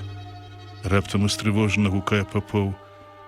Я мігам пераадольваю тлумную дрымотную знямогу і выскокваю са сховішча. Наводчык неўцямна азіраецца на станіні, а цераз бруствер да нас пералазіць незнаёмы салдат, які немаведама адкуль узяўся тут і незаўважаны падышоў да агнявой. Ай, адвоюваўся! Кажа ён нейкім недарэчна бесклапотным голасам, быццам мы дзе-небудзь на занятках у тылі. І тут мы з Паповым насцярожваемся і моўчкі ўзіраемся у яго збялелы васпаваты твар, на якім у незразумелым дзікаватым выразе застылі яго нейкія п'яныя вочы. Але самае горшае нават не ў вачах. Правой рукой салдат заціскае левую, якая нібы бранзалетам ад гадзінніка перавязана вузенькай брызентавай дзяжкай. І ад самай гэтай перавязкі На нейкім ашмотку скуры вісіць зусім адбітая, скрываўленая, з растапыранымі пальцамі кісць. Ой, хлопцы, адвоюваўся, так рады. У каго є ножик? Пытаецца салдат і сядае акрай пляцоўкі. Мы ўзіраемся ў яго збялелы твар, на якім па-ранейшаму не здрыганецца ніводзін мускул. Гэта яго спакой здзіўляе і бянтэжыць нас. Я кідаюся да нашых нябожчыкаў, дастаю з камандзіравай кішэні ягоны ножык і вяртаюся наверх. Ой-ой, кажа Папоў, і не баліць. Адстаў! Неўпапад адказвае салдат. Всі пабеглі, а мене як вдарить, ачнуўся, гляджу, параніты. Ты што, не чуеш? Крычу я ў самы ягоны твар. У засяроджаных салдацкіх вачах адбіваецца каротенькае намаганне ўчуць і зразумець пытанне. З чыстай роты я, глухавата адказвае ён. Панасюк, тэперыча дадому пійду. На, адріж, хлопец. Перадолюючы гідлівасць з нейкім недаверам да яго розуму, я пераразаю шкуматок скуры. Кісць назаўжды аддзяляецца ад рукі, салдат бярэ яе за ўказальны палец і неяк беражліва кладзе ў ямку пад бруствер. Пахаваты трэба, стількі парабіла, а вінтэц я? Зноў пытаецца ён без ніякага ценю болі. Тепер полечусь і в Іванівку. А рука не лиха. Спеціальність у мене пчаляр, і аднаруч управлюся. Кроў з перабітай рукі амаль што не ідзе. Відаць, раменчык добра пераціснуў яе. Толькі некалькі кропель падаюць на запыленыя салдатавы чаравікі, але ўсё ж трэба перавязаць. Ды ў нас няма чым. Дай гімнасцёрку. Тузуе ягоны падол, аднак салдат ухіляецца. Ну, скажеш, вона ж нова. Тільки ў травені атрымлівалі. Ты спідні адзірві. Мы пазіраем на яго са здзіўленнем, а салдат, сапраўды, не адчуваючы, відаць, ні болю, ні страху, паварочваецца да мяне бокам, і я шкуматаю кавалак ад яго нацельнай сарочкі, затым, як колячы, абкручваю яго руку. Адвоюваўся, радасна паведамляе ён і заклапочана дадае. От тільки медаль згубив, і варушыць напаказ грудзьмі. Сапраўды, над кішэнчыкам тырчыць коса прышпіленая шэрая стужка медаля за адвагу. Самога медаля няма. Ах, тэперача не з чым і додому показатися. Мы маўчым, чакаем, што будзе далей. Ну, от гарно, кажа ён, калі я закончыў перавязку, і ямчэй месціцца над невысокім брустверам. Спечну трохі і пійду. Там же немцы, куды ж ты пойдзеш? Крычу я яму ў вуха. Га? Вінніцкія. А вы звідкіля? Табе што, не баліць? Пытаюся я. Але Панасюк, відаць, зусім аглухлы. Ён толькі пазірае на мяне і неяк знямогла прыкрывае свае рудыя сінню павекі. Я зноў пераглядваюся з Паповым. Наводчык пільна глядзіць на нашага нечаканага госця і, пэўна, таксама нічога зразумець не можа. Мне дзіўна, як гэты салдат не адчувае болю. Это ж, пэўна, так страшна балюча. А ён нават не паморшчыцца, разважае пра дом. Толькі выгляд яго нейкі дужа неадпаведны яго нетутэйшаму настрою.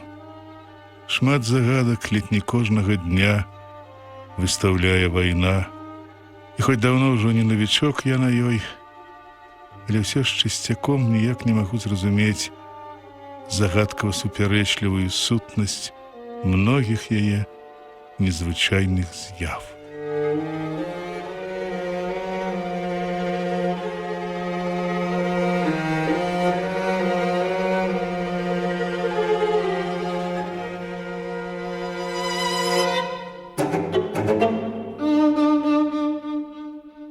Наше нямое здзіўленне прыпыняе далёкі маторны гул. Раптоўна неяк раней незаўважаны Ён прорываецца з варожага боку, і мы з Паповым чуем яго толькі тады, калі з-за пагорка на дарозе, узняўшы воблака пылу, выскоквае некалькі машын. У іх аб'ёмістых кузавах цеснымі радамі сядзяць немцы. Папов ад нечаканасці нешта ўскрыквае па-якуцку і здаровай рукою хапаецца за механізмы наводкі. «Лазняк, зараджай!» З расчыненай пачатай скрынкі я хапаю асколачны і пхаю яго ў ствол. Ад хвалявання гэта атрымліваецца няспрытна. Гільза не дасоўваецца да канца, і клін не зачыняецца. Тады, як гэта часам рабіў задарожны, я штурхаю яе чаранком рыдлёўкі і прыгінаюся на каленях. Цяжка нагружаныя вялікія машыны, грузна асядаючы на скатах, перапаўзаюць на аб'ездзе міннага поля канаву і выбіраюцца на дарогу у вёску. Як заўжды, знянацку дужа грымотна бахае стрэл. Пыл засцілае агнявую, я не бачу, куды трапляе снарад, і кідаюся за наступным. Зноў мяне ахоплівае ліхаманка бою. Адчуванне небяспекі да дрыготкі напружвае нервы, а ў свядомасці здзекаючыся помсліва гучыць, дражніць мяне нейкі зласлівы голас. «Ага, вам канец, а ён жывы, ён уцалее, і Люся будзе з ім. Ага, ён разумнейшы за вас, ён ведае, як і што». Ён адчуваў гэта, недарма так настойваў, казаў пра Лук'янова, адбаў пра сябе. Ага, ён агідны мне, той незнаёмы, недарэчны цяпер голас. Я хачу заглушыць яго, пазбыцца. Засяроджваюся толькі на сваёй справе, сноўдаю на каленях ад казённіка да скрынак. Папоў б'е часта, мяне абсыпае пяском, аглушае. Я не ведаю, не бачу, дзе тыя машыны. Уся моя воля і сілы агорнуты в адно — зараджаць. Я адчуваю, што гэтая наша зачэпка дарма не абыдзецца. В машынах, напэўна, пяхота, але цяпер нам ужо ўсё роўна. А з Паповым тым часам пачынае рабіцца штось незвычайнае. Ён неяк весялее, ці, можа, зласнее, і, сагнуўшыся за прыцэлам, крычыць: «Стой! Гітлер, стой!» І яшчэ нешта, што заглушаюць стрэлы. Пасля яшчэ больш заўзята пачынае крычаць: «Назад, Гітлер!» Я прыўстаю на каленях і понад шчытом назіраю поле. 3 машыны гараць на дарозе. Некалькі, ратуючыся ад агню, паварочваюць у бок у аб'езд. Гух, гух. Раптам даносяцца адтуль 2 цяжкія падземныя выбухі. Так вось, чаму так радасна крычыць Папоў, і чаму на яго плоскім рудым твары і лясніцца шырокая дзіцячая радасць. Ён загнаў іх у міннае поле. «Много, давай, много, шибко, давай!» — крычыць Папоў і наводзіць гармату. Машыны замітусіліся. 2 разнесеныя выбухам грудай жалезя асядаюць да самай зямлі, астатнія нерашуча спыняюцца, некалькі ў хвасце вернуць назад на пагорак. «Давай, лазняк, шибко зараджай!» У незвычайным азарце падганяе мяне наводчык, але вось у скрынцы застаюцца 2 апошнія снарады. Снарады ўсе. Папов азіраецца ураз сур'ёзнее. Па яго рудым, ажно счарнелым твары ліюць пісягі поту, спіна мокрая і гарачая. Вузенькія вочкі звузіліся яшчэ больш да шчылін, шырокія скулы раздаліся ў бакі. Ён нешта думае. «Ай, нядобра, ай, як нядобра!» — кажа Папоў. «Гітлер, канава, ляжы, страляй будзе, лазняк, карцеч трэба!» У вачах шчылінках Папова загараюцца трывожныя жоўтыя агеньчыкі. Я падаюся да скрынак, адкідваю пустыя, іх ужо багата набралася ў нас. Скрозь у долі качаюцца гільзы. Урэшце мне трапляе цяжкая скрынка. За вяровачную ручку я падцягваю яе бліжэй да гарматы. Тут 10 снарадаў карцечы. Это апошняя наша надзея. Але карцеччу страляць па дарозе далёка. Трэба, каб немцы падышлі бліжэй, і мы пачынаем чакаць. «Ой, ложка!» — азіраецца Папоў. «Дзе ложка? Снарад мала, загад трэба». Мы пазіраем у наш тыл. Нідзе нікога. Скрозь да вёскі пусты, распалены сонцам абшар.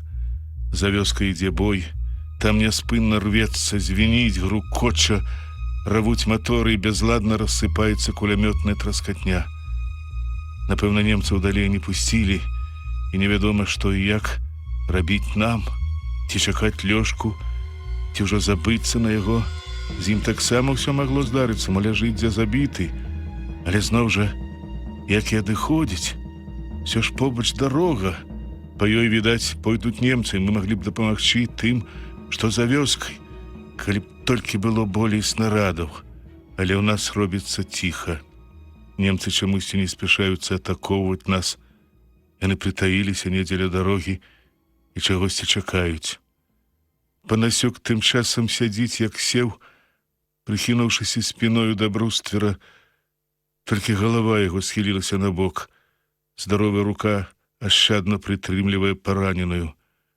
Няўжо спіць, думаецца мне, і я кранаю яго за нагу. Эй, ты, ідзі в акоп. Але Панасюк не варушыцца, сядзіць па-ранейшаму нібы не чуе. Папоў таксама азіраецца і, устаўшы са станіны, сігае да яго. Наводчык прыўзнімае салдатаву галаву і па мне слізвае яго застыглы, нерухомы позірк. У прыплюшчаных вачах ніводнай рэшткі жыцця. Што гэта? Дзіўлюся я. Што з ім? Папоў яшчэ крыху трасе, варушыць ягоныя плечы. Я падскокваю да пехацінца. Забіла, а? Дык не стралялі ж. Памірал, кажа Папоў без вялікага здзіўлення. Даўно памірал. Ён асцярожна кладзе Панасюка бокам на дол. Здаровая рука па-ранейшаму трымае перабітую, бы ў ёй яшчэ захаваўся боль. Вось табе я адваяваўся. Прыпамінаю я нядаўнюю яго гаворку. Толькі заспакойваў сябе. Аднаруч управлюся, спецыяльнасць ёсць, не прападу. Гэтая смерць невядомага, ніколі раней не бачанага мною чалавека чамусьці не меней, чым пагібель камандзіра, узрушвае мяне. Колькі часу я ўсё гляджу і гляджу на яго здранцвелае цела, думаецца, як недарэчна на вайне лаіць нейкія свае планы, нешта задумваць, пра штось дбаць, калі навокал так густа буяе смерць. Праўда, хіба спыніш думкі? Хіба засцеражэшся ад жадання? Хіба закапаеш у зямлю свае мары? Вось такая цяжкая, можа, нават недарэчная на вайне з'ява, кахання, а не выходзіць з галавы Люся. І ўсё думаецца, раптам яна не паспела адысці. Трапіла да немцаў, а можа, я забіла. Ад гэтага становіцца жахліва. Хочацца кінуць усё і бегчы туды, дзе наша санчасць. Можа, яе трэба ратаваць. І тут у думкі зноў умешваецца нейкі чужы, здзеклівы голас. Ён кажа, раней трэба было дбаць пра гэта. Цяпер там з ёй Лёшка. Ён і паратуе. Недарэчна ўсё гэта. Пакутна і нязбыўна. Відаць, ужо так уладкавана жыццё, што пакуль чалавек жывы, ён адчувае і клапоціцца, нібы яму жыць доўгія гады. У тым яго жыццёвая прывычка, навык пакаленняў. Зноў жа на фоне вечнасці ці вялікая ўжо розніца паміж некалькімі дзесяткамі год чалавечага веку і тымі хвілінамі, што аддзяляюць цяперашняе імгненне ад апошняга ў жыцці байца на вайне. Прыгнуўшыся, я бяру нежывога Панасюка пад пахі і адцягваю ў сховішча. Яно занадта шырокае для двух, я кладу да іх трэцяга. Лук'яна ўжо не варушыцца, не пазіраю, можа, памёр? І я думаю, хто будзе наступны. Ці, можа, мы пагінем адразу, і ўжо не будзе каму прыбраць нас з агнявой у якое-ніякое прыстанішча. У гэты час абодва мы заўважаем, што нячутка стала крывёнка. Трафейны няўклюдны кулямёт яго стаіць, дзе стаяў на брустверы, а кулямётчыка нідзе не відаць. Папоў зазірае ў акоп, але і там нікога няма. Дзіўная справа. Мы пераглядваемся з наводчыкам, і ён падазрона ўзіраецца ў варожы бок. «Так Гітлер хадзі?» — пытаецца Папоў, і з наіўнаю трывогаю ў вачах глядзіць на мяне. Да глупства, кажу я, нікуды ён не пойдзе. Да немцаў ён не пойдзе, але тады куды ён прапаў? Хоць бы сказаў, ці даў які знак, а то знік і цяпер думай, непакойся за гэтага зацятага, нязладнага чалавека. Мы сядзім за гарматай, Папоў на адной станіне, я на другой, і ўслухоўваемся ў прыглушанай грымотце бою за вёскай. Папоў нешта змрачнее, задумваецца і нават не пазірае на дарогу, на якой дагараюць машыны. Іншыя падаліся кудысь назад і далей, у аб'езд міннага поля. Раптам наводчык ляпае сябе па сцягне. От дурны Папоў! Ой, дурны! На што паслал Лёшка? На што? А чаму? Што такое? Пытаюся я. Ой, Лёшка хітры! Лёшка, не хадзі, кідай, Лёшка! Агідная самота упаўзае ў маё нутро. Упэўненасць, якой кажа гэтыя словы Папоў, дзейнічае як гіпноз. І мне таксама робіцца ясна і зразумела, што назад задарожны не прыйдзе. Не за тым ён пайшоў. Тут нейкая была яго хітрасць, якой ён дамогся, і мы засталіся ў дурнях. І ўсё ж не хочацца верыць у тое, я адганяю благія прачуванні, ўсё ж ён свой чалавек, не вораг, як гэта ён можа кінуць нас тут. Хочацца як-небудзь супакоіць Папова, я кажу, нічога, можа, ўсё ж прыйдзе. Снарад мала, дрэнна. Лёшка, не хадзі, дрэнна. Крывёнок пропал, дрэнна. 3 мала, дрэнна. 1 большой, дрэнна. Крывёнок, аднак, неўзабаве з'яўляецца. Спяша аднекуль з-за бруствера цяжка грукае на агнявую зачыненая скрынка са снарадамі. Мы падхопліваемся, але зараз жа з суседняй варонкі перакульваецца сюды і крывёнок. Гімнасёрка яго выбілася з-пад дзягі. Штаны і грудзі скрозь у зямлі, увесь он мурзаты ад пылу. Адной рукою хлопец валачэ за сабой маток металічных нямецкіх стужак, у другой трымае за рукоятку шырокі блішчасты кінжал. Дзе? Чаму хадзі? На што маўчыць? Чаму дрэнна рабі? Адразу накідваецца на яго Папоў. Крывёнок аддыхваецца, прыўстае на каленях і пачынае запіхваць у штаны падол гімнасцёркі. Яго сур'ёзныя вочы з нейкім нямым дакорам коротка пазіраюць у твар наводчыка. Вось, ківае ён на снарады, на скварышава і агнявой узяў. І патроны. Скварышаў хадзі? А дзе? Што скварышаў? Мягчэе Папоў. Яны-то ўкацілі. Паспелі, кажа крывёнок. Затым набярэ свой доўгі эсэсаўскі кінжал, на якім цьмянай гравіроўкай паблісквае «Deutschland über alles» і пачынае выціраць яго аб зямлю. На лязы і на рукаятцы свежая кроў. І я раптам здагадваюся, дзе ён быў і дзе ўзяў стужку. Што? На дарогу хадзіў? Дзе хадзіў, там няма, што вам? Ваўкавата адказвае крывёнок. А гэта? Ківаю я на кінжал. Крывёнок усаджвае яго ў чорныя лакавыя похвы і неяк выпрабавальна пазірае на мяне. Ну і што? Нервова кідае ён. І буду рэзаць, біць, душыць сабак да апошняга. Пасля ваўкавата дадае. Вунь, пяхота пайшла, бачылі? Як пайшла? Куды пайшла? Папоў няўцямна міргае вачмі і прыўзнімаецца на каленях. З раптоўна апалай надзеі я таксама выглядваю над брустверам. Бачна, як удалечыні па пагорку ўніз бредуць рэдкія купкі людзей. Заднія нясуць ПТР, нехта валачэ станкавы кулямёт, яны пераходзяць адкрытае месца і па адным хаваюцца ў ходзе зносін, што вядзе ў тыл. У першай траншэі ўжо не відаць нікога. Ай-яй-яй-яй, заклапочана кажа Папоў і змаўкае. Гаварыць болей няма чаго, і мы без слоў добра разумеем, што сталася. Ой, як недобра. Гітлер, скора-скора ідзі. Давай, зямля капай. Зямля, матушка, хавай. Мы адчуваем з кожнай хвілінай наше становішча горшае. Толькі цяпер нічога не зробіш. Цяпер трэба чакаць лёжку, або шчаслівага выпадку рыхтавацца да бою.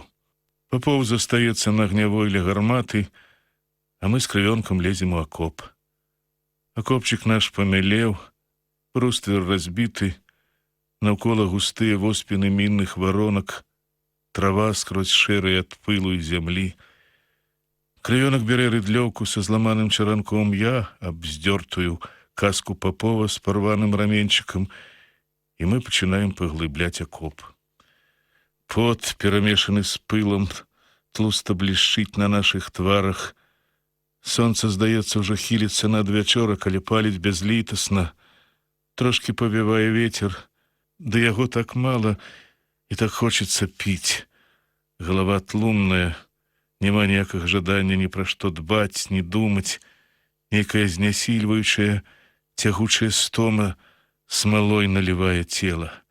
Я выграбаю з акопа камякастую з травою зямлю, наваленую выбухамі, і высыпаю я на бруствер. Крывёнак капае побач, у 3 кроках ад мяне. Ён якісьці невядомы мне сёння. Знікла яго простая, стрыманая таварыскасць. Здаецца, за ўвесь дзень хлопец не сказаў ніводнага добрага слова, толькі у вачавіткі худзее і чарнее з пакалечанага свайго твару. Мне робіцца няёмка ад гэтай яго недарэчнай ваўкаватасці.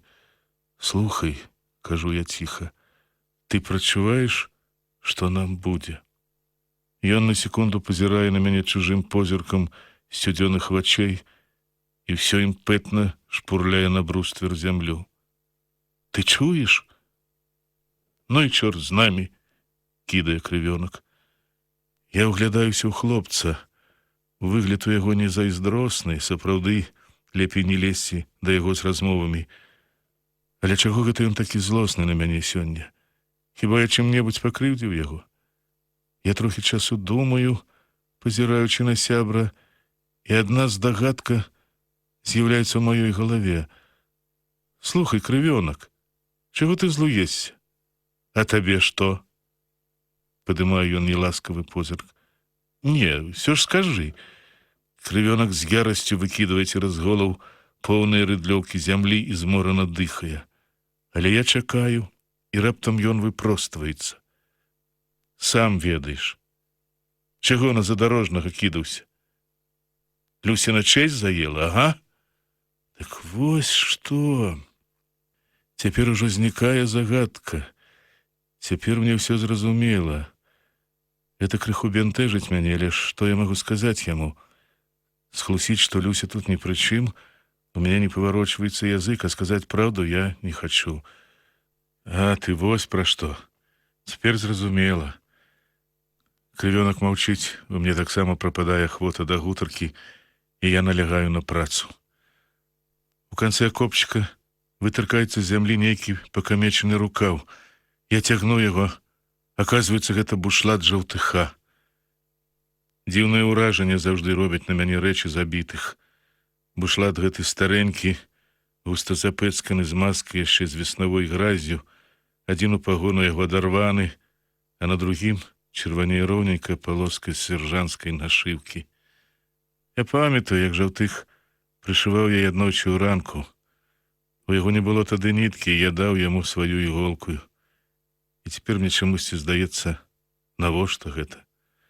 Усе дробязныя клопаты жывых цяпер выглядаюць нейкімі вельмі нязначнымі і недарэчна марнымі перед бязмерна магутнаю з'яваю смерці.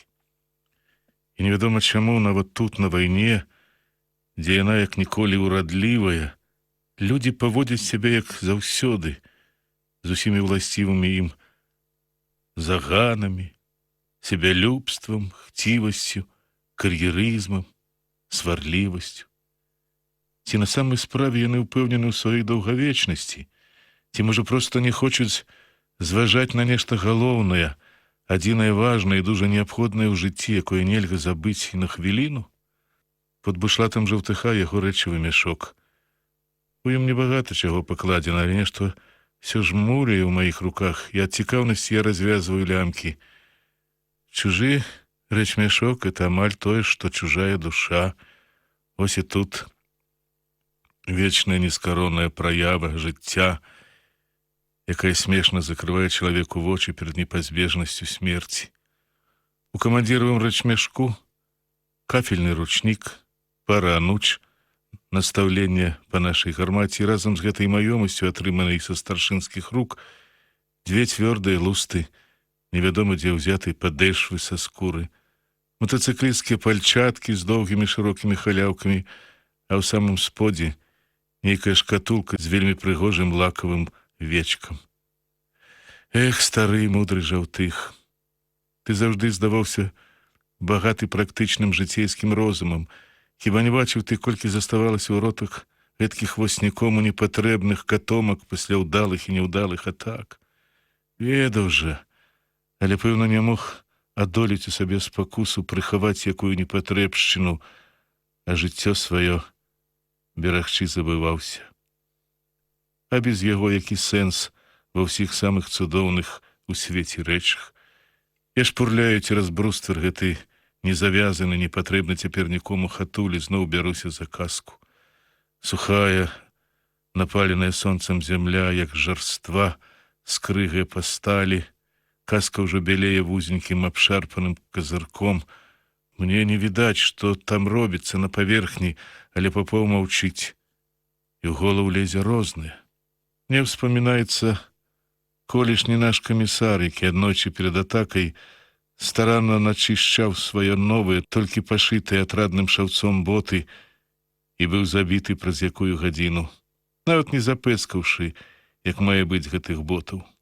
Паўстае ў вачах старшына Клыбаў, вядомы в атрадзе барахольшчыкі, хцівец, якога нельга было выпрасіць шматка на лапік, які вазіў з сабою 3 вазы рознага трафейнага майна.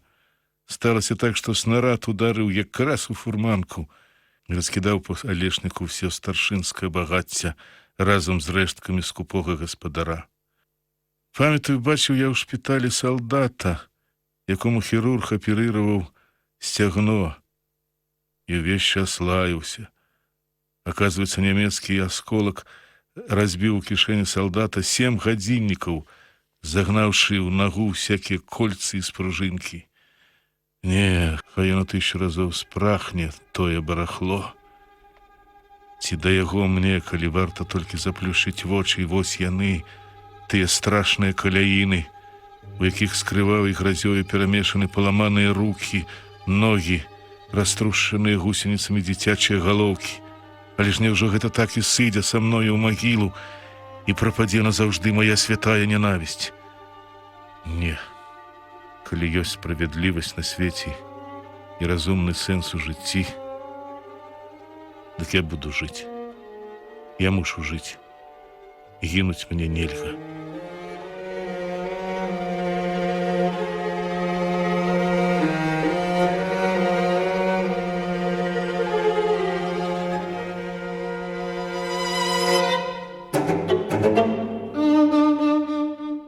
Сябры, прагучалі чарговыя старонкі аповесці Васіля Быкава «Трэцяя ракета».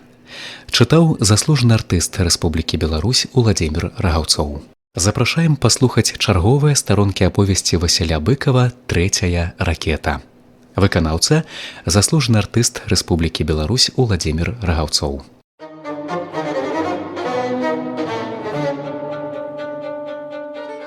Ложка! Раптам крычыць Папоў. Хлопцы, ложка! Мы з крывёнкам выскокваем з акопа. Папоў здаровай рукой паказвае поле, туды, дзе няма ні ворагаў, ні нашых. Сапраўды, цераз пагорак у наш бок нехта бяжыць. Гэта яшчэ далёка, відаць толькі, як коціцца па зялёным маленькая фігурка чалавека у зеленавата-жоўтым, аблезлым на сонцы адзенні. Але тое, што ён кіруе сюды, ні ў кога з нас не выклікае сумнення. Чалавек тым часам знікае ў лагчыне за бліжэйшым пагоркам. Некалькі хвілін мы чакаем, не зводзячы з таго месца вачэй, і ён зноў паказваецца за блізкага грэбня і зноў хутка бяжыць уніз. Маладэц, ложка! Задаволена, амаль радасна кажа Папоў. Добра было б, каб толькі яму не пашкодзілі немцы. Яны не так ужо і далёка, і, пэўна, бачаць з дарогі. адзінокага салдата, і, вядома, могуць абстраляць яго. Я засцярожліва азіраюся на дарогу, але там нікога. Адно толькі дымна смыляць дагараюць аўтамабілі, другія, скасабочыўшыся, нерухома стаяць у канаве. Падбіты танк побач таксама недзе смыліць унутры. На ветры вьюцца рэдкія пасмы дыму, па-ранейшаму смярдзіць бензінам, фарбай, паленай гумай, яшчэ нечым гаркавата-салодкім. Ад яго пад грудзямі робіцца блага. Але чагосьці змаўкае Папоў. Яшчэ болей нахмурваецца зацяты крывёнак. Адчуўшы нечакана, я шукаю ў полі маленькую постаць нашага пасыльнага і таксама дзіўлюся. Ён ужо бяжыць цераз лужок ля ручая, і ўжо відаць некаторыя драбніцы ягонай постаці. І тут мне пачынае здавацца, што гэта не Лёшка, і нават не салдат, і не мужчына. Прытрымліваючы пад пахай нейкую ношу, кідаючы позіркі ў бакі, бяжыць жанчына ў вайсковым. Самае зоркае вока, аднак, у Папова. Ён некалькі секунд востра ўглядаецца ўдалячынь і з радасным здзіўленнем ускрыквае: «Люся!» Так, гэта Люся? Як мне недарэчна, але гэта яна. Я і сам ужо бачу і пазнаю, як хуценька мігацяць у траве спрытныя ногі ў чорных халяўках ботаў, і развіваецца на ветры залацістая шапка яе валасоў. Пад пахаю яе санітарная сумка, мне здаецца, што я бачу нават, як глыбока ўрэзваецца почапка ў дзявочыя грудзі. «Вядома ж, Люся!» — шыбуе да нас. Зноў самотнае, тужлівае пачуццё невядома чаму апаноўвае мяне. І няпэўная стрыманая радасць і трывога. Чаго бяжыць яна? Мо што здарылася з Лёшкам? Можа, яго параніла, яна нясе нам камбатаў загад? А можа, яна думае, што ён тут, і таму не вытрымала, бяжыць, шукае яго? Але тады не трэба і яе, няхай бы яна лепш не паказвалася нам сёння. А можа, гэта яе паслаў сюды камбат Троцкі з якім загадам? Але не. Чаго гэта Троцкі будзе пасылаць санінструктара? Хіба не знайшлося якога салдата ў палку? Я ўсё думаю і не магу даўмецца, чаго яна наважылася на гэта ў такі час, у такую небяспеку, калі мы тут самі сядзім, як на вуголлі. «От маладэц! Ну, маладэц! Ох, Люся!» — захапляецца Папоў, узлёгшы жыватом на бруствер, і на яго спатнелым шырокім твары блукае лагодная наіўная усмешка. Крывёнак жа, здаецца, да болю сашчапляе сківіцы і, не сказаўшы ні слова, лезе назад у акоп да сваёй рыдлёўкі. А я ўжо не магу адарвацца ад Люсі. Яна бяжыць. Не перастаючы, ўсё мільгаюць і мільгаюць на сонцы яе загарэлыя каленкі, і матляюцца, рвуцца з галавы валасы. Яна пераскоквае цераз абмялелы травяністы ручай і, трошкі запаволіўшы бег, узнімаецца на пагорак, дзе мы. Тут яе немцы з дарогі не бачаць, але хутка яна выйдзе на роўнай, тады будзе самае страшнае. Толькі праскочыла яго, толькі паспела. Толькі паспела, але дзе тут паспееш? Занятыя Люсей, мы не бачым, адкуль толькі раптам на гарматным шчыце лопае і адлятае прэч куля. Папоў раз спаўзае ніжэй. Я таксама прыгінаюся да зямлі, каб не вытыркацца за бруствера, і ў той час далёкая і кароткая ў 5 куль чарга б'е па пяску і гармаці. «Сволач, немец, у сланечнік хадзі», — кажа Папоў. «Ох, Люся!» Я кладуся на гарачую зямлю пад брустверам і раз-пораз коротко пазіраю туды, дзе павінна паказацца Люся. Апошнія да роўнядзі метры. Яна прападае з нашага зроку, але павінна вось-вось з'явіцца. Папоў курчыцца пад нізенькім шчытом гарматы. Ён занепакоіўся і крычыць на крывёнка: «Што ты, кідай лапат, страляй, скора, скора!» Крывёнак адстаўляе рыдлёўку і высоўвае над брустверам кулямёт. Грукатлівая доўгая чарга б'е па далёкіх сцеблах сланечніку. І вось Люся паказваецца. Яна выбягае са схілу, спыняецца на момант, акідваючы поле вачыма, і зноў бяжыць да нас ужо наўпрасткі. Нам ужо відаць яе твар, успатнелы, змораны, расчырванелы, але такі незвычайна прывабны твар маладой, шчырай і вельмі прыгожай дзяўчыны. трапяткая бліскаўка медаля мігаціць на яе невялічкіх грудях. Яна азіраецца ў бакі, паглядвае на нас і, здаецца мне, усміхаецца, толькі чамусьці яна падае. Скалануўшыся, я высоўваюся з-за бруствера, азіраюся. Не, са сланечніка не страляюць. Упершы куртаты прыклад у плячо, крывёнак пільна ўзіраецца туды. Ага, гэта з другога боку, з траншэі. Некалькі чэргаў прыглушана даносяцца адтуль, значыць, і там ужо немцы. Але Люся ўсё ж ускоквае і, прыгнуўшыся, шпарка падаецца наперад. Здаецца, нам будзе блага. Я пазіраю на Папова, ён на мяне, і мы, разумеючы, адзін аднаго пераводзім погляды ў поле. Калі немцы з абодвух баков і спераду, это дрэнь. Яны акружаюць нас. Лазняк, павяртай, скора, скора! Мы ўдвух крыху заносім станіны. Папоў пачынае круціць махавікі, пасля сцішваецца ля прыцэла, і гармата грымотна падскоквае. Карцеж сотні куль разбівае дзірван, узнімае на траншэйным брустверы воблака пылу, і аўтаматныя стрэлы сціхаюць. Я зноў зараджаю, але наводчык толькі ўзіраецца ў прыцэл і не страляе. Ага, нядобра, зласліва бурчыць ён. Ага, прыпаліў. І Люся, вось яна, вось. Апошнія метры яна паўзе, хуценька, спрытна, толькі варушыцца, выгінаецца ў траве яе вузенькай спінады, ўсё залацее, рассыпаецца на галаве кучомка валасоў. Ніколі не бачыў, як аб так спрытна паўзалі нават заўзятыя пехацінцы-салдаты. Яшчэ некалькі крокаў. Яшчэ. Люся мінае прылеглую кукурузную кучу, падпаўзае да бруствера і спыняецца. З-пад рассыпаных валасоў смешліва пазірае на нас і аддыхваецца. Я увесь напружваюся, быццам мне, а не ёй цяпер пераадолець самае страшнае бруствер, і сам сабе шапчу: ну, скоранька, скоранька, скакай. І вось яна уніз галавой куляецца цераз бруствер у глыбіню гарматнага сховішча, падае з пляча сумка з чырвоным крыжам на вечку, і мы кідаемся да дзяўчыны. Не, яна, здаецца, не ранена. Яна толькі адкідваецца спінай да сцяны, закідвае головы, шалёна дыхае. Тонкія яе ноздры на роўным ладным носе ходзяць ходуном.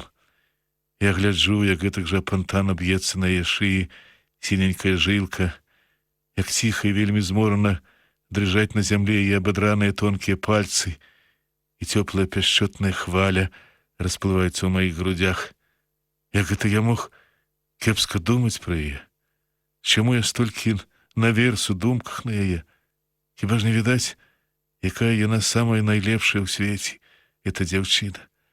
Ой, хлопчыкі, хлопчыкі, хоча сказаць яна нешта, але яшчэ задыхаецца ад стомы. Люся, вада трэба, кажа Папоў, стоячы перад ёй на каленях. Няма вада. Ён бездапаможна аблізвае тоўстыя засмяглыя вусны. Яна паступова адыходзіць ад стомы, раўнее яе дыханне. Дзяўчына пазірае на нас, бы шукаючы каго, і позірк яе падае на раскіданыя ногі нябожчыкаў. Трывожная засмучанасць ураз гасіць усё ранейшае ўзбуджэнне на яе твары. Хто гэта? Адзін пехацінец, кажу я. А там камандзір Лук'янаў. Камандзір? Камандыр, Люся, камандыр, уздыхае Папоў. Мы чакаем, што яна скажа нам. Я трошкі супакойваюся ўжо ад трывог за яе. Мяне цяпер пачынаюць трывожыць немцы, што выходзяць нас з двух бакоў. Але Люся, наморшчыўшы пераносце, журботна ўглядаецца ў забітых і маўчыць. Тады Папоў пытаецца: «Задорожны прападал?» Яна абуджаецца са змярцвення, уздыхае, падкручвае пад сябе ногі, паправляе каротенькую спаднічку на абдёртых да крыві каленьках і тлумачыць: «Задорожны паранены, у руку. Прыйшоў у санроту перавязвацца. Кажа, да хлопцаў бег не дабег. Ды куды яму, параненаму? Ну, то я і пабегла. Штосьці нядобрае устрывожвае мяне. Что, здорово поранены? А драпина. Махая рукой Люся и прикусывая губу. А на что вам треба было бегчы? Ваўкавата пытаюся я ў дзяўчыны. Дазвол вам принесла, кажа яна. Сказаў камбат расстраляць снарады і прабівацца. Там дуже цяжка, танкі 44-й полк акружылі. Гаўбічнікі ўсе загінулі. Цяпер самаходчыкі б'юцца. Я не слухаю ўжо апошніх яе слоў.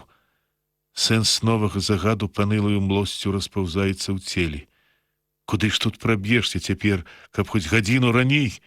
Папоў, расшырыўшы свае вузкія, з прыпухлымі павекамі вочы, нейкі час няўцямна пазірае на Люсю, затым злосна плюе ў пясок.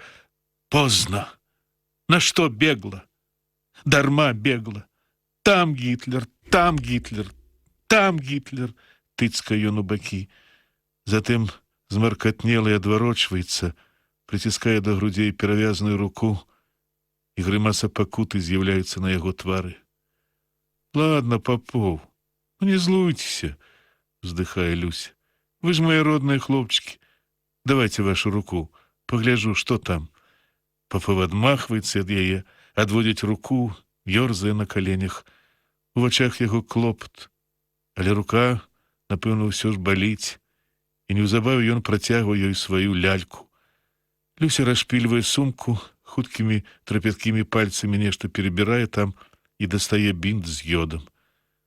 У той час з-за пляцоўкі, з акопа, доўгай чаргой грукае кулямёт крывёнка. Попов вырывае ў Люсі так і неразбінтаваную руку і, прыгнуўшыся, грабецца да гарматы. Я бяру аўтамат і лезу за ім. Ну, вядома ж, на нас ужо ідуць немцы. Са сланечніку іх высыпае ў поля чалавек з 20. Яны на хаду, не цэлячыся, пачынаюць лупіць з аўтаматаў. Кулі сцябаюць бруствер, цокаюць па металу гарматы, джагаюць у паветры над агнявой. З другога боку, з пехацінскай траншеі таксама выскокваюць і бягуць сюды. Ось яно, здаецца, пачынаецца самае горшае. І Люся, трэба ж было ёй улезці ў гэтую пастку, бегчы сюды, дурное дзяўчо, якога д'ябла сунулася сюды па сваёй ахвоце. Цяпер ось прападзе ні за што. Крывёнак дробна калоціцца за кулямётам, і той шалёна пырскае наўкола гарачымі гільзамі. Попов цэліцца ў тых, што бягуць ад траншеі. Я з гільзаю ў руках курчуся між станін і, напяўшыся ўсім целам, чакаю першага стрэлу. Але Попов марудзіць, і я ведаю, ён падпускае бліжэй. Блізка ўжо ім паратунку не будзе. Добра, што крывёнак прывалок яшчэ скрынку, бо карцечы ў нас засталося толькі 7 гільз. 8 у мяне ў руках, адна ў ствале, адно мы ўжо выпусцілі. Трымайся, лазняк, трымайся, трывай. Час твой настаў. Проба твоей годнасці прадаўжаецца. Помні, помні, каляіны. Агах! І рвецца назад гармата, і ўсё тоне у дзікай калатнечы грому, бліскавіц, пылу і гарачых задышлівых думак.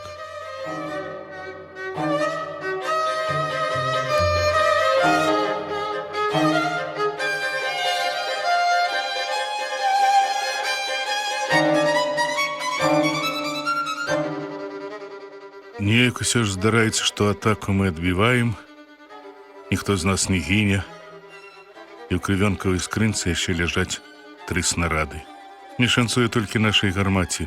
Ствол яе застаецца на адкаце, наперад не ідзе, недзе прабіла супрацьадкатны механізм, і з-пад казённіка цячэ па зямлі зеленаваты ручаёк верацёнкі. Попов сядзіць між станін, раскінуўшы ногі. Я на жываце ляжу ля сашніка. Выплёвываем з рота пясок і аддыхваемся. Побач са сховішча вытыркаецца раскудлачная ветрам галава Люсі. Я вялікія сур'ёзныя вочы ўглядаюцца ў нас. У іх клопат, трывога і боль. Недзе в акопе варушыцца тупая, бразгая металічную стужкаю крывёнак. Немцы перад намі кудысь пазнікалі. Пэўна, да часу пахаваліся ў сланечніку і ў траншеі. У траве вакол агнявой горбіцца некалькі трупаў, але і мы знемаглі. Сіл мала засталося ў целе, пот раз'ядае твар, слепіць вочы, дапякае смага. Нейкі час мы курчымся так за гарматай. Папоўці то ад стомы, ці ад якой душэўнай скрухі, апанурваецца, цяжка дыхае, доўга не размаўляе.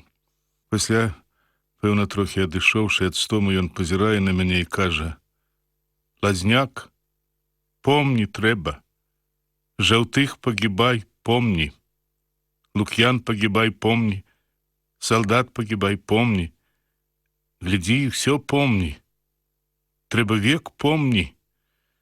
Ён адварочваецца, выцірае твар рукавом і дадае сцішана: «Гармата памірал. Аўтамат бяры, гранат бяры, нож бяры». Так дайшла чарга да аўтаматаў, ножоў і гранат, я гэта адчуваю. Гармата паслужыла нам і немала, але ўсё ж скончылася яе служба. Я спаўзаю з пляцоўкі ў сховішча, там выпростваюся. Люся нешта нахіляецца над Лук'янавым. Збольш ляжыць і аўтамат. Я бяруся за кожух, гарачы. Не, гэта не ад сонца. Гэта яна страляла. А мы в грукаце і громе нават і не заўважылі таго. Я вымаю дыск. Патроны в ім яшчэ ёсць, але не шмат. Дыск лёгкі. Аўтамат гэты жаўтыха. Я пазнаю яго па ладнай скураной подшыпцы ад нямецкага карабіна. Затым я пачынаю збіраць патроны з магазінаў, з падсумкаў, з кішэняў забітых. Набіраецца на якія дыскі 2, не болей. Это небагата.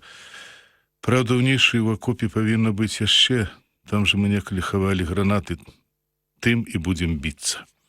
Я сонна накладваю ў магазин аўтаматныя патроны. Іх трэба настаўляць там роўненька.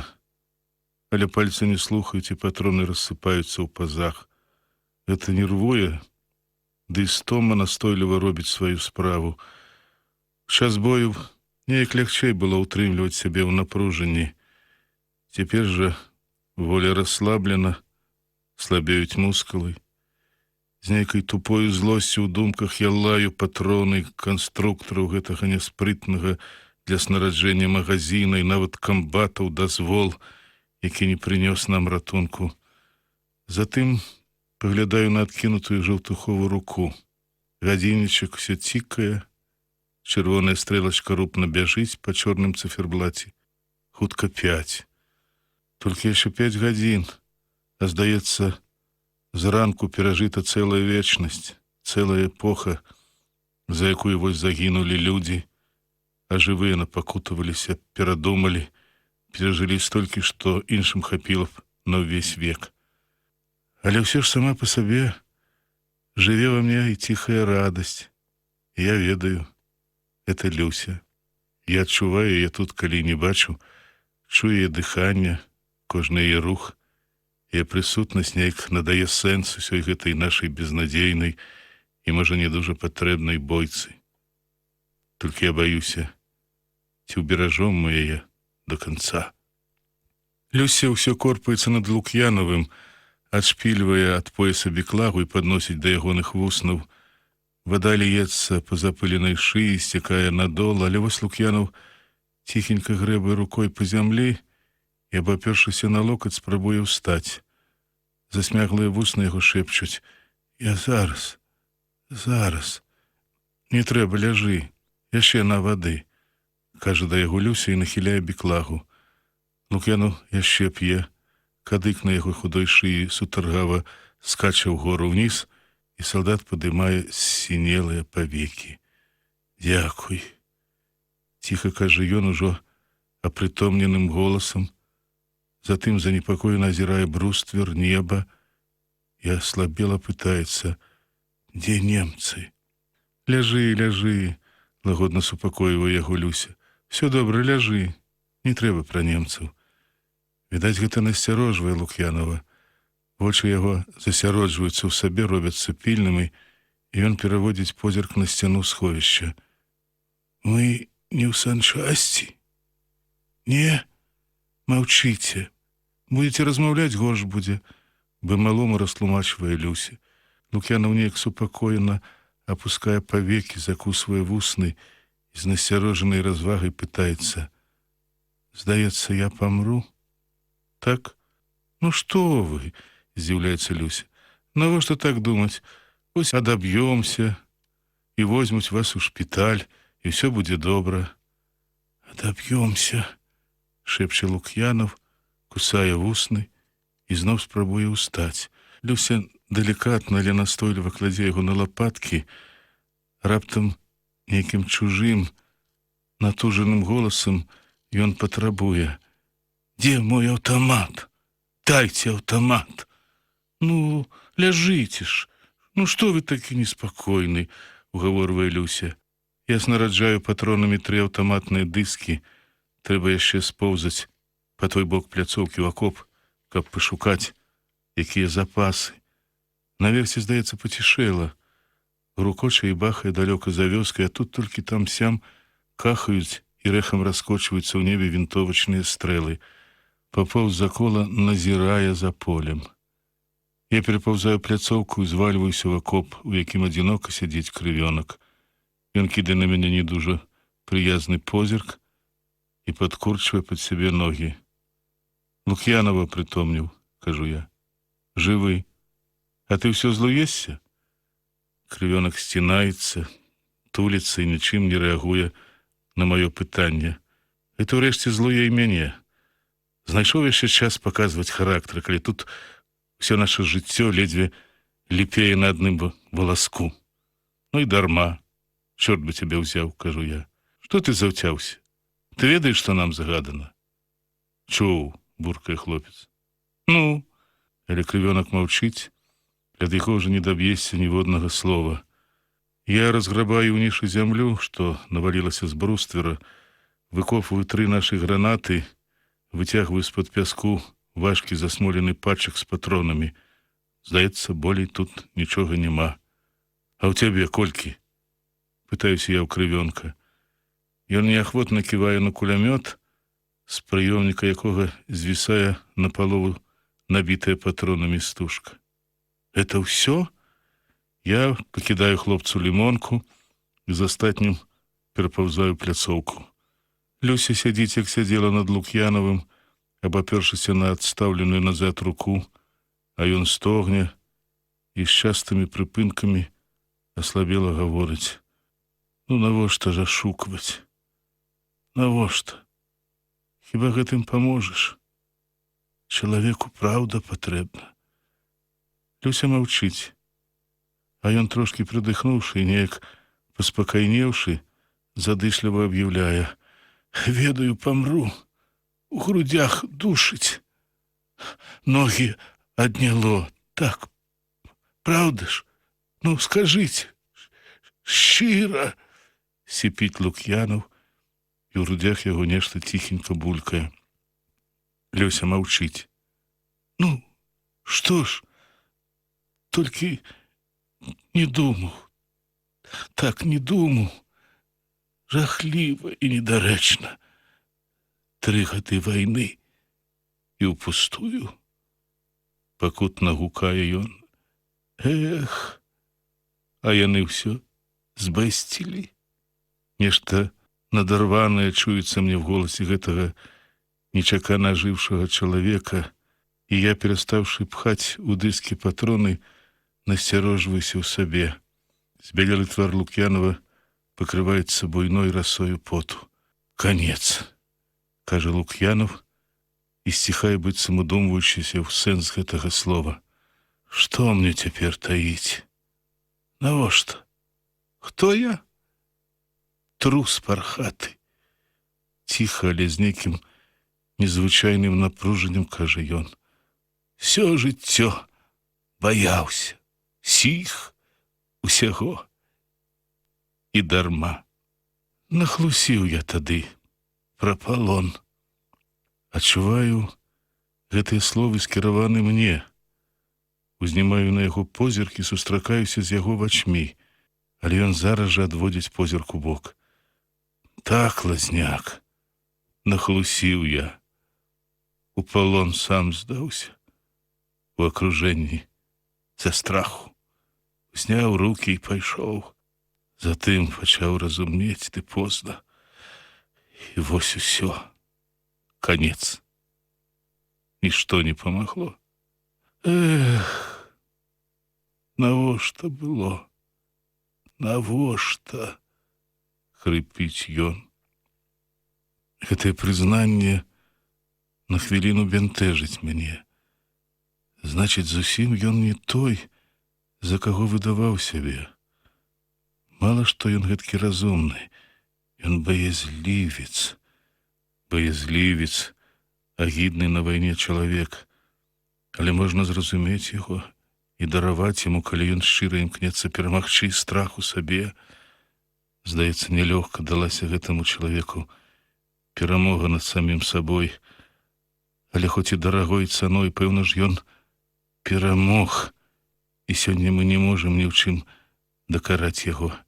І ўсё ж тое, што ён ашукваў нас, плёў пра свае няўдачы і рабіў выгляд несправядліва пакрыўджанага, нішчыць ва мне всякае спачуванне. Правда, цяпер ужо не трэба яму ні спагады, ні спачування. Відаць, не страшна яму і асуджэнне перад канцом, адчуваю я.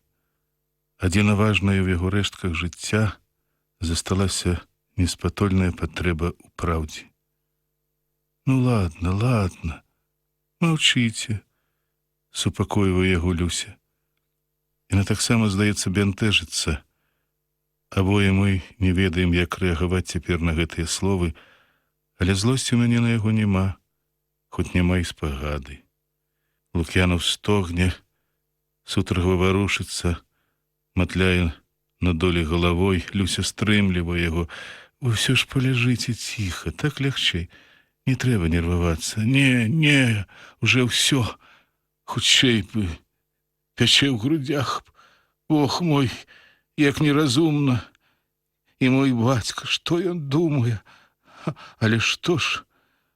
Храбрасць, талент, стараннем яго не асвоіш. Я бесталанны, каму патрэбны такі чалавек, трава. Як гэта агідна. Ён плача. З вачэй на скронях скочваецца некалькі мутных слязін. Люся, наморшчыўшы пераносся, з унутраным болем моўчкі глядзіць на яго. Нечаста даводзіцца нам чуць такое. Я баім, нам трохі нейкавата слухаць яго, але мы адчуваем, што яму вельмі нелёгка, і гэта разам з непадробнаю шчырасцю, што імкне з ягонай душы, утрымлівае нас ад пагарды да гэтага неладнага чалавека. Эх ты, Лук'янаў, трэба было раней думаць, кажу я. Каб жа раней. Цяпер я быў бы другі, а то так позна. Ось не баюся ж ні праўды, ні немцаў. Дзе яны? Дайце гранату, ну, дайце ж гранату. Навошта вам граната, кажа Люся. Вы ж не кінеце яе. Лук'янаў напружваецца, прыўстае на локцях, упірае ў мяне свой дрыготкі перадсмяротны позірк. Лазняк, дай, можа, я напаследак. Каб жа яна была, хлушу я. Ён зноў падае спіной на дол, і некалькі слязін самі сабой сплываюць з яго вачэй.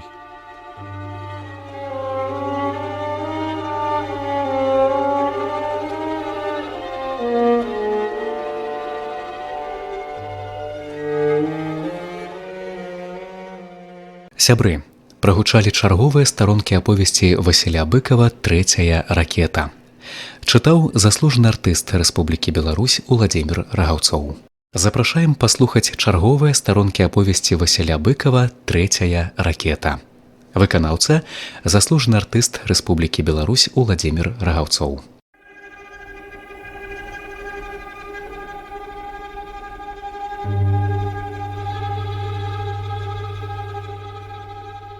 Лазняк, устрывожана кліча Папоў. Скора сюды. Я хутенька выпаўзаю са сховішча на пляцоўку. Папоў напружана горбіцца за прыцэлам, і, прыблізіўшыся да яго, я бачу тое, дзеля чаго ён паклікаў мяне. Пехацінскай траншэі немцы. Сям там бачна, як высунецца і схаваецца ствол вінтоўкі. Часам блісне на сонцы каска.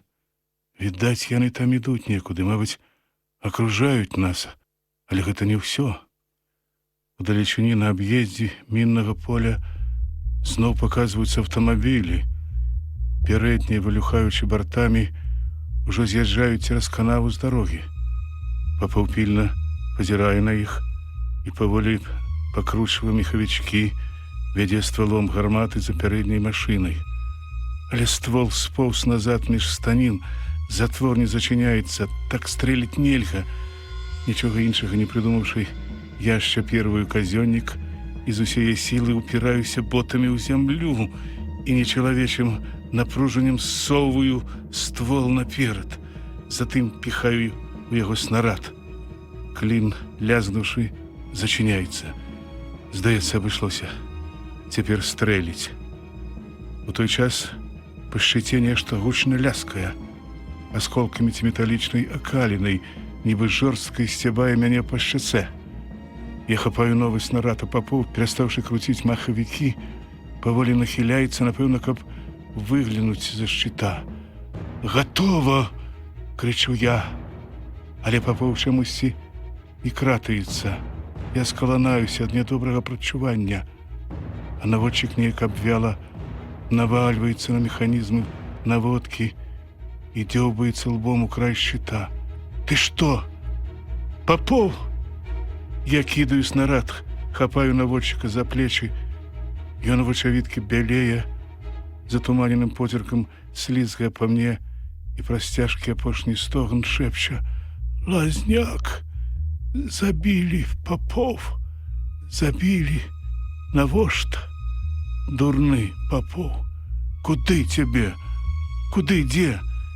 Недарэчна пытаюся я, не бачачы нідзе крыві. Але ён, апаўзаючы на маіх руках, шэпча: «Ой, дурны, Папоў! На што, Папоў? Камбат, кажы!» «Што? Што казаць камбату? Што, Папоў?» Але, відаць, марнае мае намаганні. Паўзакрытыя яго павекі некалькі секунд часта-часта уздрыгваюць і раптам сціхаюць. Не маючы сілы паверыць у тое, што сталася, я адзічэла ўзіраюся ў яго застылы твар. «Сволачы! Гады!» — крычу я, і ўсё ва мне шалёна крычыць, роспачна нясцерпным крыкам. Але машыны імчаць па дарозе. Я адхінаю нежывога наводчыка і прыціскаюся лбом да гарачай гумы прыцэла. Яны ўжо мільгаюць і мільгаюць міма тоненькай кабаласінкі трохкутнічка ў прыцэле. Я кручу паваротны механізм, пераганяю на кнопку. Стрэл! І ў той жа час недзе блізка ля галавы зноў ляскае разрыўная ці бранябойная. Я ўспамінаю: трэб накаціць. Праз пыл кідаюся надол да казённіка, і мае рукі сатукаюцца там з гарачымі мяккімі рукамі Люсі. Разматляўшы па галаве валасы, яна, лежачы на зямлі, таксама упіраецца ў казённік. Пераплёўшы нашы рукі в адным намаганні, мы зрушваем ствол з месца. Затым я зараджаю. У скрынцы застаецца апошні снарад. «Ага! Гарыць! Гарыць!» — крычу я, убачыўшы ў прыцэле, як дыміць на дарозе нахіленая набок машына. Замаруджваючы хаду, яе аб'язджаюць наступныя. Я ўжо не бачу, дзе першая, і б'ю па той, што трапляе бліжэй да трохкутнічка. Гарматка тузаецца, нешта металічна лязгае побач, і я праз неаселы яшчэ пыл бачу, што стральба наша скончана. Ствол сарвала з люлькі, казённікам ён убіўся ў зямлю пад брустверам. Люся ляжыць збоч, таксама пабялелая, напалоханая. Ну, вось і ўсё. Прайшлі. Не стрымалі. Машыны, аб'язджаючы падбітыя, шпарка імчаць па дарозе да вёскі. Цяпер мы іх не стрымаем. Па гарматным шчыце б'юць кулямёты ці аўтаматы, кулі ляскочуць па металу і разлятаюцца ў бакі. Кінуўшы ўсё, як ёсць на пляцоўцы, я саскокваю ў сховішча да аўтаматаў. Туды ж адпаўзае Люся. Схапіўшы аўтаматы, мы высоўваемся з-за бруствера. Немцы бягуць па траве з траншеі, бягуць, падаюць, узнімаюцца зноў. Іх чалавек з 15. Побач у акопе густым грымотцем трашчыць кулямёт крывёнка. Я пускаю першую, другую чаргу. Бачу, як кулі разбіваюць землю ля траншеі. Аўтамат калоціцца ў руках. Некалькі немцаў падае. Затым я кідаюся на другі бок сховішча да Люсі, і на мяне з яе аўтамата сыплюцца гарачыя гільзы. І раптам яна спыняецца, сціхае, прысядае пад сцяной і пачынае таропка рваць рукоятку. Заела.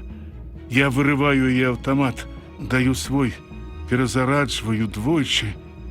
Люся прыцэльваецца, але тузаю яе за гімнасцёрку. Яна азіраецца. «Перабегай!» – крычу я. «Мяняй месца!» Я ўпершыню звяртаюся да яе на «ты». У яе ясных поўных напружання в вачах коротко ўспыхвае ўдзячная сяброўская прыхільнасць. Толькі цяпер мяне гэта не радуе.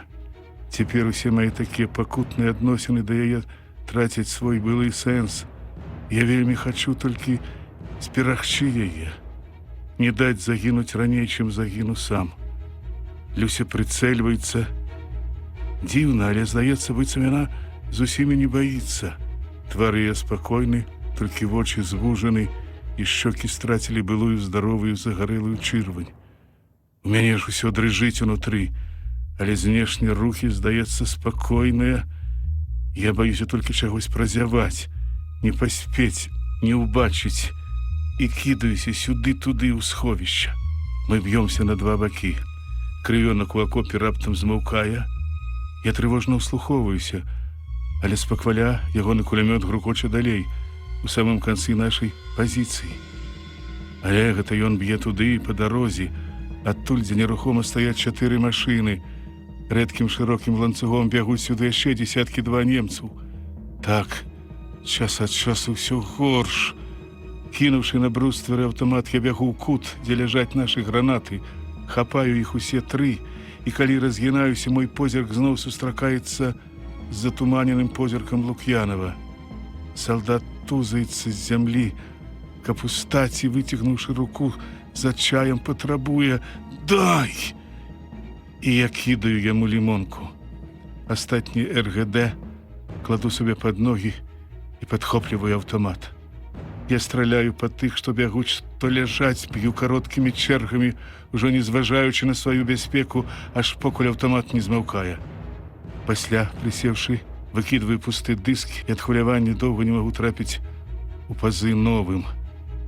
«Дзе яны?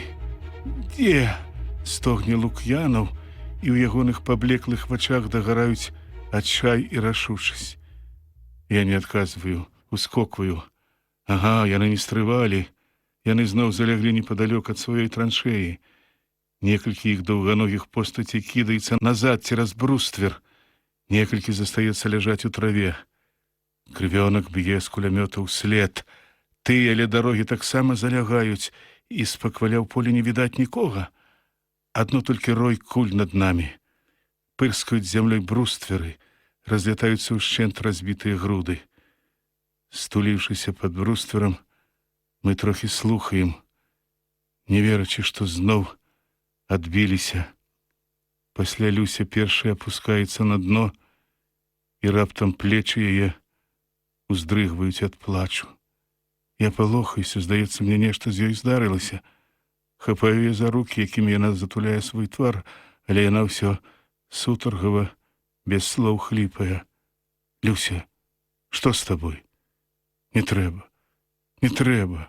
І яна раптам абрывае плач, коротко пазірае на мяне сур'ёзнымі вялікімі і мокрымі ад слёз вачмі, і неяк адразу супакойна кажа: «Нічога, всё, прабач». Яна выцірае рукавамі вочы, закідвае назад растрэсеныя валасы, заклапочана пытаецца: «Дзе яны?» У мяне таксама трошкі спадае напружанне, і толькі цяпер я разумею, што Папова з намі няма, і што я нейкім чынам камандзір над гэтай жменькай жывых людзей. Ніколі мне не даводзілася быць камандзірам, заўжды камандавалі іншыя, а я толькі слухаўся, А теперь вось, у такі трудны час я сам сабе і ім гаспадар. Цяпер можна кінуць усё гэта, разбітую гармату, агнявую, гэтую праклятую паску, і можна паспрабаваць, як выбрацца, пакуль яшчэ канчаткова не закрылі нам адзінае выйсце ў лагчыну. Цяпер не трэба прасіць дазволу, угаворваць папова. Цяпер усё можна рашыць самому. І я адчуваю ў сабе новую сілу. Упартая злосць напружвае мае мускулы. Чорта з два мы ім падамося. Можа, гэта безнадзейная справа. Можа, гэта канец. Але інакш не дазваляе мне мой характар і мой партызанскі гонар. Інакш мне нельга, бо калі я не абараніўся тут, аддам у палон Лук'янова, што скажуць тады ў палку, што падумаюць пра мяне і маіх землякоў. Праўда, я не герой, не храбрец, я вельмі звычайны і, здаецца мне, нават баязлівы хлопец, але няўжо я не змагу стрываць да канца? Да яшчэ тут Люся, мілая, хорошая Люся. Так цяжка мне гінуць з ёю, але, здаецца, яшчэ больш нестрыванай была б моя трусасць тут, перад ёй. Няхай даруе яна мне маю жорсткасць, але я буду бязлітасны да сябе, да крывёнка, можа, і да яе. Так трэба. Люся, бяры новы магазин, кажу я. На гранату, усім па адной, адна в рэзерве. Лазняк, сіпіць з долу Лук'янаў. Вы мяне кіньце, я ўжо... Я не адказваю. Мы рыхтуемся да самага горшага. Пакуль ёсць патроны, будзем адбівацца, а там... Што ж, мы не першыя, мы не апошнія, кажуць людзі. Я прыціскаюся грудзьмі да сцяны сховішча, затуляю за брустар галаву і чакаю. Паніжэлае сонца паліць мне твар, і па-ранейшаму да знямогі хочацца піць. Люся перазараджае аўтамат і сядае ў цень пад сцяну насупраць. Галоўнае нешта зразумець, рашыць, думаю я, на нешта наважыцца, ўсё астатняе лягчэй. Самая горшая няпэўнасць. Няпэўнасць знешняя у абставінах і ўнутраная ў сабе. Калі не ведаеш, што табе трэба, і кідаешся ва ўсе бакі, як пацук у дзежцы. Мне цяпер робіцца ўсё выразна, зразумела і лёгка. І перад Люсёю лёгка. Цалкам знікае тая пакутная няўпэўненасць у сабе, няёмкасць, што дапякала мне ўвесь час нашага знаёмства. Не так проста нас тут узяць. Хай паспрабуюць, азіраючыся, кажу я, каб падбадзёрыць Люсю, якая запытальнай з нейкай няпэўнай надзеяй паглядвае на мяне. Дзяўчына маўчыць і ўсё ўслухоўваецца ў гукі наверсе, а Лук'янаў стогне, падымае сінелыя павекі і пытаецца, ледзь варушачы ў руцэ гранату: «Ну, дзе яны? Чаму не ідуць? Хоць бы паспець, паспець». Нейкі час ён ляжыць нерухома, заплюшчыўшы вочы, пасля зноў расплюшчвае і кліча Люсю. «Пячэ вельмі, душыць, пэўна, ўсё. Вады, сястра, вады». Люся нахіляецца і паднімае з зямлі яго пажоўклую з худымі тонкімі пальцамі кісць. «Пацярпіце, няма вады. І не трэба гаварыць, нельга вам. Сястра, — кажу ён, — а чаго вы тут? Хто вас паслаў? Сама. Навошта, га? Так шкада вас стала, — проста адказвае Люся. Шкада, — шэпча Лук'янаў і заплюшчвае вочы. Спачуваць — гэта добра. Толькі на мяне не зважайце, не варта. Пашанцуе, напішыце. Бацьку, напішыце всю праўду». Ну, дзе яны? Чаму не ідуць? Пачынае грызці мяне нецярпенне. Неяк пакутна ные ўсё цела, баляць ногі, і тлумна хіліцца долу галава. Я баюся, што магу заснуць. Чагосьці не дагледжу і здарыцца нешта дрэннае. Страляніна пакуль прыціхае, немцы хаваюцца, але што будзе далей? Крывёнак не адклікаецца нічым, толькі шаргаціць чымсьці ў зямлі. Люся, вы беражыце сябе. Прыцішваючы стогны, шэпча Лук'янаў, беражыце, вы прыгожая. Это так много. І не трэба так шкадаваць, нас не варта. А мне ўжо ўсё, канец. Ах, як недарэчна, як пагана, эх. Каб хоць адзін дзень жыцця. Я б інакш. Эх. Здаецца, ён памірае. Вочы яго заплюшчваюцца, щокі ўваліліся, шацінне на іх узнімаецца і тырчыць рэдкую шчоткай. Тонкія ноздры носа варушацца. Так ён памрэ.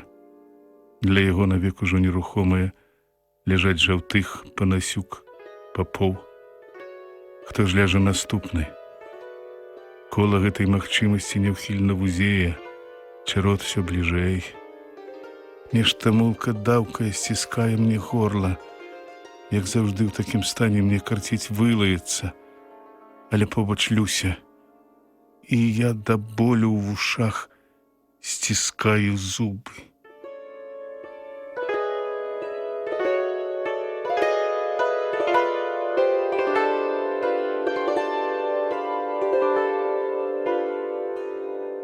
Як пекельна доўга цягнецца дзень. Эх, каб пашанцавала дажыць да ночы. Уночы мы, можа б, як выкраскліся з гэтай ямы, ды прабіліся б да сваіх, але вельмі марудна ніжэе сонца. Цень ад берагоў сховішча шырэе вельмі паволі і закрывае толькі твары забітых, ды скурчаны пад сцяной маленькі заклапочаны камячок Люсю. У паветры па-ранейшаму цяжкі смарод паленай гумы, фарбы, пороху. Ад зямлі патыхае спякотай, пылам. Часам прымешваецца ў паветры мутарны пах свежай крыві. Ля станіны, там, дзе ляжаў Папоў, падсыхае вільготная лужынка. І над ёю пырхаюць, гудуць, мітусяцца мухі. Толькі б хапіла сілы. Думаю я адзіную цяпер сваю думку. Толькі б стрываць.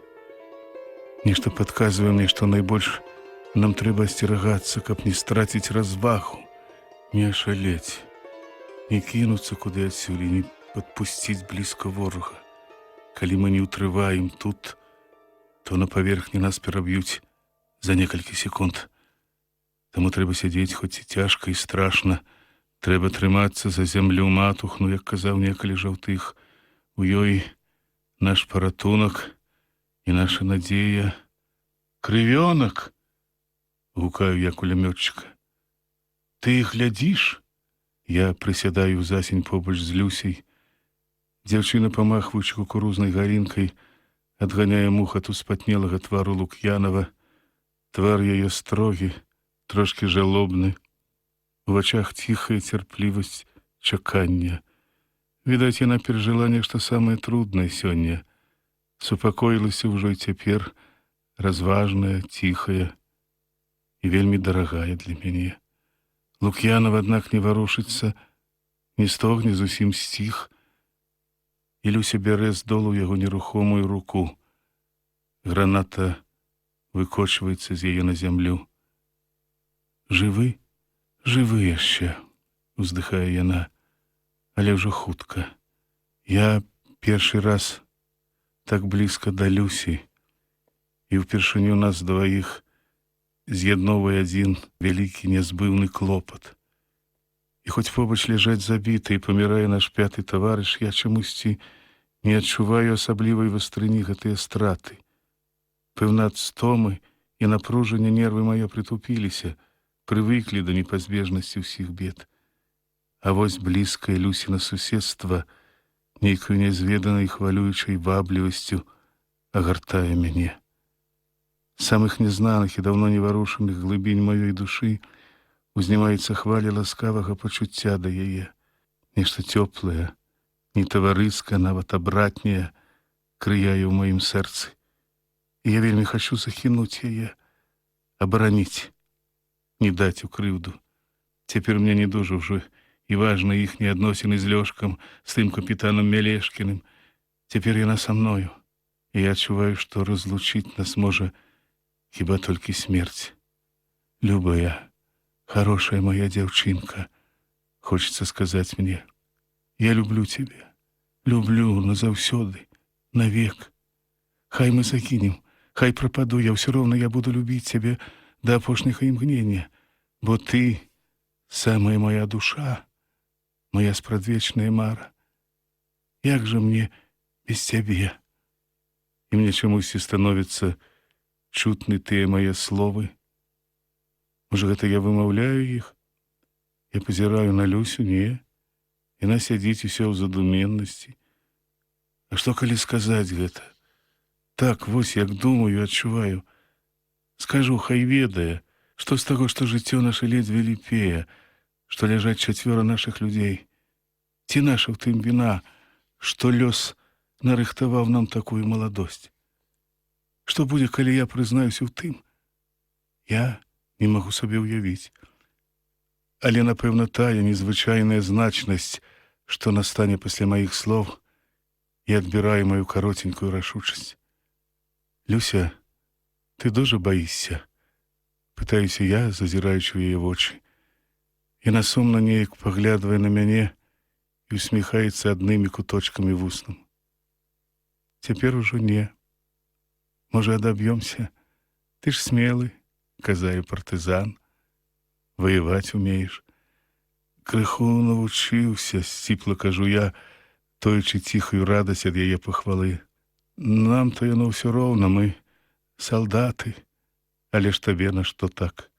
Кажу я, боючыся спаткацца з ёй позіркам, і як мага глупей, тоячы сваё пачуццё да яе.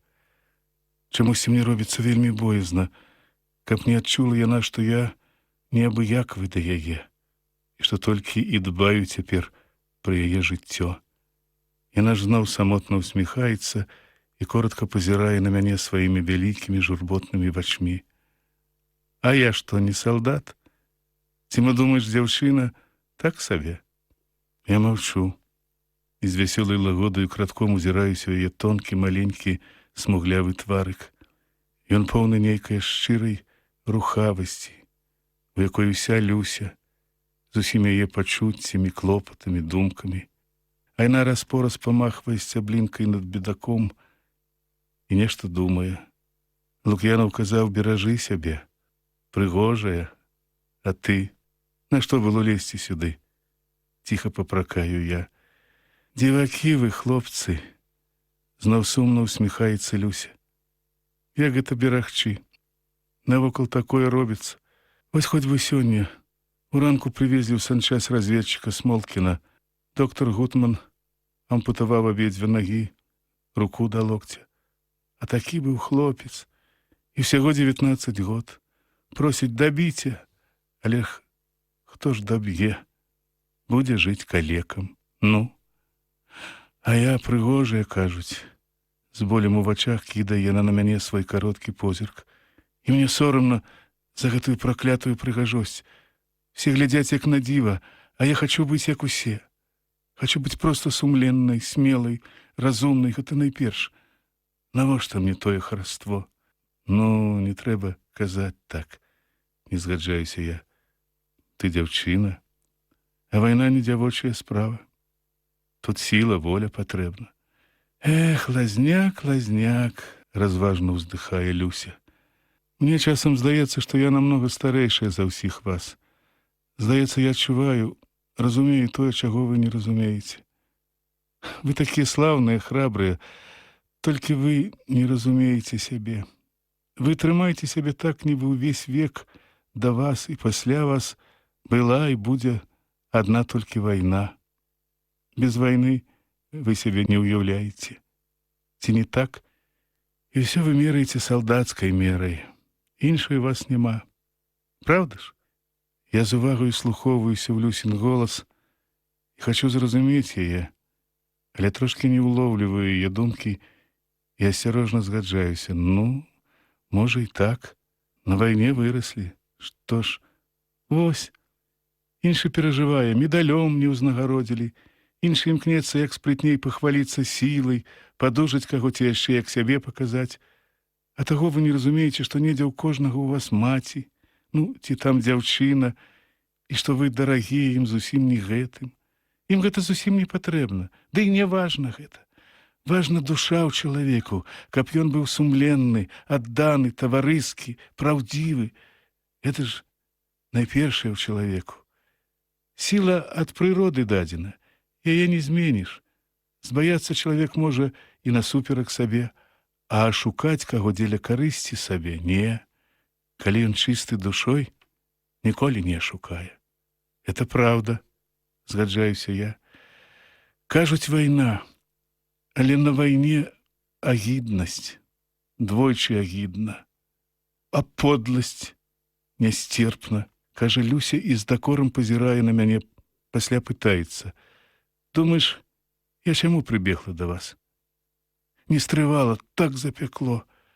Задарожны паранены прыбег, перавяжыце, кажа. Перавязалі. Патрабуе паперку з чырвонай палоскай у тыл. Я пытаю, а як жа хлопцы? А ён кажа, начхаць на хлопцаў, ім ужо канец. Зноў жа я паранены, кажа, а рана там драпіна адна. Ну, такога ад Лёшкі я не чакала. Ад каго хочаш, але не ад яго. Выбегла, гляджу, вы тут б'яцеся, і вось кінула ўсё, паляцела, і дазволу не запытала. Ну вось, і яшчэ навіна. Мяне быццам апарвае варам. Самі па сабе сціскаюцца кулакі, я не ведаю нават, што сказаць Люсі. Нездарма не любіў я гэтага Лёшку. Нечым угадваў трухляціну ў яго нутры. І цяпер вось всё спраўдзілася. Аддзячыў ён нам, і мне, і Папову, і Крывёнку. Паслалі і чакай, маён вунь марудзіць, хоча схавацца за паперку з чырвонай палоскай наўкось. І гора яму мала, што мы тут гінем. Паганец ён, вырываецца ў мяне. Трэ было камбату далажыць. Што дакладваць, кажа Люся. Все ж ён паранены, фармальна мае права. Толькі з такой ранай ніхто яго ў тыл не пашле. Так, фармальна ён мае права, у яго драпіна на руцэ. А тут за той час, пакуль мы чакалі, яго загінуў Папоў. Памірае Лук'янаў. Люся трапіла ў пастку, з якой не відаць выйсця. Зусім новае, ніколі раней незнаёмае пачуццё гневу і расчараванасці ахоплівае мяне. За ўвесь доўгі час маёй пакутнай прагнасці помсты я не думаў аб тым, не прадбачыў нічога падобнага. Я вачмі, поўнымі павагі і захаплення, глядзеў на кожнага з фронтавікоў. Але вось бываюць, відаць, і такія. А калі б хто другі, хто палахлівы, няхай бы той самы Лук'янаў, але ж задарожны, гэты мой нядаўні амаль што ідэал мужчынскай сталасці, нават мужнасці, якое так не хапала мне. І чаму ён зрабіў так? Што прычынай таму? Самалюбства? Характар? Люся? Страх ці яшчэ якое ліха, што робіць мяне асуджаным на пакуты ад бачанага, перажытага, а яго пакідае агіднаю порхаўкай у жыцці.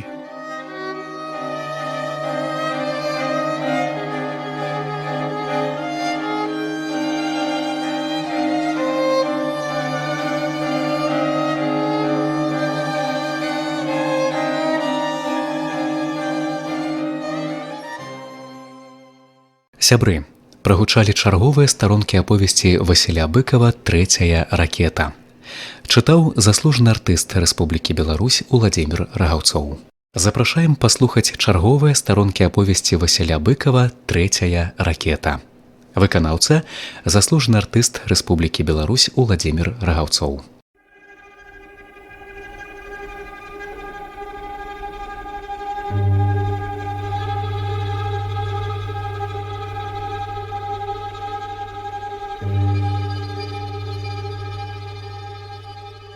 Пить, пить, Пачынае стагнаць і тузацца Лук'янаў. Вусны яго сухія, твар завастрыўся, зжаўцеў, і нос нібы дзюба пазірае ў сляпое спякотнае неба.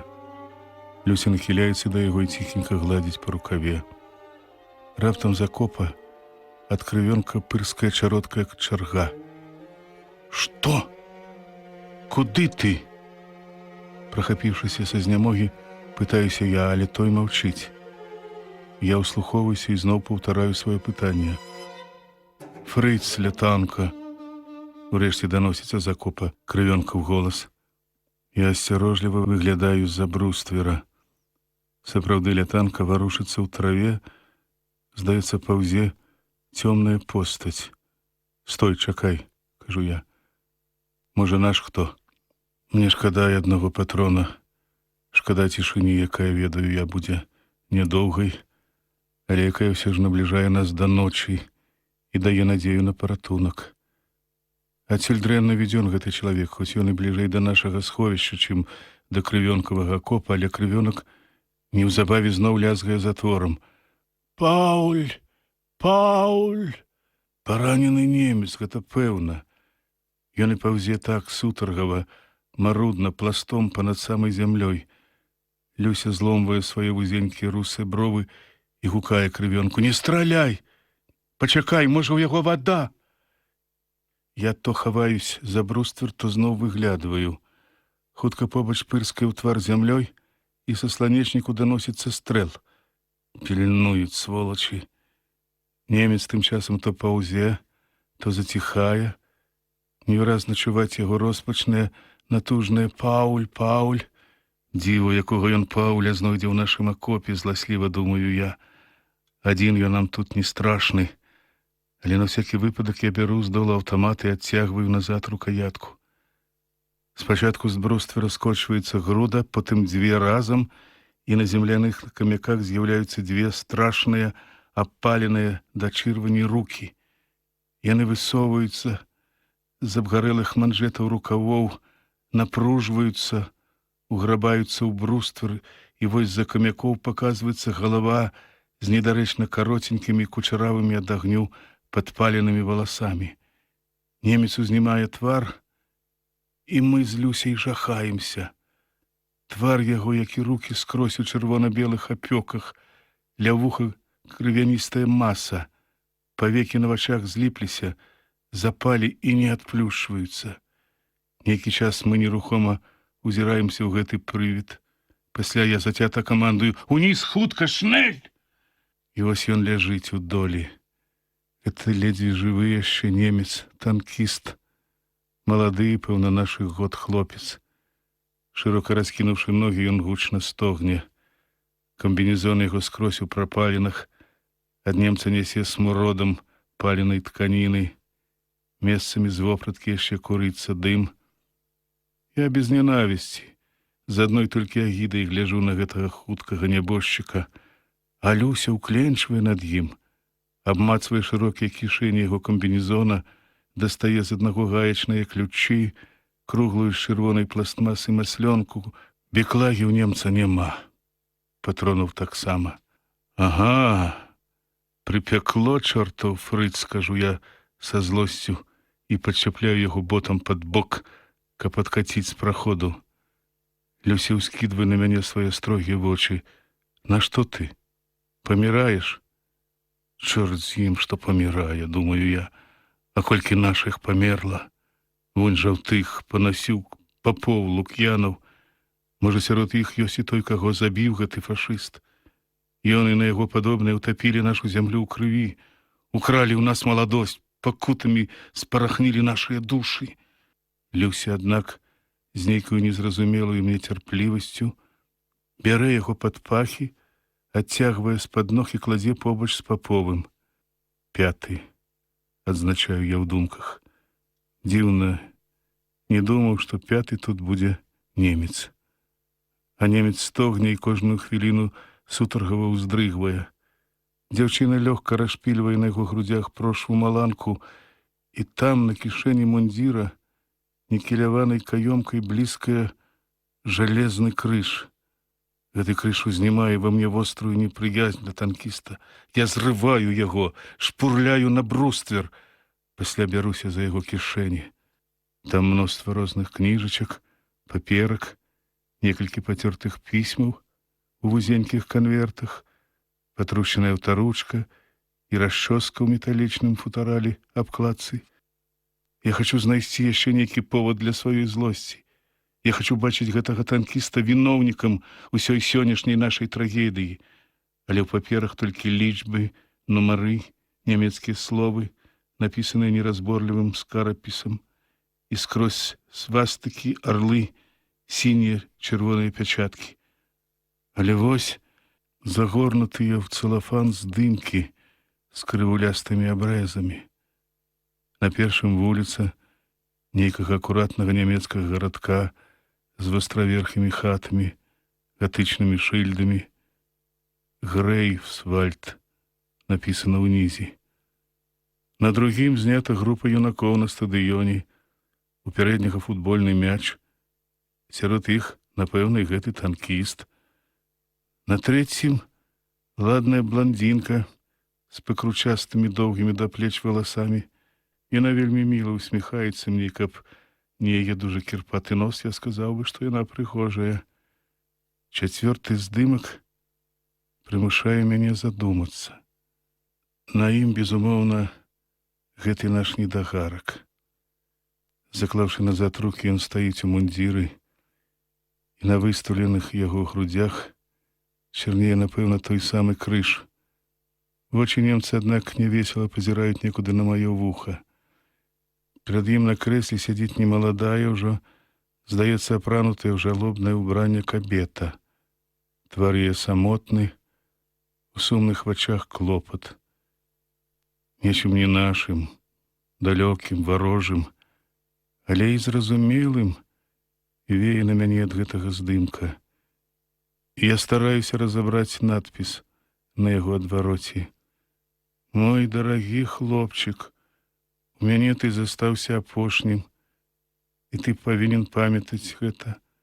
Будзь асцярожны, ты мой, ты не афіцэраў, не генералаў, не фюрэраў, толькі мой, ты мой, мой, твоя мама». 29.3.44. Простая рэч, але я ніколі не думаў, што ў майго ворага раптам акажацца маці. Звычайная, спакутаваная, не дужа маладая жанчына, якая гэтак нечакана стане між намі. Я думаю, што, напэўна, яна любіць яго. І, напэўна, як і всякая маці, вельмі баіцца, каб чаго не здарылася з ім. І, напэўна, яна песціла яго ў маленстве і радавалася яго першым крокам і першым словам, і дбала, каб ён добра вучыўся і не меў двоек, і каб не прастудзіўся, не захварэў, не трапіў пад машыну. Гэтаксама, як і мая, як і Люсіна, як і Папова, Лук'янова і мільёны мацярэй на зямлі. І можа так стацца, што і ён добры сын, і гэтак жа любіць яе і кахае тую дзяўчыну. І суседзі старыя добрыя думкі аб гэтым юнаку. Я разумею, гатовы спачуваць усякаму мацярынскаму гору, але цяпер я мушу ненавідзець гэтага яе сына, як бадай ён можа ненавідзець мяне, бо мы апалілі яго, а ён забіў нашага жаўтыха і параніў Лук'янова. Я хачу быць злосным, злосць надае сілы, але я губляю яе разам з рэшткамі гэтай сілы. Гінуць нашы, паміраюць немцы. Гінуць маладыя і старыя, добрыя, злыя, паганыя. І хто вінаваты? Адзін Гітлер? Не, адчуваю я, не адзін Гітлер. Не першы, ні, пэўна, не апошні імкнецца ён падпарадкаваць сабе іншых. Спрадвеку валодае людзьмі усесветная прага улады, прага панаваць над іншымі, навязаць іншым свае погляды і свой парадак жыцця. Хіба гэта першая вайна, і хіба апошняя?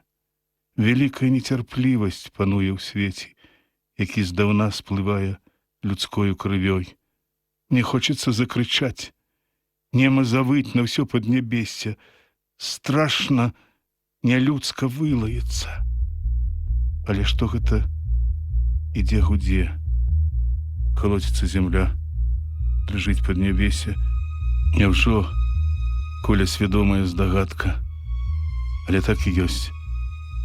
З-пад нізкага сонца, хаваючыся ў яго промнях, выплывае над зямлёю статак імклівых ценяў. Цяжкі гул асядае, душыць зямлю. Яны ідуць на вёску.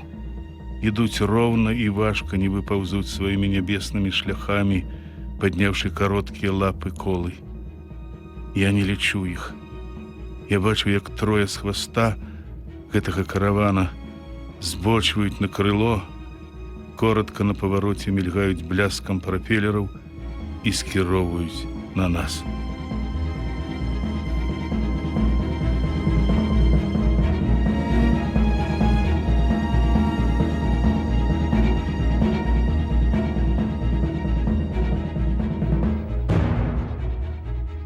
Густы імпэтны, як горны абвал роў пікіроўшчыкаў, штурхае мяне ад сцяны сховішча.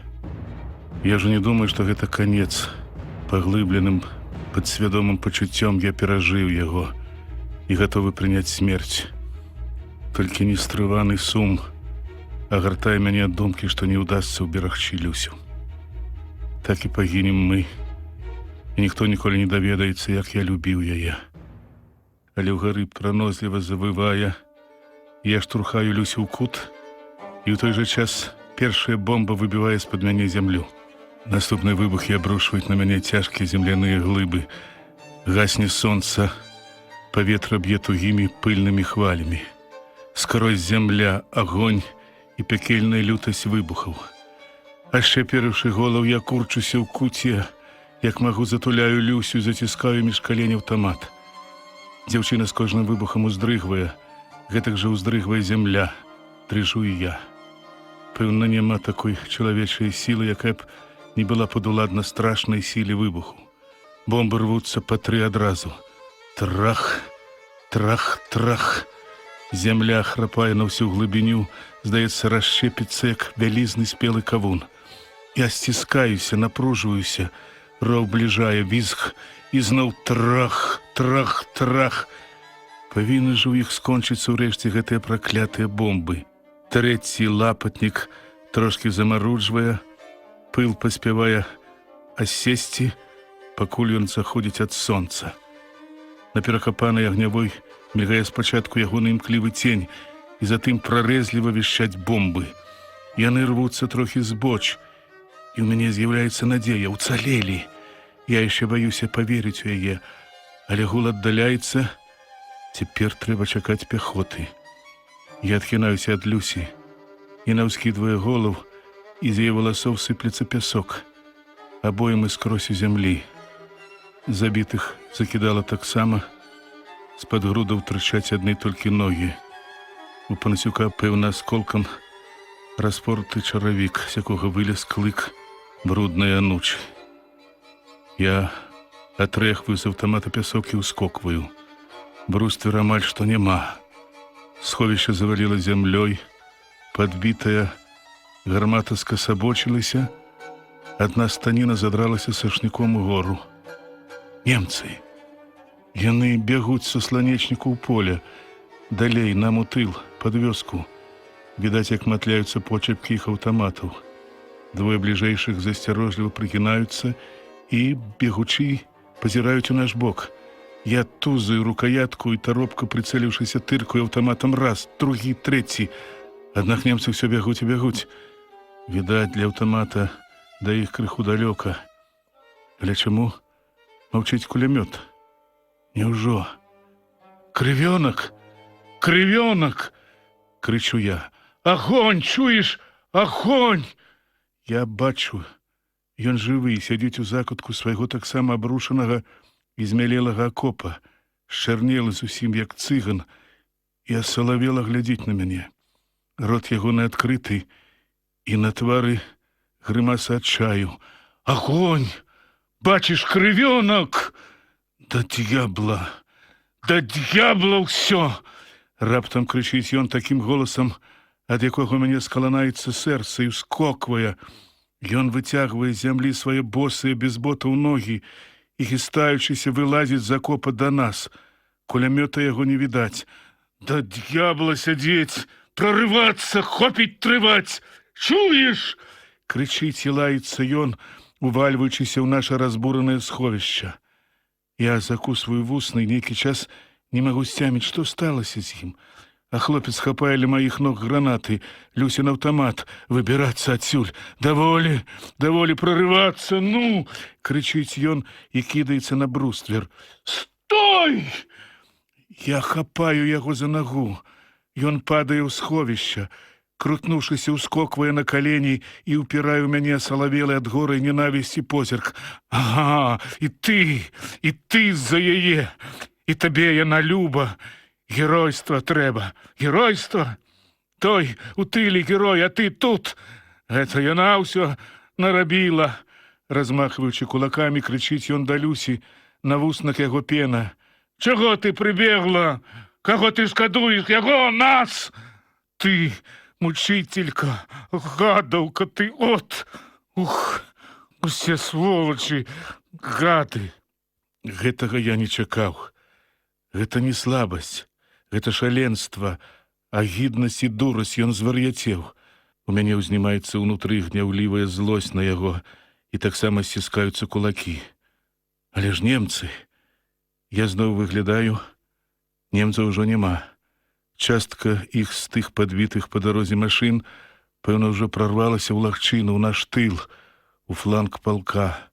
Тады я кідаюся да хлопца і хапаю яго за плячо. Сціхні!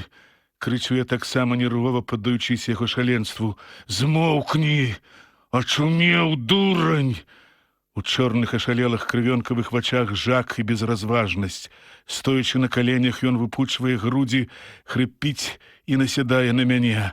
Ага, біць, бій, бій, страляй, страляй, на! Ён ірве на грудях гімнасцёрку. Трэснуўшы, тая распаўзаецца да самага падола, затым яго дрыготкія пальцы шкуматаюць сарочку. Я хапаю яго за грудзі, прыціскаю да сцяны сховішча. Ён тузаецца пада мной і рвецца, і раптам сціхае. Рукі яго бяссільна ападаюць, і цела скаланае бязгучны унутраны плач. Я штурхаю яго надол, прэч ад сябе, і сядаю ў бок. Дзве слязіны скочваюцца па запалых Люсіных щоках.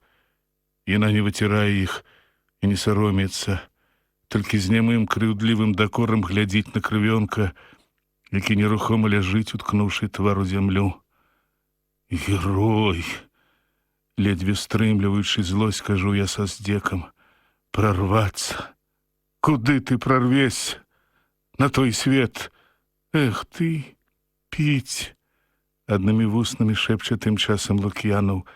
Піць! Люся ўздрыгвае, сціскае сківіцы. На яе схуднелых замурзаных щоках проступаюць жаўлакі, а побач варушыцца, упіраецца локцямі ў зямлю немец. Ён, здаецца, спрабуе ўстаць, павярнуцца, але гэта яму не ўдаецца, і тады ён роспачна просіць: «Васар! Айне шлюк, Васар! Пауль!» Люся сціскаецца ў камячок і курчыцца пад адным трошкі ўцалелым бокам нашага сховішча. У вялікіх яе вачах нейкі роздум, боль і знямення. Паляжаўшы з хвіліну, паднімаецца, сядае крывёнак. Чорныя з раскудлачанымі валасамі ягоная галава падае на рукі, бяссільна пакладзеныя на калені. Я гляджу на яго босыя ногі, на плечы з адарванымі пагонамі. Рука ўніжэй пляча рассечаная асколкам, на баку мокрая крывавая пляма. Хваляванне і трывога не даюць мне даўмецца, што ж усё ж сталася з хлопцам, які заўсёды быў цвёрды, разумны і ў цяжкую хвіліну паводзіў сябе як трэба. Няўжо гэта нервы? Цяпер ён аслабелы, бездапаможны. Я адчуваю гэта, але не хачу супакойваць, угаворваць яго. На яго аслабеласць ведаю я. Трэба больш строгасці, патрэбна суровасць. Але мне некалі дадумваць усё гэта. Я баюся, каб да нас блізка не падышлі немцы і кідаюся да разбітага бруствера.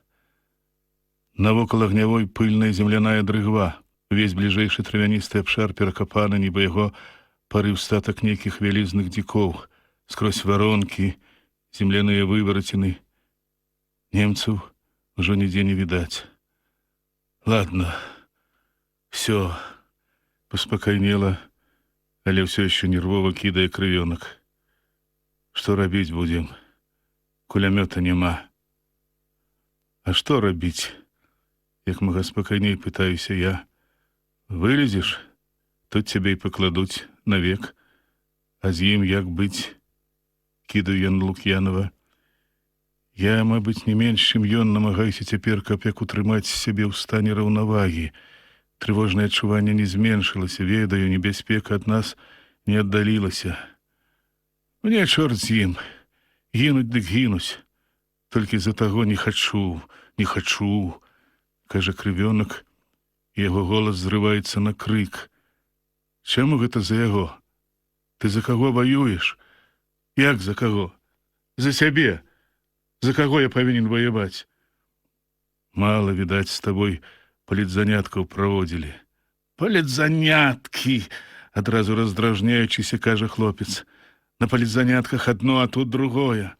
Мы прападзём, а ён ордэн на грудзі прычепіць, ды будзе дзевак ахмурваць. Хіба не так? Можа і так, можа і не, але я маўчу.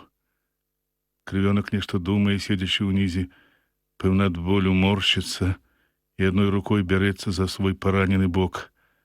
Люся паварочваецца да яго, і так нібы не было між намі ніякай сваркі, кажа: «Паўлік, знімай гімнасцёрку, пагляджу». Крывёнак паднімае на яе злосны, скалечаны шрамам твар. Навошта? Навошта? Яго даглядай. Мне не трэба, я не прыгажун, не герой. Я штрафнік. Што я табе? Змоўкні! З лютасцю гыркаю я.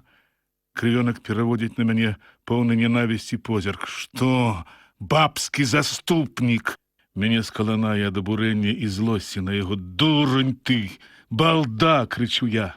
Асліная ты галава! Што ты разумееш? Завошта ты яе крыўдзіш? Задарожны сволач, ён сачкануў, каб не ісці сюды, а яна бегла. Яна дзеля нас па-добраму, па-чалавечы. А ты? Чаго ты дурнееш? Чаго ты шалееш? Крывёнак скіроўвае на мяне нерухомыя вочы, і ў іх збянтэжанасць, няўпэўненасць. Здаецца, ён збіты з панталыку маімі словамі.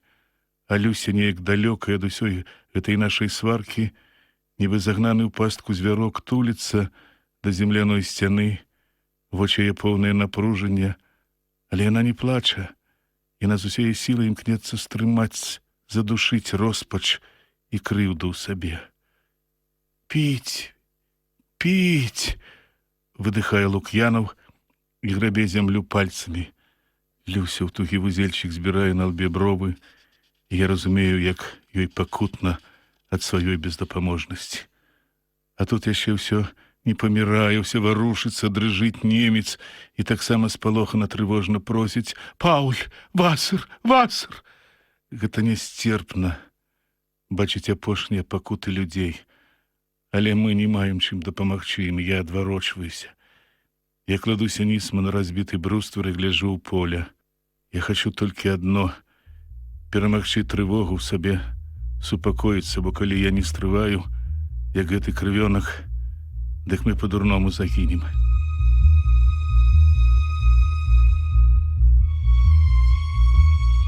Па траншеі ідуць немцы. Я зноў бачу, як мільгаюць над брустверамі іх каскі, цёмныя пілоткі. Яны ідуць некуды ў тыл, на фланг нашай прарванай абароны. Відаць, яны да часу махнулі рукой на нашу агнявую, спакойна абыходзіць яе. Агонь, кажу я самому сабе. Агонь! Які агонь! Мой аўтамат выпускае са дзве чаргі і змоўкне. Затвор у апошні раз тупа лязгае і болей ужо не ўзводзіцца. Люся ў сховішчы поўзае на каленях і перакідвае магазины. Яе аўтамат таксама без дыска. Крывёнак абыякава сядзіць на зямлі, нізка апусціўшы голову. Ну што ж, засталіся гранаты. Я бяру ля Лук'янова непатрэбную ўжо яму лімонку, выцягваю з зямлі РГД і па чарзе паварочваю іх рукаяткі. У проразях з'яўляюцца чырвоныя плямкі, гранаты на баявым узводзе. Піхаю іх у кішэні. Цяпер будзем чакаць. Піць, піць, янчыць ззаду непрытомны Лук'янов. Я не адрываю погляду ад траншеі. Ведаю, рана ці позна яны ўсё ж палезуць на нас. Сонца ўжо садзіцца, яно слепіць вочы, але трэба глядзець, не празяваць. Я трошкі супакойваюся, расслабляюся, як раптам мяне скаланае спалоханы крык крывёнка. «Люся!» У голасе яго такі жах, што я на секунду мерцвею. Крутнуўшыся, азіраю, але позна. На бруствере мільгаюць толькі Люсіны боты, і яна адразу ж знікае у бліжэйшай глыбокай варонцы. Мяне кідае ад страху. Што яна ўздумала? Чаго яна? Няўжо і яна? «Люся! Ты куды, Люся?» Але яна, не адказваючы, зараз жа выскоквае з варонкі, кідаецца на засыпаную зямлёй траву і хутка-хутка паўзе збоч танка. Вось яна ўжо мінае яго, страсянуўшы галавой, адкідвае з ілба валасы і паўзе далей. Я, сцяўшыся, назіраю за ёй і толькі тады разумею, гэта яна да бліжэйшага забітага немца. У дзвюх руках я сціскаю гранаты, акідваю позіркам прасцяг. Здаецца, ворагаў не відаць, але хто іх ведае? Сланечнік за 200 крокаў ад нас. Люся падпаўзае да немца і трохі часу поркаецца над ім. Так, здаецца, яна знайшла там тое, чаго шукала. У руках яе з'яўляецца біклага, і дзяўчына паварочвае назад. Азіраючыся ва ўсе бакі, яна хуценька, спрытна паўзе, зноў знікае на момант у варонцы і зноў паказваецца, і тады са сланечніку б'е першая доўгая чарга. Кулі няроўным касым шнурам пыльна джагаюць па раскапанай зямлі. Люся ўздрыгвае, прыціхае на момант, азіраецца і яшчэ хутчэй падаецца наперад. Пачуўшы нядобрае, да мяне на брустер кідаецца крывёнак. Я адчуваю, як ён упіваецца ў зямлю рукамі і замірае. Мне ў самога халадзее сэрца, але што мы можам зрабіць без патронаў? Яна ўжо блізка. Нізка схіліўшы голову, яна ўпарта дабіраецца да нас. У адной яе руцэ абшытая войлакам нямецкая фляжка, напэўна, вада, у другой нейкая сумка ці кабур. Ну, хутчэй жа, хутчэй, дарагая ж дзяўчынка. Са сланечніку зноў грукоча чарга, і зноў абмірае маё сэрца. Але Люся паўзе. Яна кіруе ў акоп, дзе дагэтуль сядзеў крывёнак. Туды і бліжэй, чым у наша сховішча. Крывёнак падхопліваецца і рынаецца цераз пляцоўку. Я з гранатамі кідаюся следам. Тут трошкі глыбей і схоўней. Люся ўжо блізка. Яна падпаўзае ўжо да першых грудаў бруствера. Пэўна, ў нашых вачах вялікі спалох і страх за яе, бо яна, сустрэўшы нашыя позіркі, абнадзейна ўсміхаецца зводдаль. Гэта яе ўсмешка пераварочвае ўсё ў маім нутры. Я хачу закрычаць і вылаяцца ад напружання і страху за яе. Столькі нясцерпнасці абрушыла яна ў маю душу гэтым сваім учынкам. Але яна ўжо узнімаецца на ўцалелы тут бруствер. Крывёнак, не зважаючы на небяспеку, устае на ўвесь рост і выцягвае насустрач ёй рукі. Яна цягне свае да яго, прыўстае на каленях і раптам падае.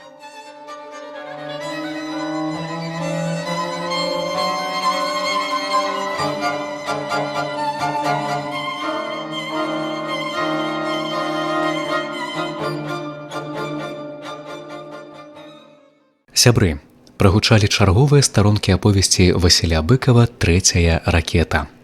Чытаў заслужаны артыст Рэспублікі Беларусь Уладзімір Рагаўцоў. Запрашаем паслухаць заключныя старонкі аповесці Васіля Быкава «Трэцяя ракета». Выканаўца заслужаны артыст Рэспублікі Беларусь Уладзімір Рагаўцоў.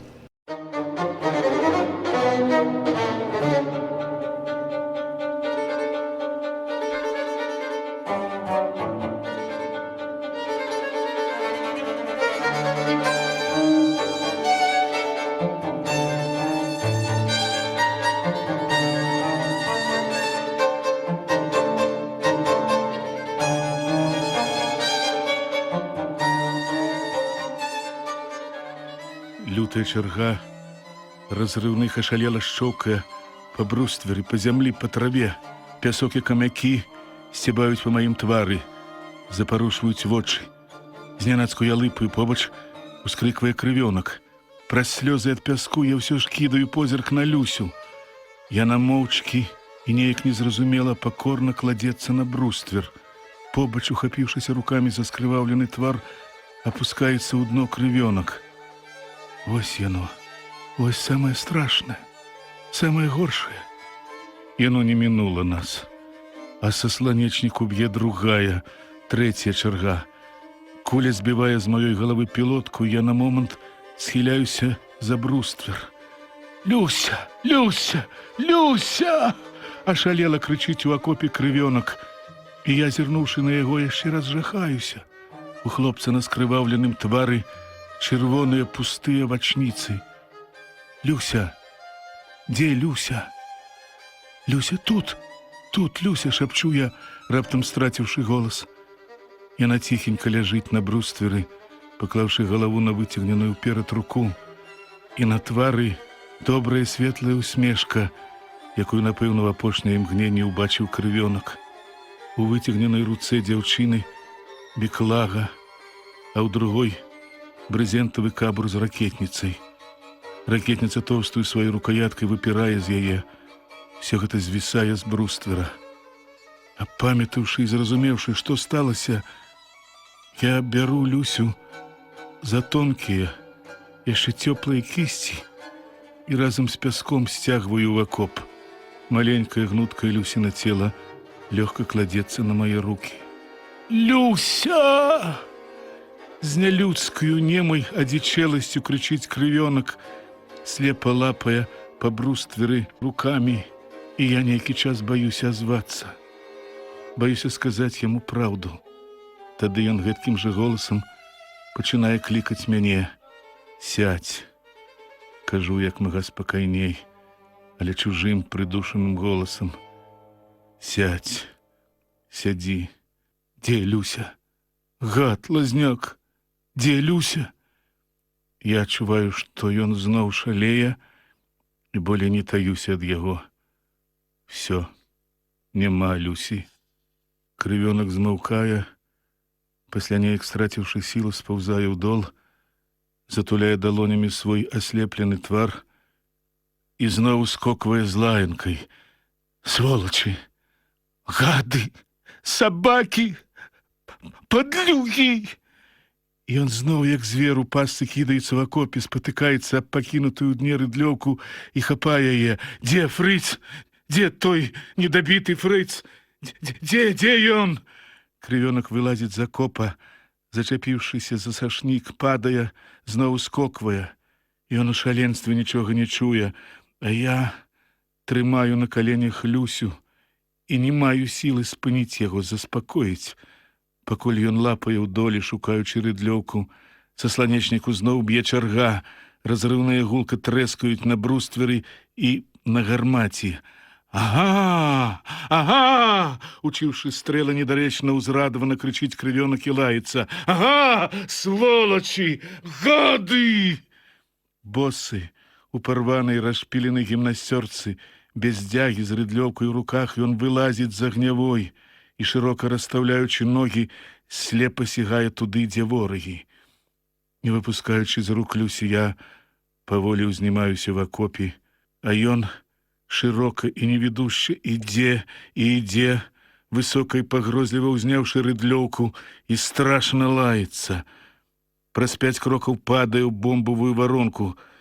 Это абнадзейвае мяне. Я прачынаюся са сваёй душэўнай знямеласці і крычу: «Крывёнак, стой!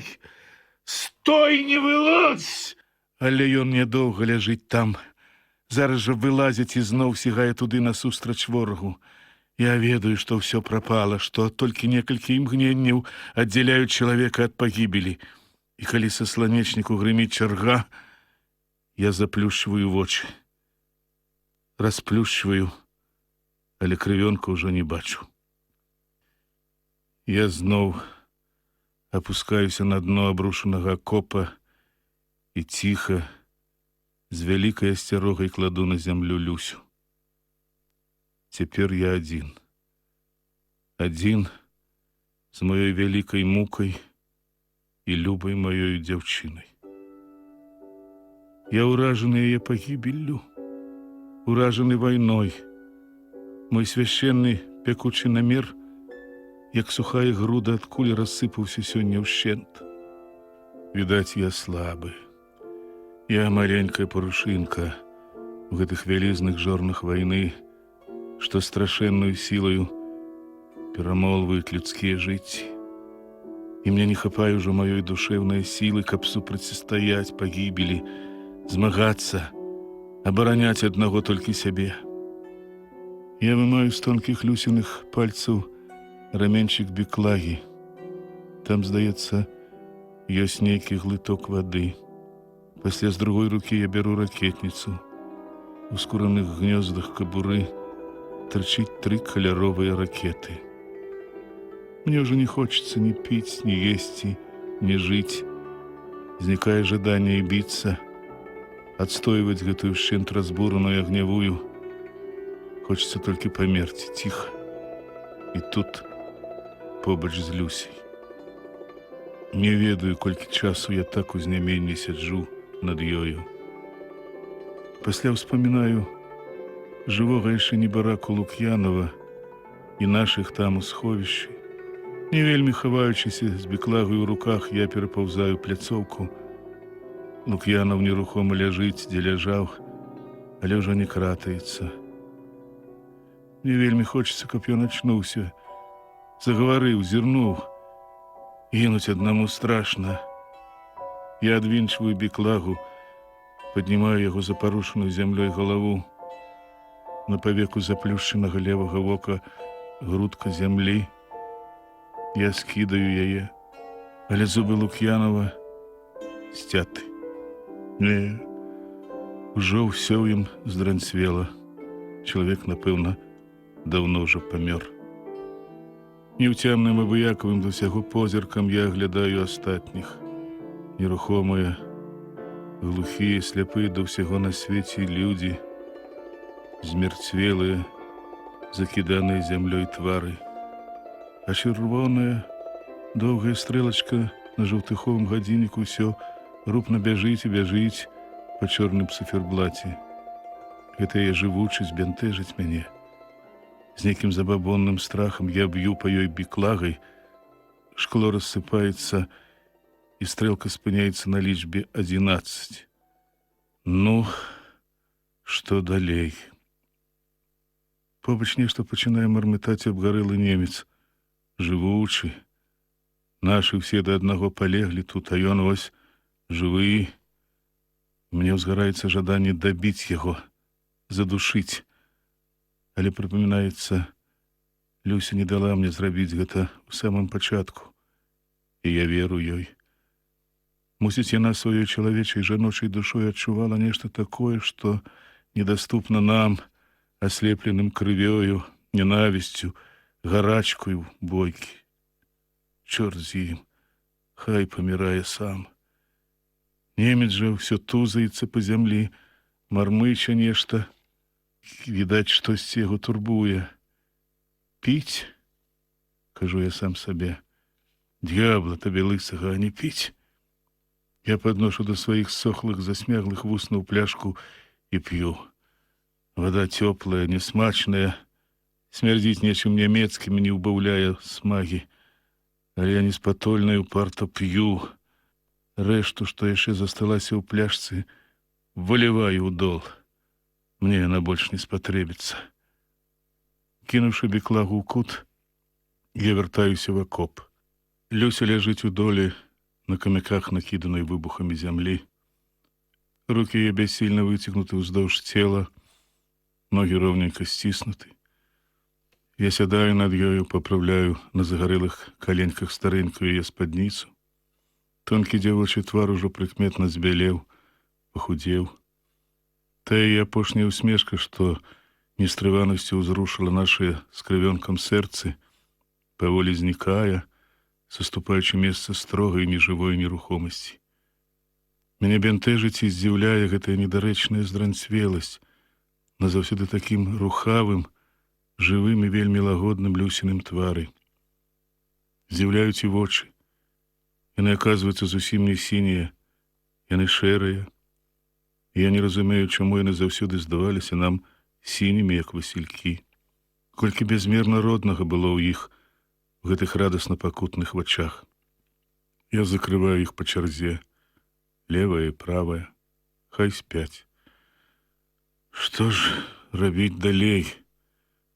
Выбегчы ўслед за крывёнкам, застрэліцца з ракетніцы, узарваць сябе з Люсей. У кутку на земляную пацяруху грабецца мурашка. Земля дробная, яна разам з мурашкой распораз ссыпаецца ўніз. Мурашка выграбаецца з пяску і пачынае караскацца зноў. Што значыць бездумная упартасць? Я бяру яе на далонь і змухваю на бруствер. Хай ідзе, ратуецца. Тут ёй добра не будзе. Не, чорта з два. Буду біцца. Адзін за ўсіх. За Жаўтыха, Папова, Лук'янова, Крывёнка. За Панасюка, інакш мне нельга. Я выкладваю свой боезапас. 3 РГД, 1 лімонка ў кішэні, 3 ракеты. А ўсё ж не голыя рукі. Здаецца, пачынае цямнець. Неба яшчэ блішчыць далёкім зніжэлым святлом, але в акопе ўжо засень. Бой здалёку ўсё грыміць, не зразумееш, у якім баку нават калоцяцца, стогнуць абшары і справа, і злева, і наперадзе. Ціха толькі на варожых пагорках, але там, мусіць, нікога няма. І раптам знаёмае траскоцце на брустверы. Пясок, камякі, зямля, пыл на галаву. Сыпане і сціхне. Праз 5 секунд зноў. Пасля яшчэ. Так, пачынаецца. Трымайся, лазняк. Здаецца, гэта апошні твой бой. За зямлю трымайся. Всё на зямлі, всё ад зямлі, гучаць у вушах колішнія жаўтыховы словы. Не спагань яе. Ранейшую сілай наліваецца маё цела. І спрытам. Кожны мускул напружваецца. Толькі страху ўжо няма. І следу. Ужо я перажыў, патраціў яго ўвесь. Біцца дык біцца. На смерць. Прывстаўшы на нагах, я адным вокам выглядваю за бруствера. Паўзуць. Потныя, загарэлыя, з аўтаматамі на зямлі. Збоч нехта падае, нехта перабягае ў варонку. Я бяру 2 гранаты. Яны ўзведзены. Прыціскаюся да сцяны. Чакаю. Слухаю. Нейкая жыла пад каленам. Дробненька, надакучліва дрыжыць. Пад брустверам нешта стукае. Граната лопае запал, затым ашалелы удар. Зноў земляныя камякі, пыл, пясок засцілаюць неба. Размахваюся і в адзін, другі, трэці бок шпурляю сваё РГД. Зараз жа выбухі, 1, другі, трэці. Выхопліваю з кішэні лімонку, і тут удар у бруствер. Аскочыўшы ад яго, побач шлёпаецца доўгая палка нямецкай гранаты. Са звярыным спрытам я хапаю яе і кідаю наверх. Зараз жа выбух, нечы блізкі глухі енк. Беру правую руку лімонку, зубамі адгінаю чаку, левай зараджаю ракетніцу і ўзводжу баёк. Ззаду, за брустверам, блізкія крокі. Я адразу чую іх тут, у зямлі. Вырываю зубамі чаку, адпускаю планку і, прытрымаўшы секунды са 3, кідаю гранату туды. Выбух. У той жа момант на бруствере над галавой іх выбух. Удар недзе ззаду і яшчэ выбух. Яшчэ рвеля гарматы. І праз пыл вынікае цёмная даўгалыгая постаць у касцы. «Хэнде хох!» «Скул ў бок!» — крычу я, і в апор страляю з ракетніцы. Дымны струмень б'е ў ворага, пыхае клубком іскраў.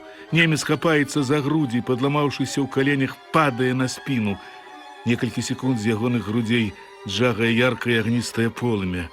Немец гарыць, ракета рассыпае наўкола гушчар іскраў. Ягоныя боты звісаюць у мой акоп. Гэта яму за Люсю.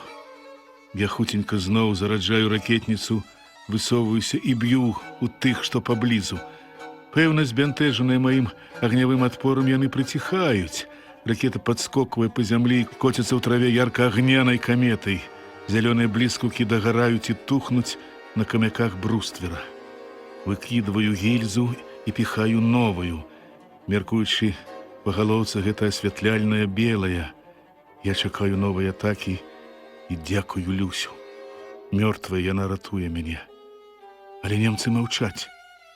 Маўчаць хвіліну, 2, 5. Што сталася з імі?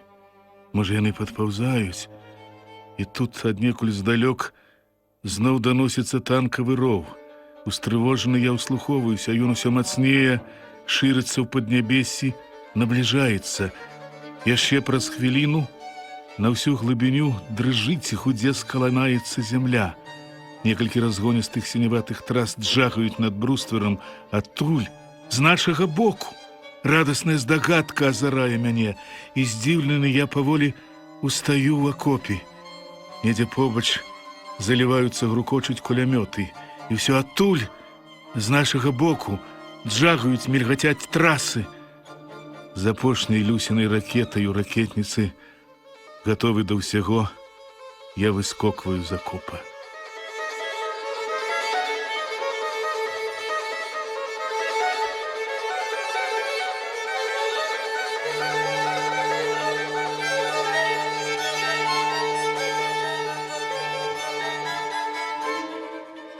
Так, я выратаваны. Все страшнае, нясцерпнае мінула. Навскасяк па полі прасланечнік, да дарогі з даўжэзнымі, як бервяно, стваламі ідуць САУ 100. За імі бяжыць, адстае, даганяе пяхота. Я сяджу на брустверы з адзінай сваёй ракетай і не адчуваю сабе і маленькага намеку на радасць паратунку. Ля маіх ног ляжыць нерухомае маленькае цела Люсі.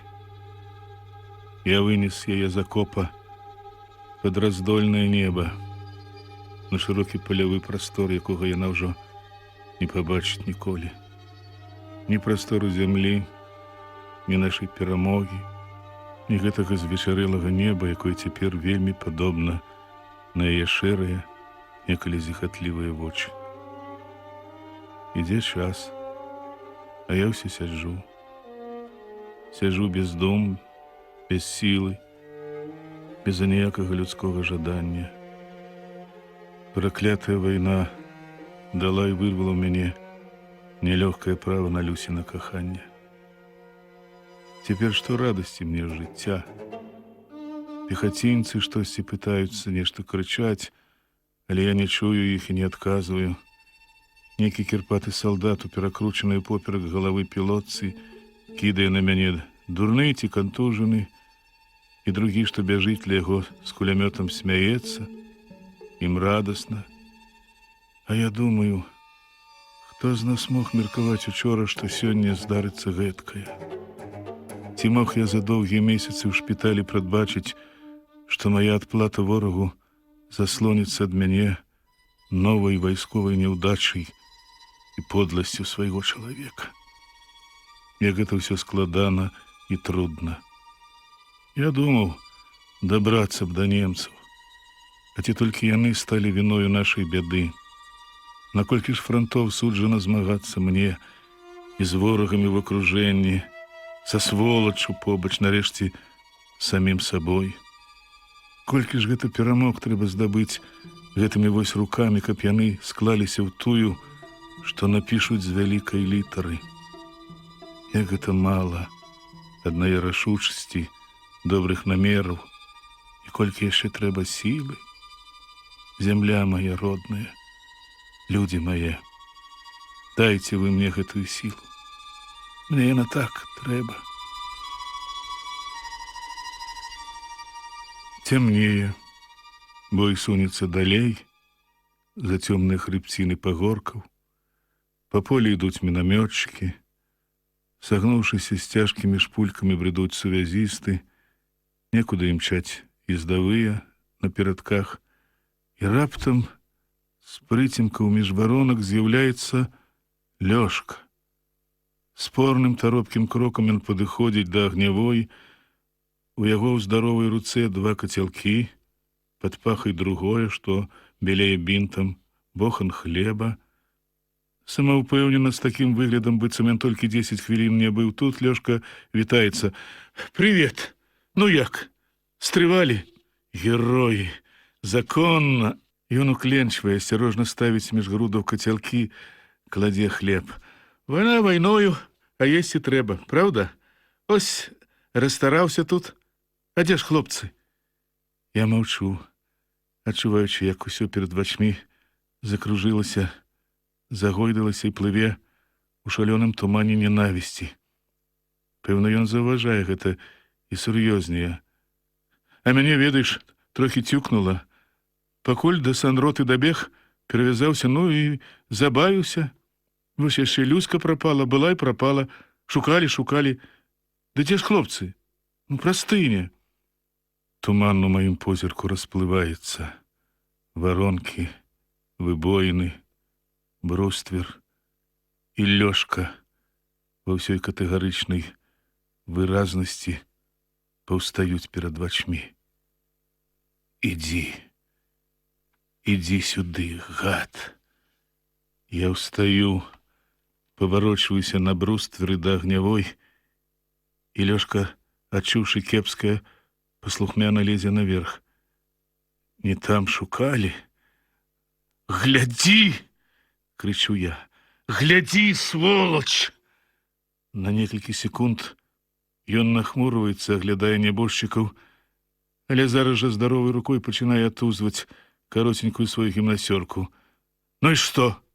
Што, глядзі?» — злосна грызаецца ён.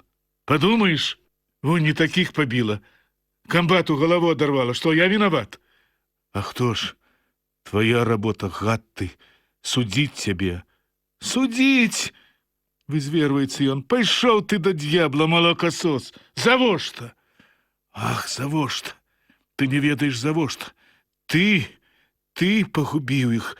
Ты злачынца! Фашыст! Мы чакалі цябе, чаму не прыйшоў? Найперш сябе ратаваў!» «Правильно, во-во-во, глядзі, на, глядзі! Не верыш, паказаць табе?» Ён тыцкае мой твар сваю перавязаную кісць і пачынае з яе зрываць бінты. «У нас не паранены, Попоў не паранены, Лук'янаў не паранены. Ногі ж у цябе цэлыя, гад ты паўзучы, чаму камбату не далажыў? Навошта Люсі сказаў, што нам канец, чаму?» Кожная жылка во мне струнка дрыжыць, я гатовы растаптаць яго, пакалечыць, змяшаць з зямлёй. Але ён не бянтэжыцца. Ён абураецца, яго нахабны твар распаляецца ненавісцю да мяне. Раптам яго тон з'едліва мякчэе. «Калі хочаш, ніякага дазволу не было. От камбат забіты, ён не загадваў. Я нічога не ведаю. Ранены. Ось!» «Што?» — крычу я, трацячы над сабой уладу. «А то! Камбат мне нічога не загадваў. От! Я Люсі не казаў. Што вы нарабілі тут, не моя бяда. Я ў баку!» «Ах, ты ў баку! Негоднік, сволач!» Не адчуваючы сябе, я падскокваю да яго, гатовы кінуцца ў бойку, як тады ўночы на гэтым самым месцы. «Так, у баку!» — крычыць ён. «Ідзі, дакажы! Няхай ажывяць Троцкага, Люсю, няхай запытаюць, і прэч ад мяне, смаркач!» Ён замахваецца на мяне сваёй натрэніраванай нагой футбаліста, але я без памяці ад гневу нават не адскокваю. Я ўскідваю ракетніцу і агнявым выбухам б'ю яго ненавісны твар. На момант стрэла глушае і слепіць. Рукі мае дрыжаць, як не дрыжалі за ўвесь сённяшні дзень.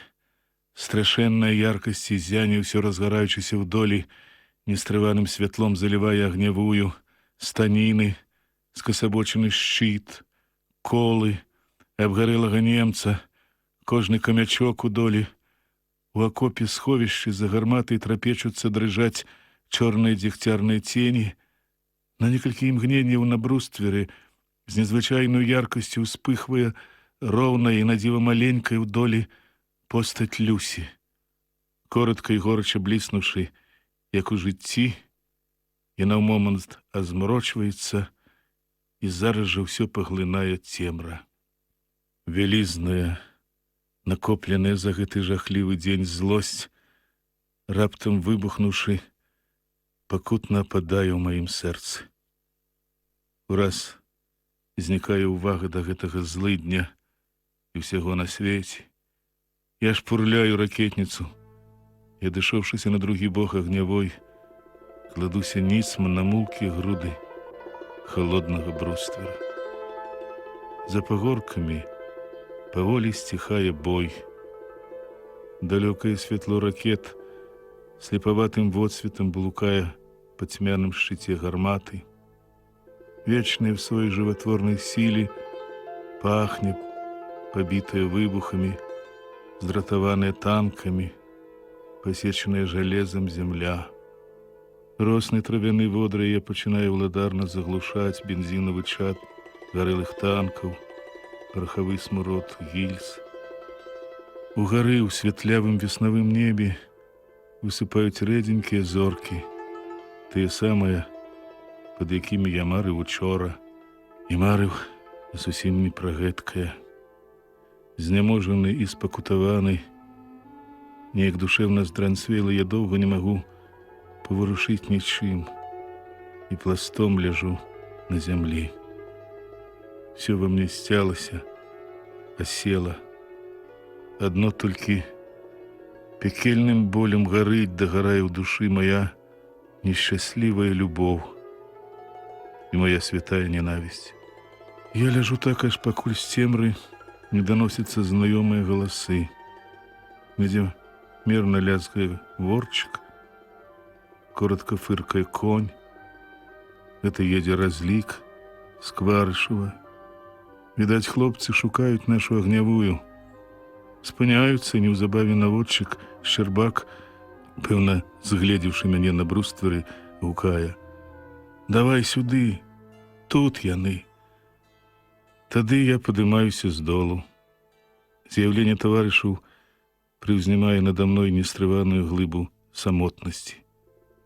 Праўда, я адчуваю, што давядзецца мне всё растлумачыць і за штось адказаць, але я не баюся.